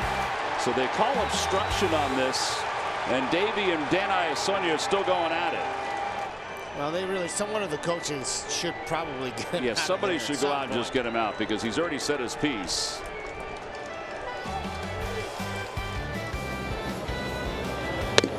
That's going to be a strike. Oh, he held up. Oh, on the appeal. It's Tom Hallian down there saying he held up. Oh, 0 for 2 today. This pitch is high. You know, the interesting thing about that. Did they call it a strike? Livensbarger might have called out a strike. And Hallian said he held up. You know, that may have been one of those where Rene Pinto asked for it. Yeah. Hallian reacted to because that's what he's telling Service. Like, wait a minute, he said it wasn't a strike. He's like, but I called it. Yeah, and now he just said right there, I didn't ask him. I called the pitch. He was probably reacting to Pinto asking. Yeah. Yeah. So Service came out to say, hey, what's up? And you know, you don't blame him for that either. Like, wait a minute, Hallian said it wasn't a swing, and Livensbarger's like, look, I called it a strike. Pinto probably, asked right away, as catchers will do, and Hallian didn't get it right. 3-2, and strike 3 call, and that will retire the side. Scott Service had enough. He pulls down the mask, let him read my lips, and then mask back up after he was thrown out. Shane Livensbarger ejects Service for coming out to argue the ball and strike call there. And at the end of the day, they got it right, but it was a little confusing. Sounded good. And now a pickoff, and they've got Witt trapped between second and third, running him down. And he's going to be out. He slid past the bag. His momentum carried him past the bag. And LeMahieu was able to make the tag, but Witt was out running him. I don't know why they didn't throw the ball to third. You don't chase the guy toward the base from whence he came. So that was very poorly done by New York. And Mike Matheny out there saying, well, he slid into third, but the momentum of the defender pushed him off the base. Manny Gonzalez is the third base umpire. So Witt had generated some pretty good speed, and Mike Matheny just got thrown out, and now he's nose to nose with the umpire. Well, you take a look at the replay, Denny, and it really looks like he was shoved off the bag.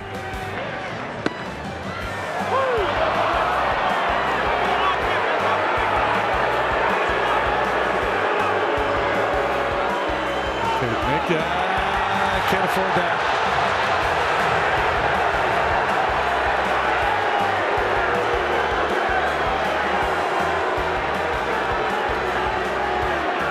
Clearly frustrated, and now he's going to get his money's worth.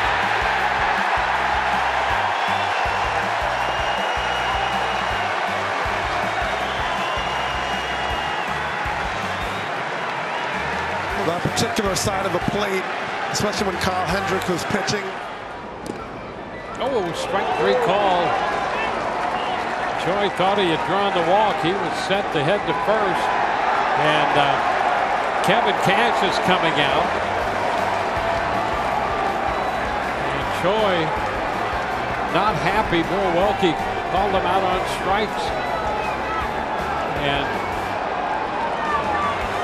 I did not see if Choi had been run. But Kevin's out there to pick up the argument in any case.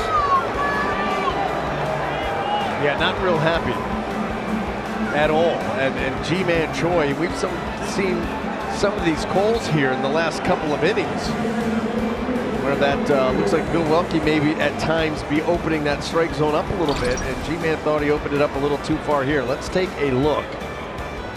Well, that's right there, top of the zone. I mean, that looked to be a pretty good pitch there by Baker. So Baker. Out. And Wisdom gets hit. And now David Ross is going to come out.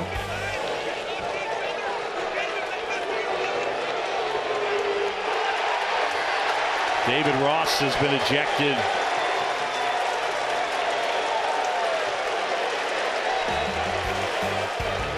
As demonstrative as we've ever seen Zach Gallen on the mound with an umpire right there. And John Lipka walking out to the mound. Jose Herrera has to get in front of him. And here comes Torey Lovullo, and Lovullo's been ejected. Torey saying exactly what he should be saying. You're walking out toward the mound to talk to my pitcher. What do you expect? Herrera had to get in front of Lipka that time, and now Torey has been tossed. There's the crew chief, Jim Reynolds. Obviously heard something and walked out toward the mound at Zach Gallen. See, there's no reason for that from John Lipka. I mean, Zach Gallen may have said something, but he didn't leave the dirt part of the mound. He got the throwback from Herrera, turned his back on home plate, and Lipka was the one who tried to initiate contact. Watch out. Now, come on now. Crawford is into second. Now, what's going to be assessed here? Yeah, I mean, what do we have going on? Chris Guccione, the home plate umpire. I mean, he's got to be out, right? I would think so. You got to run Neris now. I would hope that after the first time a tie was hit that everybody was warned. That's an automatic. Neris has to be out of this game. And he is. There you go. Yeah. Now, come on, man. Don't go pounds up on that. Yeah, he said you have to. You have to. That's the way the rules work.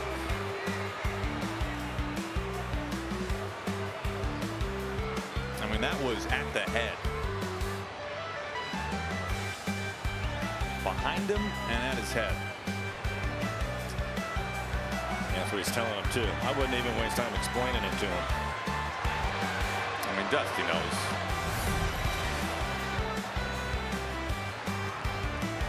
Yeah, that's okay. That's enough. Let's go, man. Yeah, you all can sort this one out later. And he gets Farmer. Remember, Farmer took a pitch off the bat, just up his hands off the handle, and this is a terrible sign as he's slow to get to his feet. Tomas Vera races out. Athletic trainer David Bell was there as well. That situation, you only hope that it gets the meaty part of the back of the hand. And David Bell is having a prolonged chat at the plate. And he's been tossed by Trip Gibson. Well, Bell's second ejection of the season, and he's getting his money's worth. It's like he's arguing balls and strikes and standing up for his players. A couple of pitches we mentioned earlier looked like they were off the plate. And I think it was David Bell's opportunity to tell Trip Gibson about the fact that he called some pitches off the plate. Strikes. Freddie Benavides has to physically intercede. Bell's bench coach, who will be managing the rest of the way.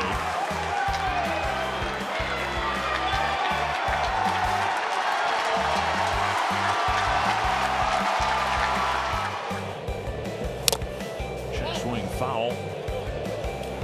And I don't know, Max is claiming catcher's interference. He checked his swing. Or maybe just claiming he didn't make contact with it. And here comes Rocco Baldelli. There was an audible sound, but I wonder whether Max didn't feel like he... Yeah, and how much dispute there's been over the strike zone. And he's right, he wasn't even close to that ball. That was glove shin pad. Even on that angle, you can tell he did not make contact, and all Rocco can do here is ask the home plate umpire to ask for some help, and that's what he's going to do. All the umpires will converge, and there's a chance one of the three saw the ball miss the bat by about 6 inches. You're grimacing. I don't think know. there's a chance? I don't know if it's overturned. This might be one of the ones where you get together and say, yeah, I think I messed that up. Somebody overruled me here. I don't know. And nobody saw it differently, I'm guessing. Here's the crew chief. Well, we had the benefit of slow motion, too. Right. There was 2 sounds. I think that's a lot of times what gets you. It's Yeah,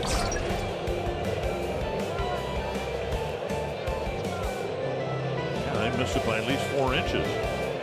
Now Rocco is going to pick up the argument here, and he may get tossed. There's been some disfavor from the Twins dugout anyway with all the walks. And here the catcher clanks one, and instead it's a strike to Kepler, and there he goes. But also the difference, Polanco's still at first base. If that's not a foul ball, he advances to second base.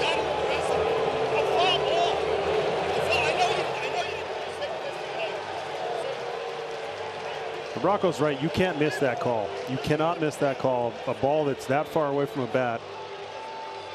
And I think the frustration with the strike zone earlier in the game, some of the calls, maybe the call on the Buxton at bat.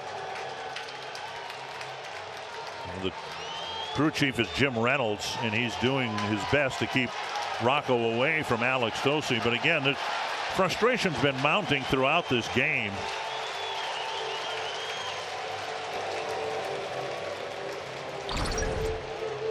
This is the most definitive angle, and we showed it to you live. That's 6-8 inches away from the bat. Up the middle. There was contact, I think, between the runner and Garcia. There was. Throw coming home. He's out by a mile. And the Phillies are all up on the top step pointing. They're calling interference on Luis Garcia. The runner will score. The umpires are saying that Luis Garcia interfered with Hoskins in the baseline between second and third, and they are giving Hoskins home plate. And now Davey's been run. It's the crew chief, Dan Iasonia. Bob, it looked like Davey got thrown out as he had already turned around and started walking back towards his dugout. I don't know if Dan Iasonia heard something. Neal on the outfield grass at second. Pitch to Jazz, called strike 3 on a pitch that was 6 inches off the plate. I've never seen Jazz that animated. Strike zone today for Adam Beck has been terrible, though. It really has been. And Jazz just got run. And now here comes Donnie. Yeah, you don't want him to get suspended. And Jazz definitely had a case right there. That was inside by a pretty wide margin. Donnie might get run too. Crew Chief Alan Porter trying to help Jazz calm himself down. He had a case right there. That is in off the plate. There's been several that have been off the plate that he has given calls to, and that is the 5th time today that they have struck out. Jansen Visconti, our plate umpire this afternoon. Here's a 2-2, and that is definitely a ball, full count. Oh no, they're gonna. Well, so much for that. He went. That is amazing. Jerry Meals on the appeal said no, that is strike 3. Home plate umpire Jansen Visconti. Did he just throw somebody out? Wow, A.J. Hinch just got tossed. Wow, he is hot. We haven't seen him this hot. I think the home plate umpire Jansen Visconti might have thrown somebody out, but he was walking toward that Tigers dugout, having some words with someone in the dugout, and that got A.J. Hinch upset. He came out and he really let him have it, and it wasn't very long before Jansen Visconti tossed A.J. Hinch. Well, you only got to hope that it was Hinch that he was yelling at in the dugout, so there's nobody else tossed out besides the manager. Well, evidently, there's a little bit of a carryover from last night's game to today's game. The lineup card exchange just happened. This is just moments ago. That's Guillermo Martinez, the coach for the Blue Jays, who rarely, as far as I am aware, Tabby, brings out the lineup card. He shakes Doug Eddings' hand. Eddings is at third today. He had the plate last night. And the strike zone, as everybody who watched the game knows, just was all over the place. And somebody, although that wasn't Eddings, I think that was the first base ump, Lance Barrett, who made the signal, and then Guillermo Martinez gets into it with Eddings. And unless that whole thing was fun and games, and we don't think it was, Guillermo Martinez. Bench coach Freddie Benavides has the lineup card because just as we went to break, David Bell got tossed.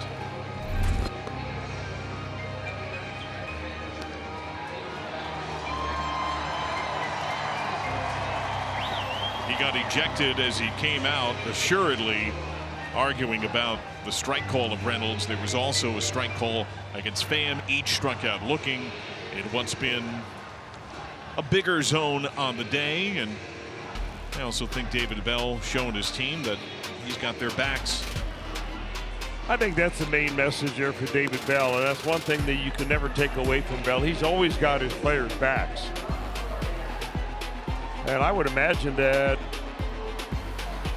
Gabe Kapler in the Giants dugout is thinking, well, thank you, David, because I was thinking about going out there earlier, but because we were down by so many runs, I didn't want to make it look bad.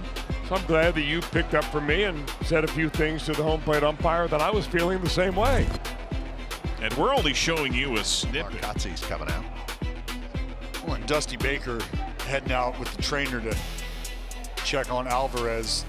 They were going to let it go, but Alvarez started to take a little walk. Remember the Astros on their bench, Dallas, they got Michael Brantley, Yuri Gurriel, a couple of regulars, one a left-handed hitter, one a right-handed hitter, and somebody just got thrown out. It was Mark Kotsay. Mark Kotsay just got thrown out by Mike Malinsky, who seems to be the owner of a little bit of a short fuse. So Mike Malinsky went out to the mound to break up the meeting, and he throws out Mark Kotsay. Sometimes you see an umpire that just gets a little overzealous, in my opinion. And he did go, says plate umpire Vic Carapazza. And Choi not happy about that. And his bench not happy. Well, Kevin Cash, he is well. There you go. Has just been ejected.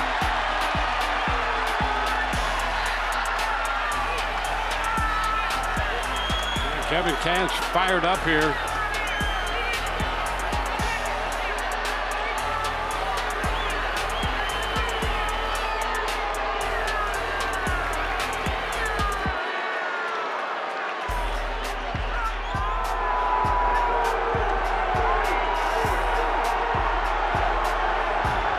Good for him.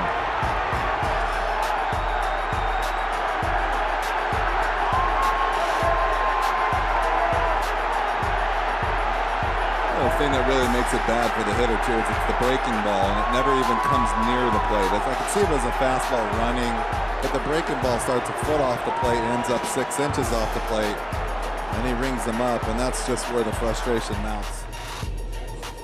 And that is strike 3. Machado goes looking.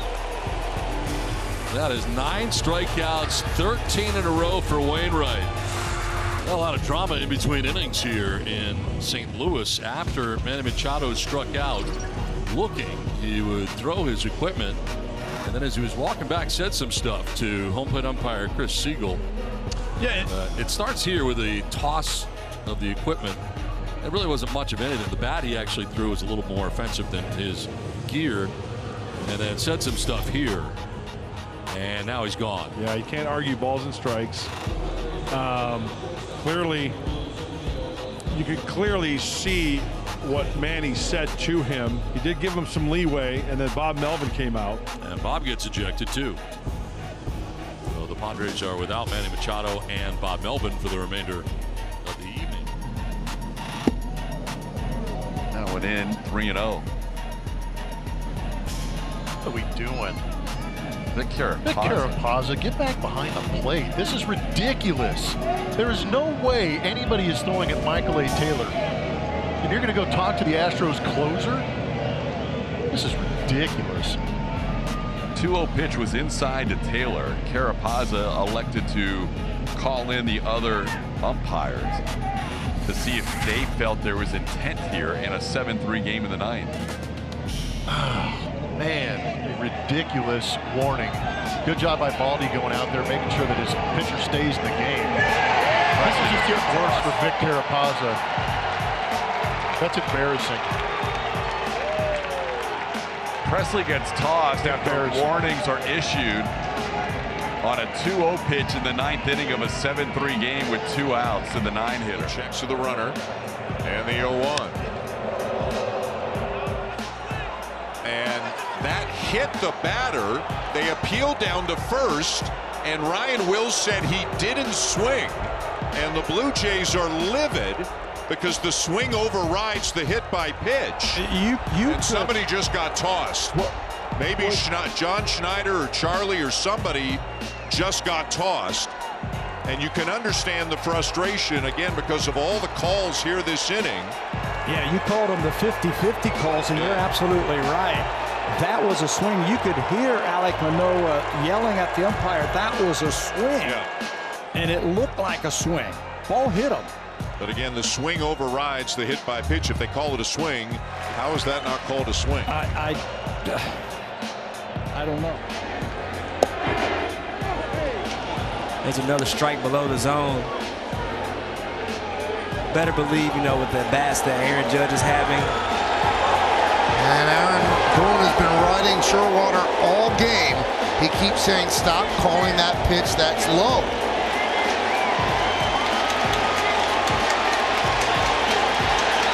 And we've seen it before. This is something that Aaron Judge, I know he appreciates. I know this makes him want to play even harder for Aaron Boone. He's going to have his guys back, and you appreciate this if you're a player in that dugout.